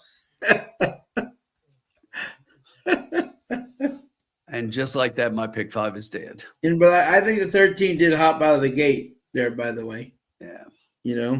But yeah.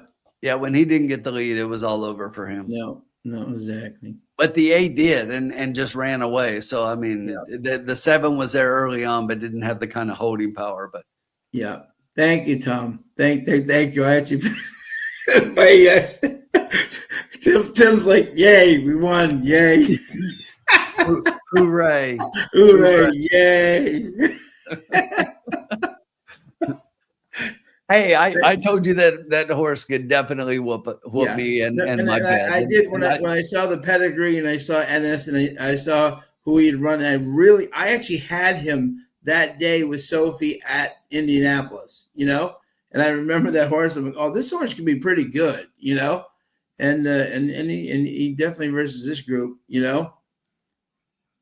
Oh, missed second leg of the pick 3. Oh, Mike, exactly. But yeah, so, but we still our bankroll increases. A win is a win. Yay! Yeah. Just lost out on 18, 6-5. Yeah, exactly. People listen to me, I guess, huh? There you go. Yeah, Sean's moving the needle. Moving the needle. That's what we do on Trust the Profits. Move the needle. Exactly. Every one of my horses, at least that I gave out tonight, has hit the board, which is not easy to do on my video. At least they've all hit the board, which is at least some. Exactly. That's not easy to do at Turfway Park. No, it is not. But we will move on. Much to Tim's chagrin. Yay.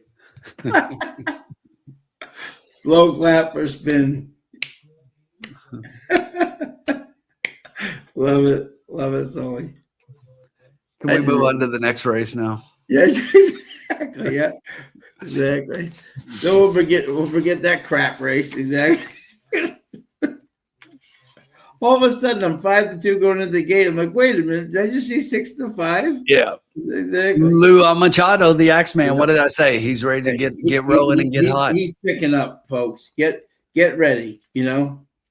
And by the way, I will make a. He will win that maximum promise or whatever that came in third in the Battaglia. That horse was flying from back, and nobody was closing that whole night. If that track has any given it, that horse is going to be a major player in the Ruby. It's official for the Axeman. 8, 3, 9, and 1. So we get 468 and 328. Yay! Yay! Yay, team! Okay, there you go. That is hysterical. Lordy. A win is a win, right? Yay. All right, Sean, but look, we started out with $100. We're up to $195.90. There you go. See, there you go. Look at that. Can't beat that. There you go. All right, on to the next race. We're going to forget that race ever happened. Exactly. Time for Tim to slam that late double home. Exactly. And make a lot. Exactly. 9th race, a mile, maiden special, 80 grand for maidens, fillies, 3-year-olds. And thanks, Bob. Yay. And let's see if anyone scratched out of here. Yes, the 1, a lot. The 2, 1, 2, the 5, 5, 7. the 7. Good Lord. Okay. We have a whole 6 horses. Jeez Louise. Okay. Okay, but my pick is still in here.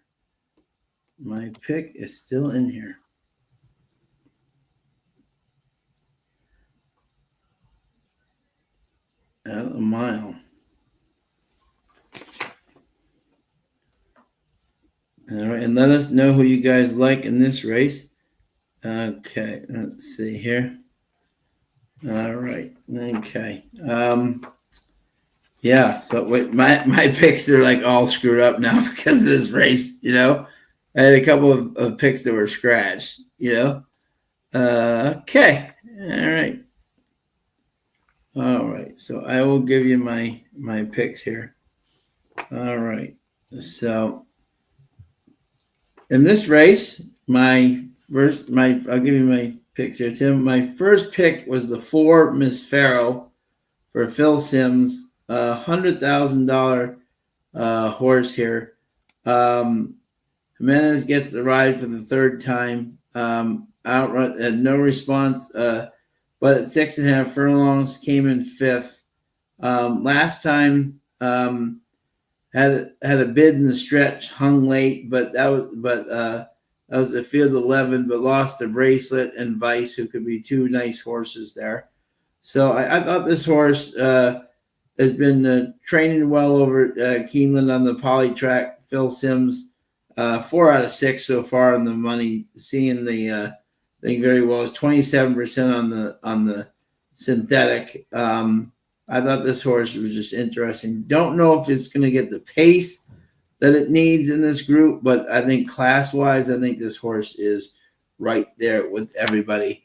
Obviously, everyone's going to go for the 9 Painted Desert, Godolphin, Brad Cox, Medaglia d'Oro out of the Street Cry.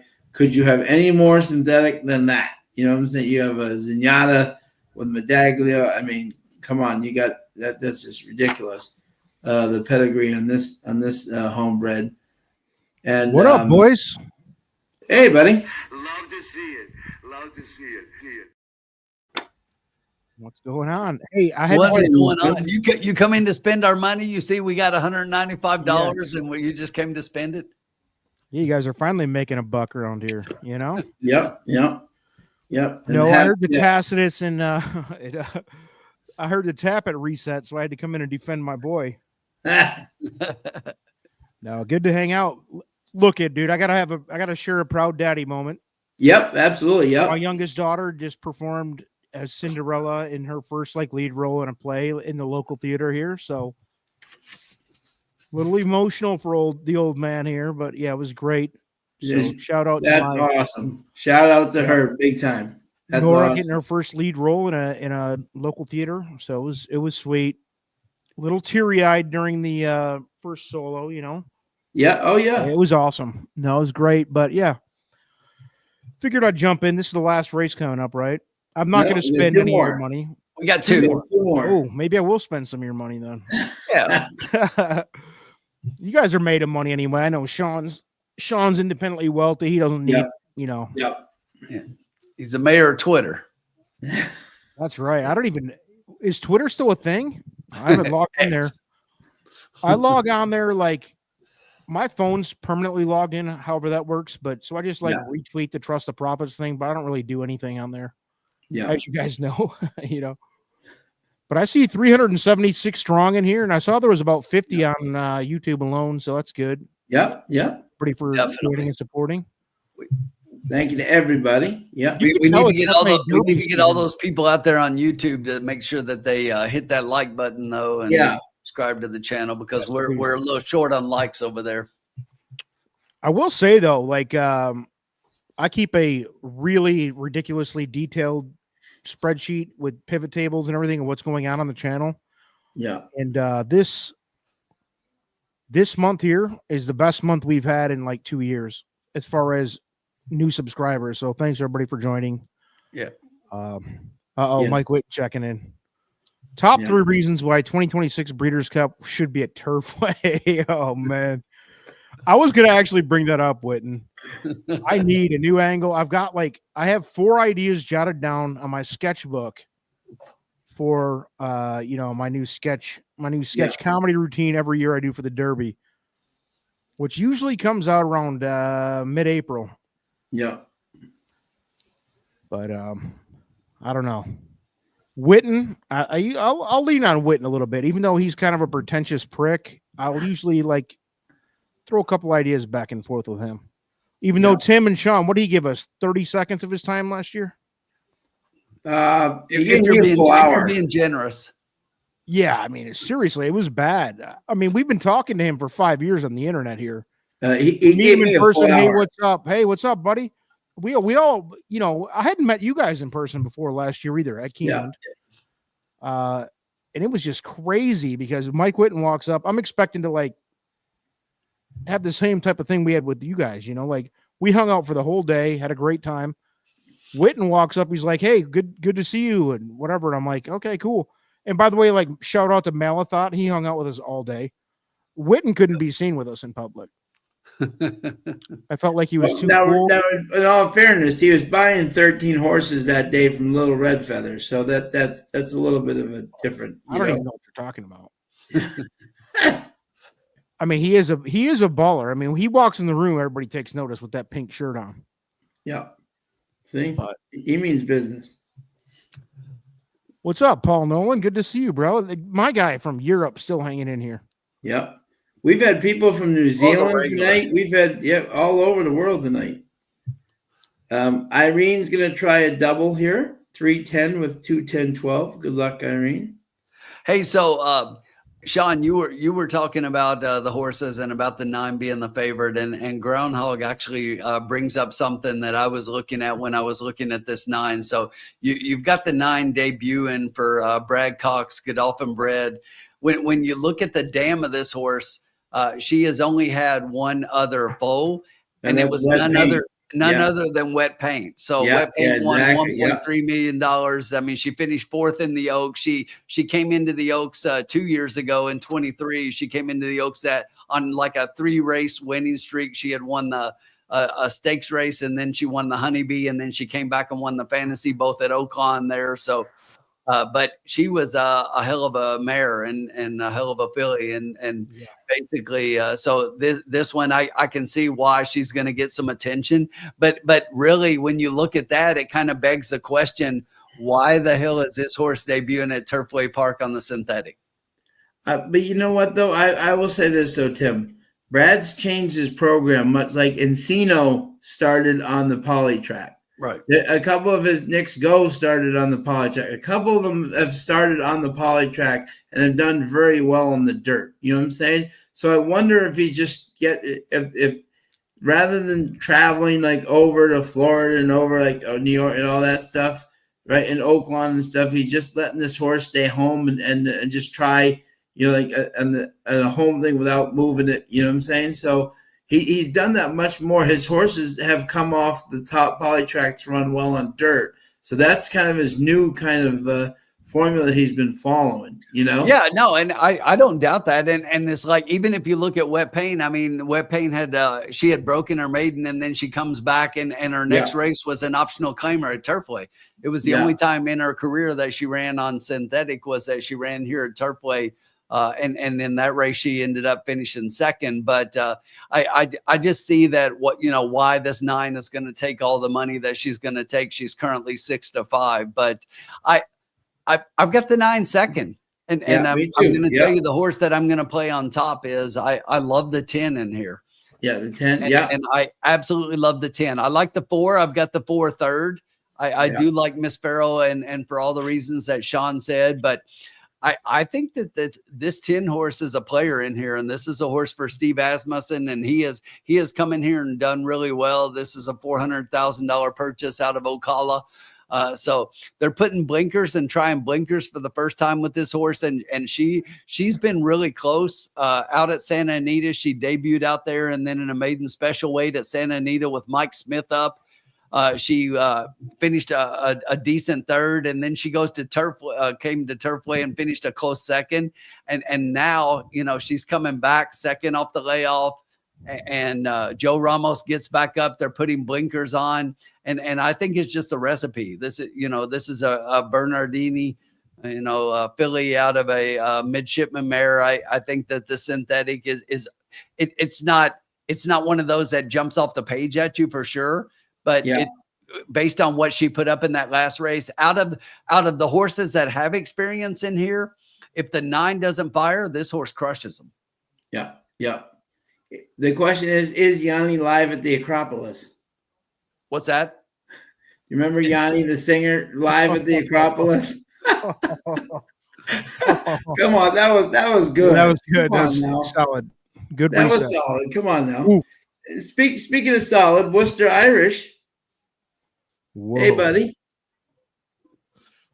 Worcester. What up, bro? Tommy, what's up, man? Tom Barch, longtime TTP fan here. Yeah. Vinny Worcester Irish getting ready to go to the Belmont. I got to tell you, the Tigers, you see the Pistons, the work that we're doing, we just blew out the Celtics. I mean, yes. It's a good time to be alive as a Detroit fan, bro. Yeah, we actually talked about this earlier. You missed it. In the regular season. Yes, I agree. Regular season. Oh, Sean, what a fucking insult! Fuck off. What are we doing? Because the Lions blew it. Is that what you're saying? But we have an important game on Friday versus Cleveland. We didn't need to worry about that game. Here we go. We didn't need to worry about that game. If the Pistons get past the first round, everybody here will be happy. There you go.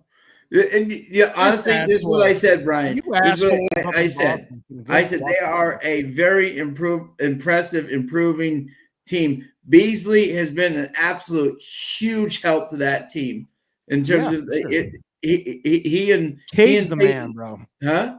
Cade Cunningham. He's been amazing. He's been amazing. amazing. Yeah, They have a real legit team, you know. I don't know about that.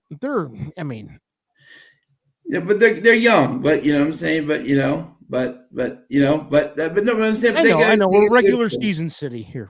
Yeah, we've never done anything. They broke the 12-game losing streak. That was good. Was good. Take your fucking whatever your what's your quarterback's name?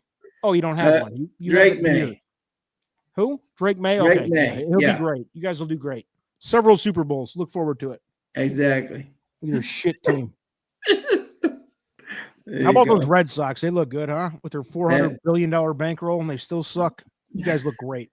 Tigers won the playoff last year and won a series. What are we doing? You got a zillionaire fucking owner. Your team sucks. Alan Trammell and Lou Whitaker are not walking through that building, young man. Different era, bro. I know. Different era. I was 6 years old when that happened, baby. But I got to tell you, I will tell you this, and I mean this sincerely from the bottom of my heart. Yeah. Nobody hates anything like Boston sports. Oh, wait a minute. Celtics. Hold on a second. Hold on. Philly's pretty up there. I love Philly compared to you. No. Your fucking Celtics and Patriots can take a fucking hike. Kick rocks, you fucking scums. All right? Don't swear. Oh, my God. The duck boat. I can't not swear, baby, when it comes to Boston. That's a terrible town. It's a shitty city. Like, everybody hates you. The one thing I'll say about Boston is I feel like the whole country comes together to hate you. So that's good for you guys. That's right. And we love it. Exactly. Yeah, we all hate your fat quarterback that's now a male surgery model, Tom Brady. Congrats on that. Exactly. Yep. Exactly. From the most. Meanwhile, you're stuck with golf. Exactly. Well played. All right. Next. Exactly. All right. So getting back to this race now. By the way, Worcestershire Irish. I'm going to say it wrong on purpose because you don't deserve the respect. Worcestershire sauce. That's what I grew up with. Worcestershire. You dump that on your steak when it's a pile of shit steak because you Bostonians don't know how to cook shit. There you go. Your Celtics. Yeah, Larry Bird. Oh, yeah, he's great. That's a racist fucking thing. Anybody who's not white hates Larry Bird and hates you. Okay, there you go. Thank God he stole the ball from Isaiah. That's all we need. Okay, so we're all good. What about the DJ? The DJ, right? Exactly. Fuck you. Tori, go fall over that place again. You know, I should never have told you that bothered me so much. I know. Well, we kidding.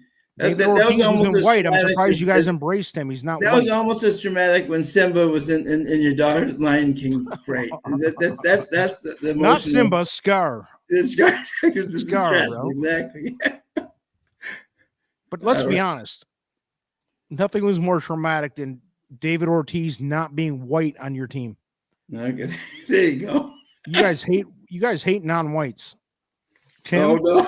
Tim's married to a Latino lady, right?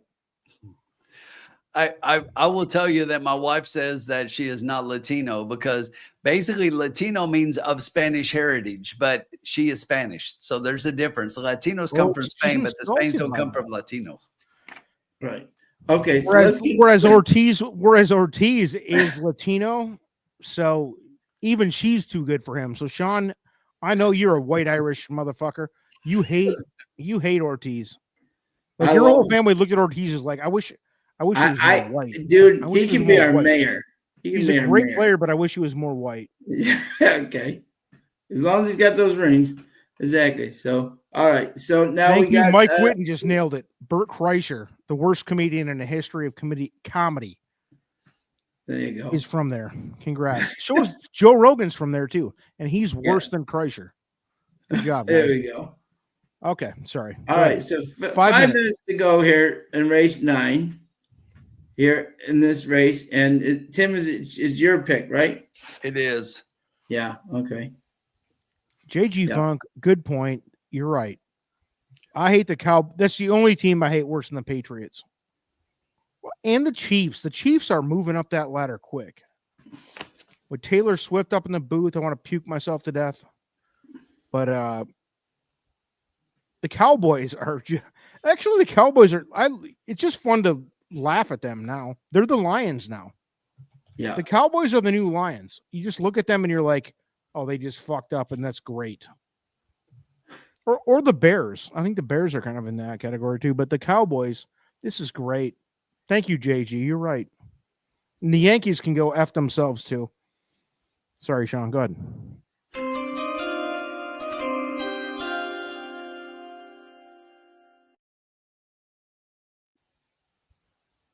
He's just doing it $5 exacta box, 9.10. We're gonna play it simple. The $10 out of our bankroll will still leave us $185. We're way up right now. One That race means to I can go. blow it all in the last one. Hombre's gonna go 100 to win in place. And I won't. I'm not here for that, bro. No, but seriously, I love this 10. I really do. And I get that the 9 is a favorite. It makes sense to me. And I think the 10 is undervalued here. And I'm going to play this 9-10 and just hope we can bring this home at a little bit of a price here. Cost us $10. Yeah. Yep. What are you going to lose here? Yeah. Just a quick story here. This is awesome. All right. Even you would have loved this guy. El Guapo, Rich Garces. Oh, I love him. This guy was like 280 pounds, but you know what's awesome? Every day he would take the subway from his house to Fenway and ride with other people. He was awesome. Guapo. That is amazing. He was awesome. El Guapo. He was awesome. Rich Garces was awesome. There we go. So here Uncle we go. Sully, baby. Uncle Sully's a Boston fanatic too, isn't he? Mm-hmm. I knew he was trash. Is he going to Keeneland? He's going to Yes, Keeneland. he is. He's coming to Baby, Keeneland. baby. Yes, I cannot wait till we meet that fucking guy. This is going to be fun, bro. Yeah, absolutely. Who likes Yanni? Somebody in our group likes Yanni. I'm not talking about the horse. I'm talking about Yanni. Yeah. Uncle Sully, Yanni live at the Acropolis. Exactly.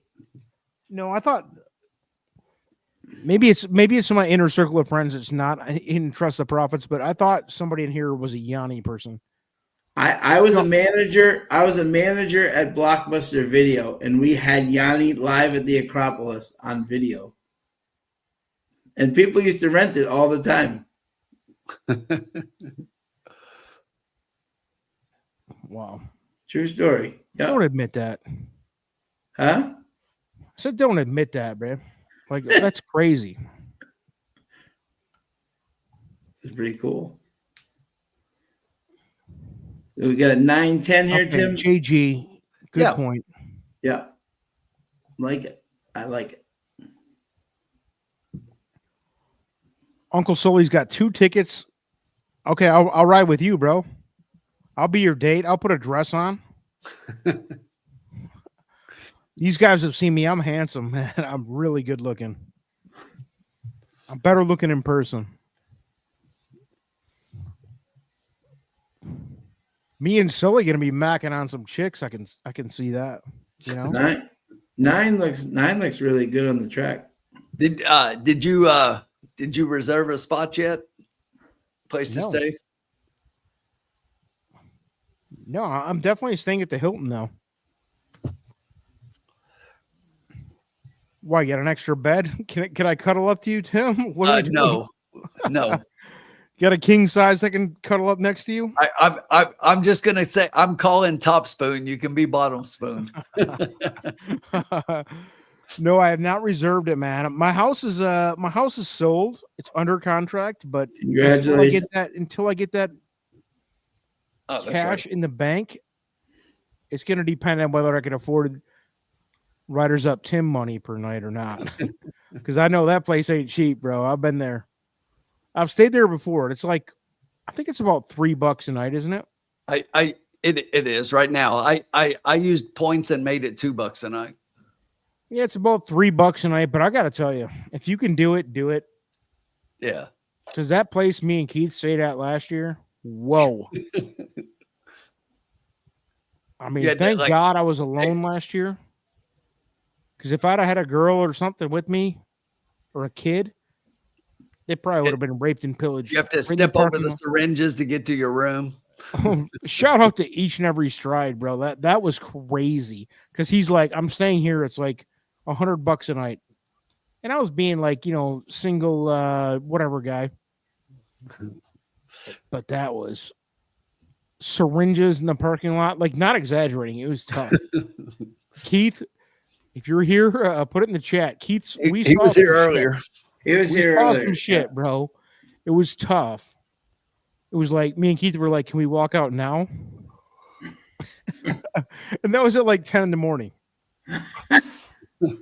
It was like it was like on Saturday for like bluegrass. They were like, "Can we walk out now?" Or are there still people like? All right, we're all in the shooting gate and we're off. Down from Okay, the here we inside, go. the 3 gets out of pretty quickly, but the 10 shows some early speed and is going to want to get out for the lead. The 8 horse, Look at in this! between Look at this horses. cavalry charge. They are carrying the 10 extremely wide. The 10's going to get a wide trip as a result of that first turn there. But up front, early on, it's Minnesota Money, the 3 horse. It's about a half length back to Expecto Patronum. The 8 horse Storyland sitting in third. The 10 is going to sit outside in 4th position as we move up to third. The 4 is down in 5th, and the 9 trails the field, but only about 5 lengths separates them all up front. The quarter in 24-1, Minnesota Money. And just as I say that, Expecto Patronum starts to come up and challenge for the lead, but Minnesota Money still on the lead. Down on the inside, the 9 is going to have to find some room. That's Painted Desert, your favorite, up on the outside. Here comes Yanni with that move. Here comes our 10 horse. Yanni's going to have to find some room down on the rail, but up front, Minnesota Money. We know speed has been holding. Expecto Patronum is down inside on second. The 10 is going to be 3 wide as we head towards the top of the stretch. The 9 looks to be looking for room and coming up the rail, starting to make a move. Here comes Painted Desert. Top of the stretch, 6 furlongs, 115-3. Still Minnesota Money up front. Painted Desert tips to the outside. The 10 is done and fading badly. Up front, Minnesota Money. Painted Desert not going to get it done today. Gate to wire. Speed is killing it at Turfway. 3, 9, and 4. Way back to the 6. And the 10. The 3. That was horrible. Minnesota Money, Kelsey Danner, and the Biscuit. The Biscuit. We haven't seen the Biscuit all night, but the Biscuit just stole everything. Yep, he did. But it's that early speed, Sean. Yeah, no, I know, but I'm saying, but we haven't seen the Biscuit all night. No. You know? And you know what? Look at the running lines for the 3 horse and tell me where he shows early speed. Yeah, no, Zach, yeah. But Biscuit did his homework and said, "Okay, I'm going out." You know, First time Lasix. Yep, but I'm saying he did his homework. He went right out and said, "No, I'm going to take this." You know, no one wants to lead. I'll take it. You know, First 4 time to 1. Lasix. I don't think we had any 3 on top, did we? I don't think anybody had a 3 on top there. Nolan called it a little bit. Paul, no, or I'm sorry. Let's see, Mike Whitten. I have a comment on this. You guys go ahead and comment on the on that race. But I gotta get back to this Campbell House story. Tim, you familiar with the Campbell House? Very. I grew up in Lexington, man. Okay, I got a great story for there. It's maybe NC-17 for the kids. If you got kids in the room, maybe you should go away. Because this was my like reset back to like college and high school friends. I'm gonna tell it in a minute, but go ahead. Let's have some commentary on race 9, bro. Because this story on the Campbell House is must-see TV. And let me debate internally how much I want to talk about this. It's not great. I'm not proud of it. It's a wild story.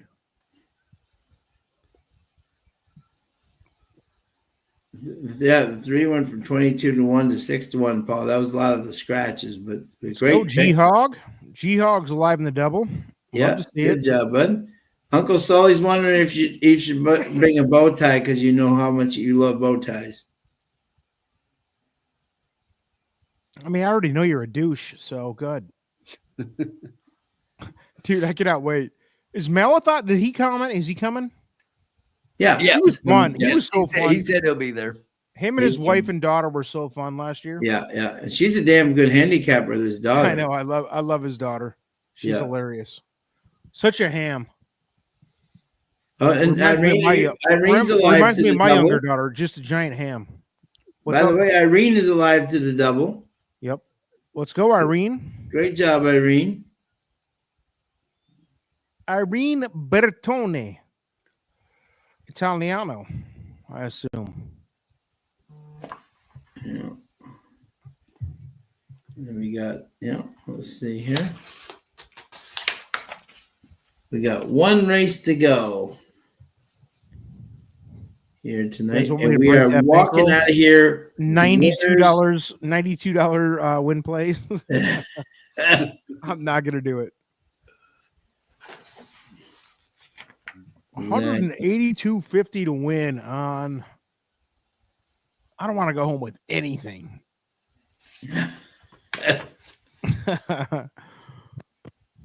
That's not the way we operate here. If Matt DeSantis was in here, he would know. We met that guy at Gulfstream Park, Florida Derby 2023. We met a guy that was like that, dude. We met him at the beginning of the day. It was funny because he was sober. He's like, hey, I know who you guys are. Trust the Prophets. Hey, good, shaking hands. Good to meet you, blah, blah, blah. Nice guy. 2 hours later, he's like hugging, getting really touchy-feely on us and like a little weird. No big deal. But by the end of the day, he's like, I got $245 left in my bank account. Let's go. And he just pushes it all in on something. And me and Matt are like, don't do that if that's your last 245. Like me and Matt were down there betting like 5 across the board. Like we're not, especially DeSantis is, I think, cheaper than me, even though he's wealthy. So we're down there like betting like $10. Like the same way we all bet, $20 here and there. You might put like $100 on a pick 4 or something like that, but no big stuff. This guy's like, oh, I got $300 on race 9 on this certain horse to win. And I'm like, $300 to win. I don't know if other than having like a mutual fund, I've never done that. I've never bet 300 to win on a horse by myself. Have you, Sean? I know you haven't. No. Tim maybe. 300 to win? Yeah, Tim has. Never. Look at him. He can't even wipe that smile off his face. Never. I bet more to win. I put $1,500 to win on a horse. Not personally, but a mutual fund. But that was because I was up $4,000 for the fund. It was the year before you guys got in Breeders' Cup. I made so much money. It was like 2021, I think. Breeders' Cup. We started with $2,000. I was at 5,500 or something. And we put $2,000. I put $2,000 on a horse to win. I'm not going to mention it, but he stumbled out of the gate and it was over. I'm like, yep. It was a sprint. You can probably figure out who it was. 2022. Sprint horse stumbled out of the gate, dropped to his knees. He usually was on the front and he stumbled, right? He had to do the front. Yeah, Kona. No, Nope. No. I don't remember this. Wesley Ward, right? Probably. I can't remember. Irad stumbled out of the gate. Yeah. Yeah. $1,500 to win. Oh. And it was over before it started. Yeah. And I think he was 4 to 5 or something, which really hurt. Yes, he was. Yes. Oh. No bueno. Peace out, Paul. Have a good night, bro. It's like Thanks, 4 in the Paul. morning there. Oh. I like G-Hog. $100 is the max. That's kind of the area I roll in when it comes to win bets. Yeah. I mean, come on. I placed 100 once. Never 300. Yeah, but Sean, you're sensible. Yeah. And I was up on the You day. don't drink. You don't drink is a big Yeah. difference. And I was up on the day 900. So, you know what I'm saying? So, yeah, Did you hit? the only $100 You bet I ever didn't bet win. You didn't was win it, was preservationist, and you lost. and he won. Well, how could you bet $100 one time, win it, and then not run it back? Because I'll never do it again. Nope. Ooh. That was fun. And the one time it came in, it was How great. stressed were you? Huh? Was your heart rate up? Oh yeah. Well, I wanted him to win anyways, and then if you remember, that was the Woodward where preservationist went through the hole. The junior went through the hole and got up and won. You know, it was like wow, that was exciting. Let me ask you this, Sean. Yes. Have you ever won the amount? I mean, Mystic Dan. That was a big show for me. A big win in the Derby last year. T Blaine checking in. He knows all about my M Dan win, bro. Golden that Pal. turned in. I had the exacta and the win. Woo! You're gonna love the way you look. T Blaine, also a theater dork. Shout out to my daughter Nora. If you didn't hear me earlier, crushed Cinderella. Great night. Having a good night. Proud daddy over here. So, and I know T Blaine's got a daughter who's in theater too. So we're both theater dorks, you know. But that's the formula for the kids. The kids scoring at home, that's the formula for the bingo cards. All right. Golden Pal, baby. Tom Barch nailed it. I knew who it was. That's my guy, the biggest. I just bet wasn't I've going to ever say made. it. It was too painful for you. Golden Pal. Golden F. Yep. Went to his knees on the gate. I mean, no. These things are animals. They're wild animals at the end of the day.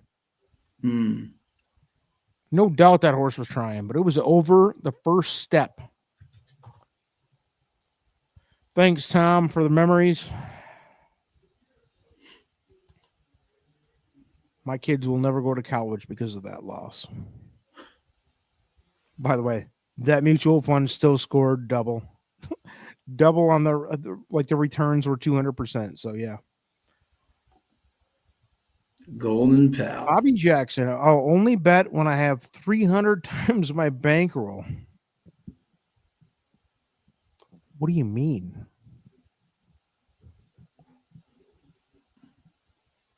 So you don't go above your minimum bet? I don't understand. But yes, thank you, Tom. Golden Enemy. That's what we'll call him.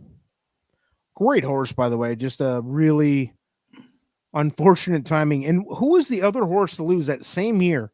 There was two major 4 to 5, 3 to 5 favorites. Oh, you're thinking of what's his name? The other sprinter? The miler. Jackie's Warrior. Jackie's Warrior lost right there too, right? Yeah. Yes. That was a big loss too. Two amazing horses. They got bad breaks. Yep. All right. Here's the 10th race coming up here at Turfway, where you're gonna help us get Sean. I don't want anything to do with this other than the fact that I'm going to tell you. Yeah. I just deposited $50 in my account. Yeah. I haven't played in weeks, to be honest. Okay. A lot going on. Okay. I'm putting it all on this race. Okay. So no pressure on you guys. All right. Good. Fuck me here. It's on you. Love it. Okay. I'm here for the I'm here for the money, as Shania Twain says. I got daughters to feed. Yep. I got a dog over here to feed. Yep. So if you guys lose this, it's on you. My kids and dog will starve. Got it. Fine. I got it. But I got it. We're cashing this race. We are cashing and bringing it home. Why does Witten keep bringing up the Campbell house? Oh, he wants that story. Another day there. Woo! Another day. Baby, we might have to do that in person. I don't know if I can do that. Yeah. Tell that in person. Exactly. We don't want to get knocked off by this. Exactly. Vince I'll Watson put a has. teaser. Let me lay a teaser out for you. Okay.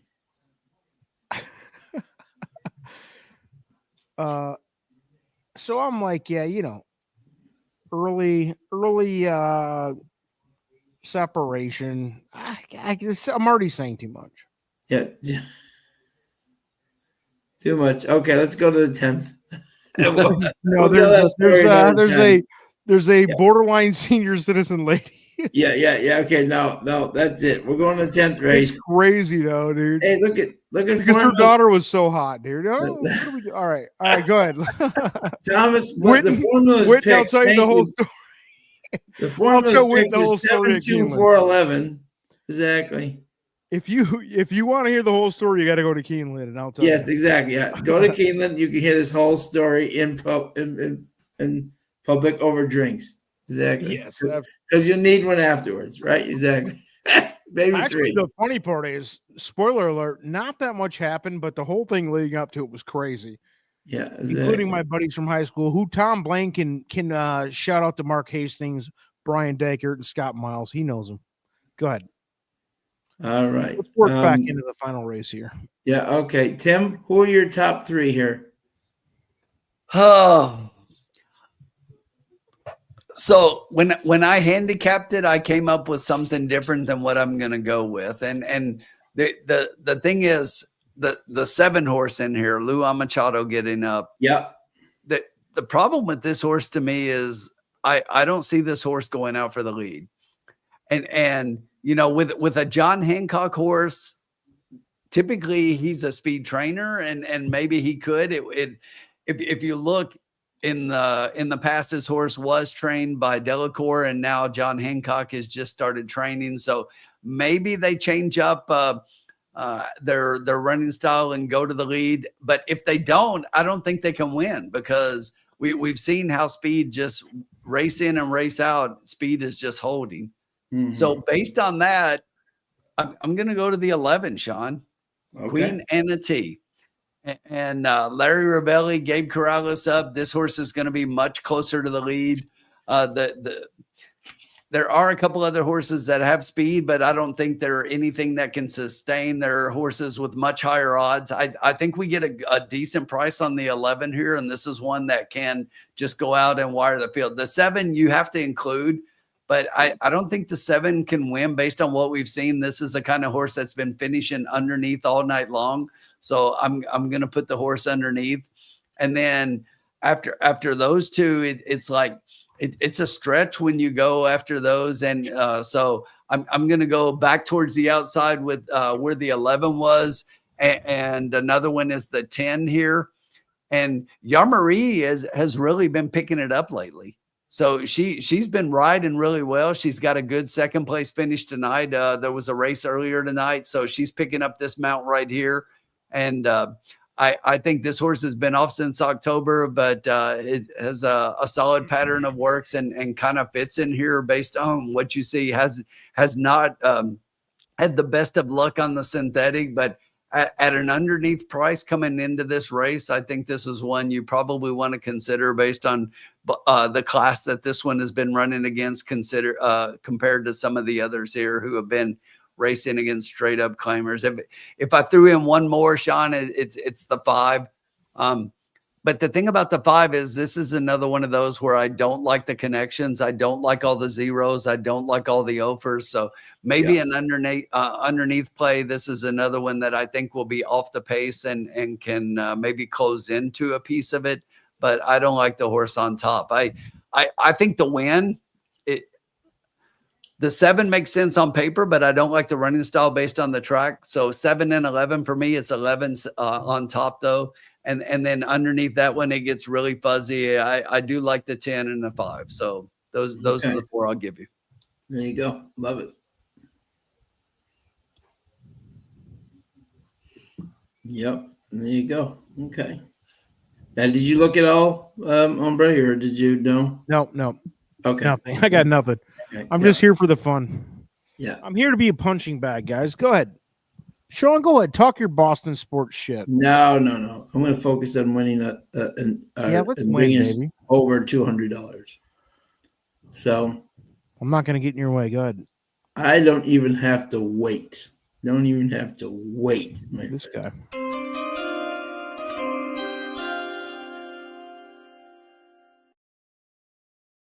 Guaranteed winning night tonight again for the Trusted Profits Cocktail Lounge. But the one's already won one for me. I think Hancock's horse is too tough here. I think this horse will sit a perfect trip off. I think Ravelli will have a couple of horses up front with him, keeping his horse company. I think Lewan gets into the stretch, and I think he'll be awfully tough to beat. I'm going 10 to win in place on the 7. That's it. On the 7? Yep. And we finish ahead. I really Tim, like. your thoughts on the 7 again? I'm sorry. He didn't like the way that sets up for him. No, I'm not tossing the 7. I like the 7 a lot. I just don't think that based on the way the track is playing, I don't think the 7 can win because it's like you can't come from off the pace, and unless the horse is a lot closer, I just don't see it. Now, Formula just put up here that he's predicting the 7 will be a little bit closer to the pace, but and it could be based on the change in trainer, but it didn't come true in the last race, right? And that was the first one. And that actually set up for closers, and this horse was closing that day. So, but if she's not closer, she can't win. I think she can be a part, no doubt. But based on the race shape, I just think the 11 can go out front and just run away from them at a price. Especially Larry Ravelli train. Gabe Corral is getting up.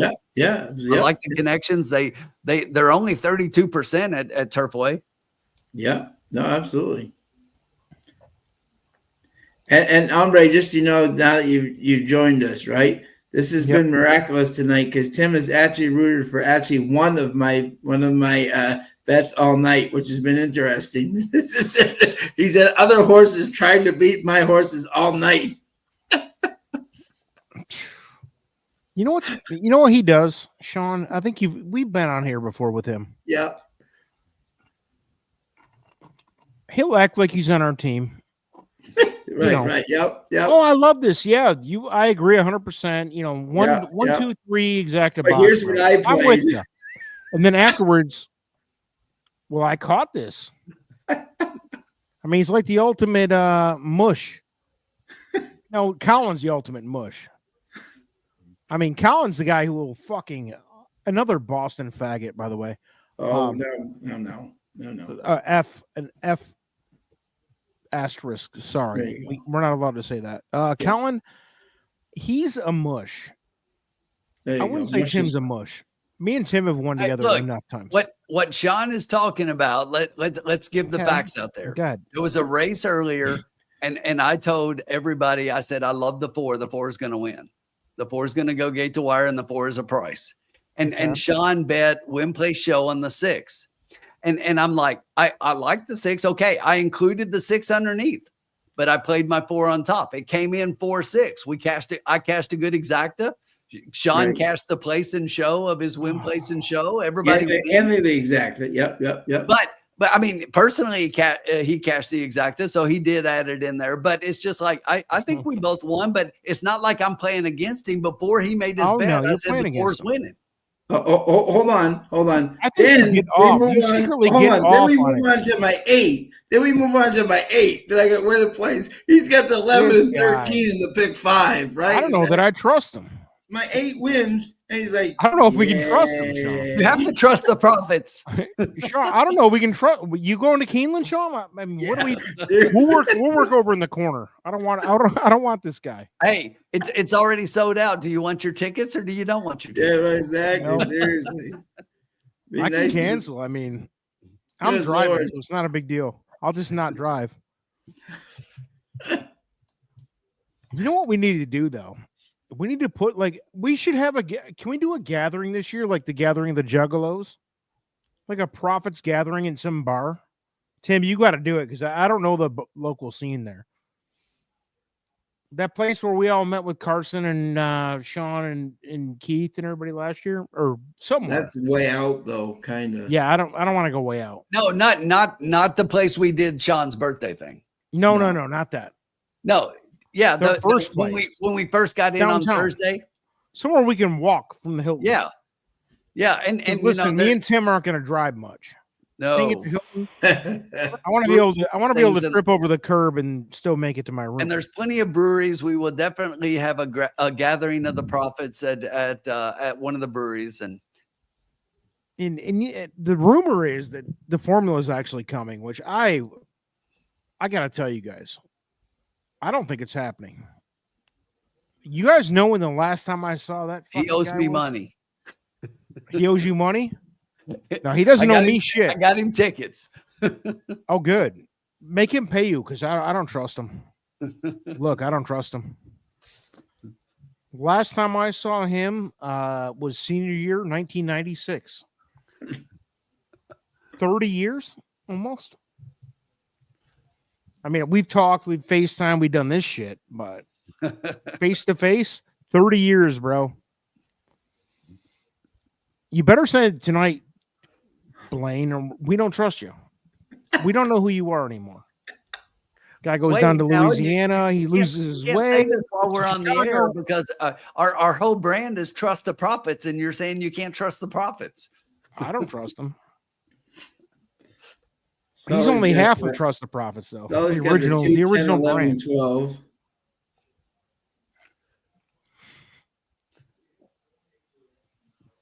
I heard that did happen. My parents were like, Tom Blaine stopped by. That was weird. This guy.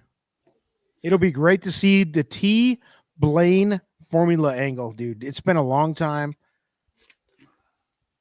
Keeneland's going to be fun. Even more fun than last year, I think. I remember that, though. My parents were like, Tom Blaine showed up on the doorstep today and rang the doorbell. I was like, what? Because, you know, he was down in Louisiana doing the big timing thing at Tulane University. Go That's Green the Wave. local community college kid, you know, so I couldn't afford the big money that his parents Isn't had. that the Green Wave? No, yeah, Green Wave, right? Yeah. Yeah. The Wave, baby. Yeah. They've had a few good clubs. Best thing they ever had though was Sam Morril, the comedian. Great comedian. Other than that town, keep it. Keep your crawfish and crawdads and all that shit. Go fuck yourself with that. Tastes like shit. Jazz is overrated. Fuck yourself. Hombre. Here we go. I just want to get him riled up, bro. He's fucking. He's gonna go on. Come on, give me your Coltrane rant again. It's a shit. That is a shit genre. Overrated garbage. God.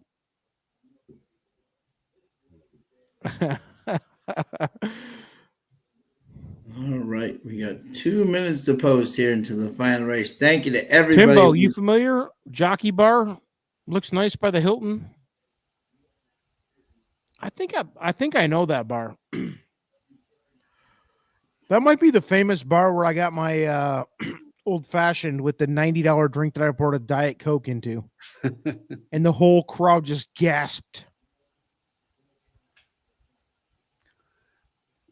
There are better places. JG Funk. I have another Bostonian. I have a what? JG Funk's Bostonian. That explains it. Yeah, see? That explains it.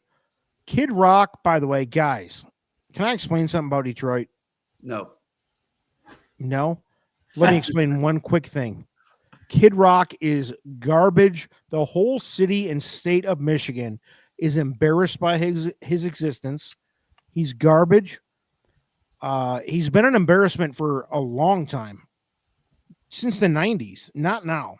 Now he's actually so embarrassing that it's comical. But even in his prime, we are embarrassed of him. Eminem, great. Jack White, the White Stripes, great.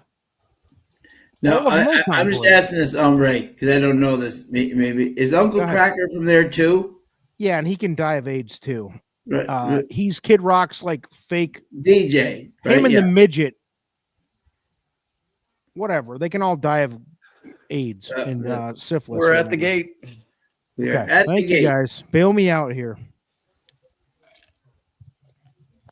That's exactly right. T. Blaine nailing it. I try to disassociate myself from the city that connects to him. Exactly. Please, no. Kudos to this gate crew who just gets these horses in.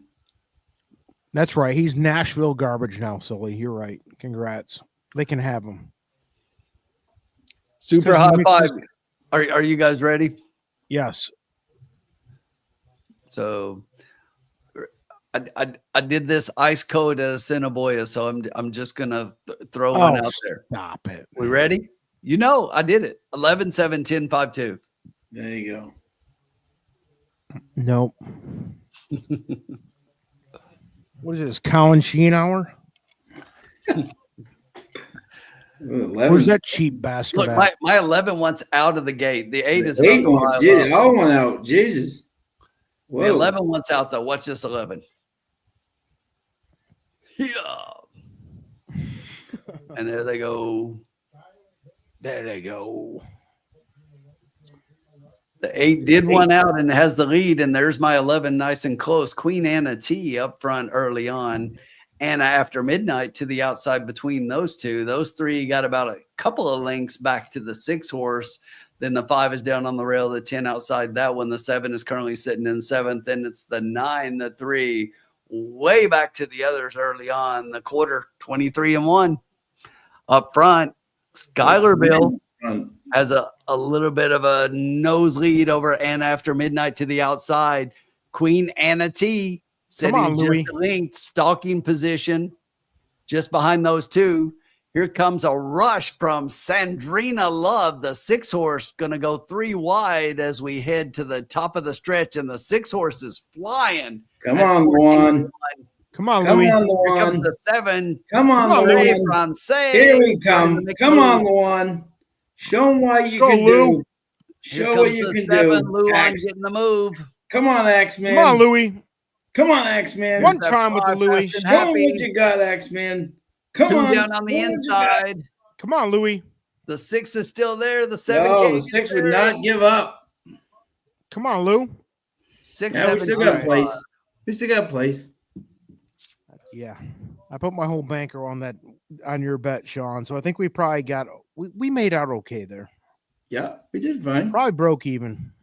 Well, yeah, we got a 14-1 on top of us, so Yes, good point.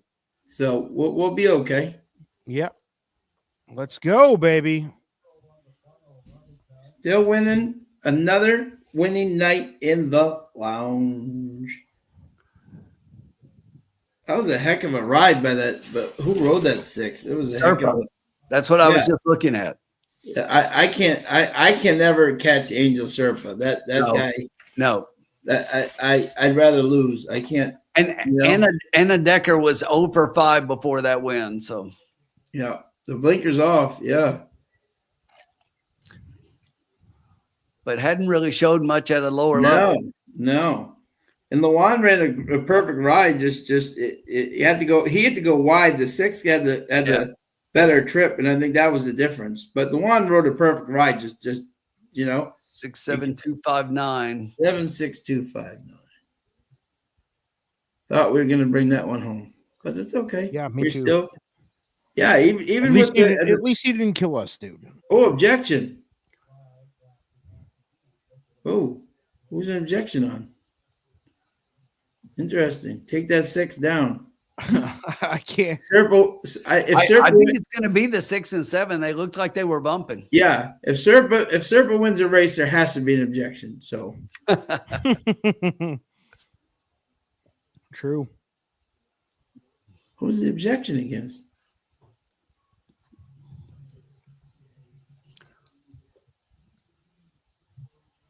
Trying to see if we can find out who the objection is on here. Let's see. Maybe the 6 forced the 7 wide, and that's why the 6 came back. Inquiry and objection. Inquiry and objection. So here we go. Uh-oh. Put us on top. Shawnee, come on, baby. Let's see. You know I had a 40 win place on that. Yeah. Let's 40 see. Oh God, here's Mush is in that. Mush, can you check out for a minute until this decision's made, then come back? I'm talking about that Mush. He's coming out. Everybody. He's coming out. Definitely came out. Let's go, baby. Yeah, he pushed him way out. Come on, baby. The difference is a half of a length, and he's pushing him way out. Colin, check back in and after the decision. And he's whipping with the left hand. Watch, he goes to the left hand here.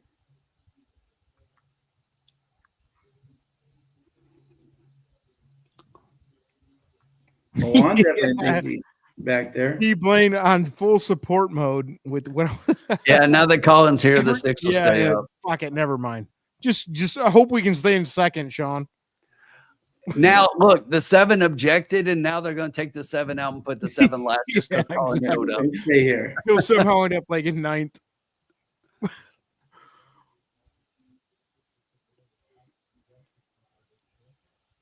He goes to the left hand, and look, he's definitely forcing him out. I'm telling you, he's coming down. Sean, this is all on Colin now. Everything. Everything good or bad tonight, good or evil. Yeah, he definitely forces him out. Judgment Day. Because you're talking a half length here between the two of them. You live 50 more years, but when you pass away, everything on Judgment Day comes down to what Colin. If Serpa goes to the left hand, look at this. He's forcing him way out. Yeah, here we go. I think based on that right there, what I just saw with those two, I think the 6 has to be come down and the 7 wins. Yeah, so and they were a half length apart. We're going to cash win place. That'd be a good one. Put it up for the kids. Can we share the screen? Come on. Oh, definitely. That's the difference. Definitely. Let's be honest. Turfway Park's a comedy routine. Like a bad comedy. You know? Like I'd be embarrassed to be seen there. He's definitely hurting. Have you ever shown your face at Turfway Park? Huh? I was asking Tim if I know you haven't, Sean. Have you ever shown your face at Turfway? No. Yeah. Thank you. Embarrassing. I'd be so embarrassed to walk into that place. Dennis Trusty might see me. I've been there. I just don't show my face. Yeah. Ski mask only. Grocery bag over your head, dude. Where Serpent makes the dumb, he goes to his left hand, you know? Oh, yeah. Brutal, right? And watch, he goes to his left hand here and then just decks him. See, he's going to his left hand, you know? Love it, Sean. We got this coming, babe. Put him up. Bring it to the bank. Put him up. It's going to be interesting.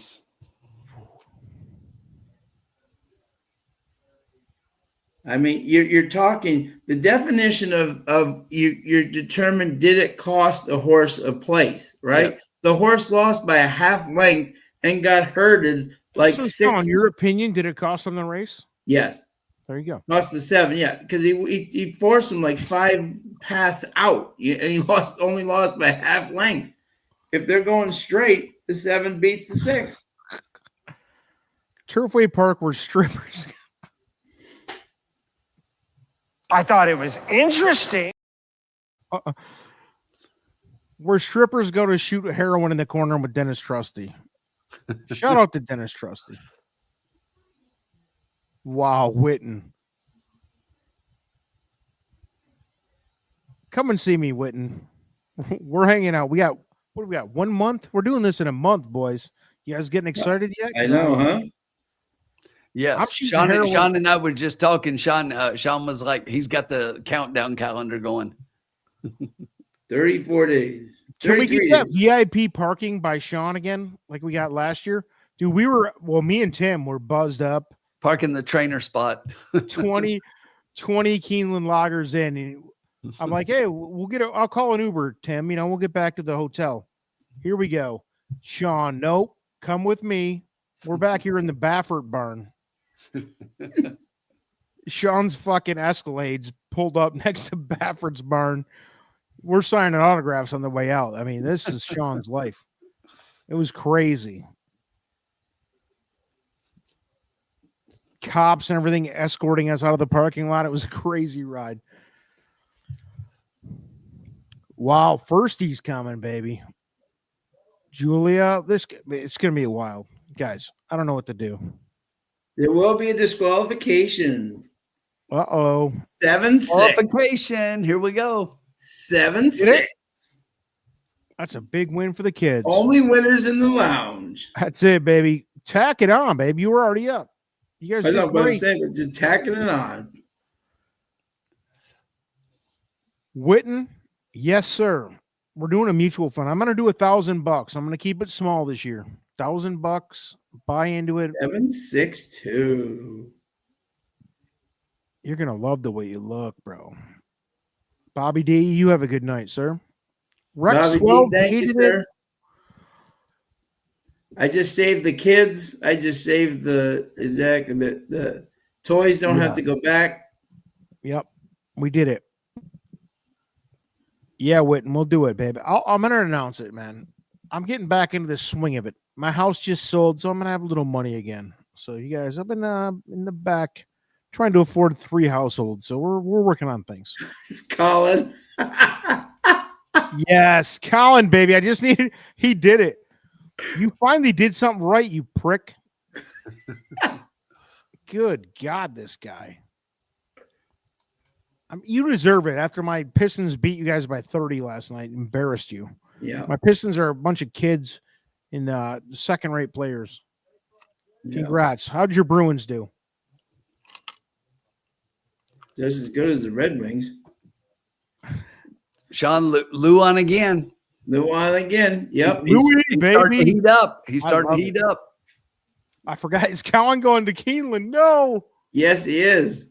Tim, I got news, guys. We have to have like a Colin, what day are you getting there? Are you getting there? He's coming Friday. He's coming Friday, leaving Sunday. Are you guys going Thursday night? I'll be there Thursday night. Yeah. I'll be there Wednesday. Yeah, we gotta get together, the 3 of us, and get our bets together and figure it all out before Colin gets there. I don't want him to have any influence. He's gonna be there Friday morning. That could fuck everything up. So we gotta get Tim, we got 786 and 462. 5 I got it. Love it, baby. Even doing it for the kids. Doing it for the Ombre kids. All right, guys, there you go. So we started out with the bankroll as usual of $100, and we finished with $228.30. Take a bow. Only winners in the lounge. Only By the winners. way, a genuine appreciation for Colin for leaving for that 10 minutes, because that was, when you got some money laying there, you're like kind of nerved up. Colin had me nervous. He left. He knew it. Thank you, Colin. There you go. Who win places at 5-2, Rex? Look at Rex. Rex, what are we doing? Do we need to talk, bud? I love a guy like that. You're cute, Rex. Have a great night. Let's see. I lost $9, but leave it on the roll. I don't know what that means. He's gonna win. You're gonna win it back next time. Yeah. Yes. Colin, you talking about tomorrow?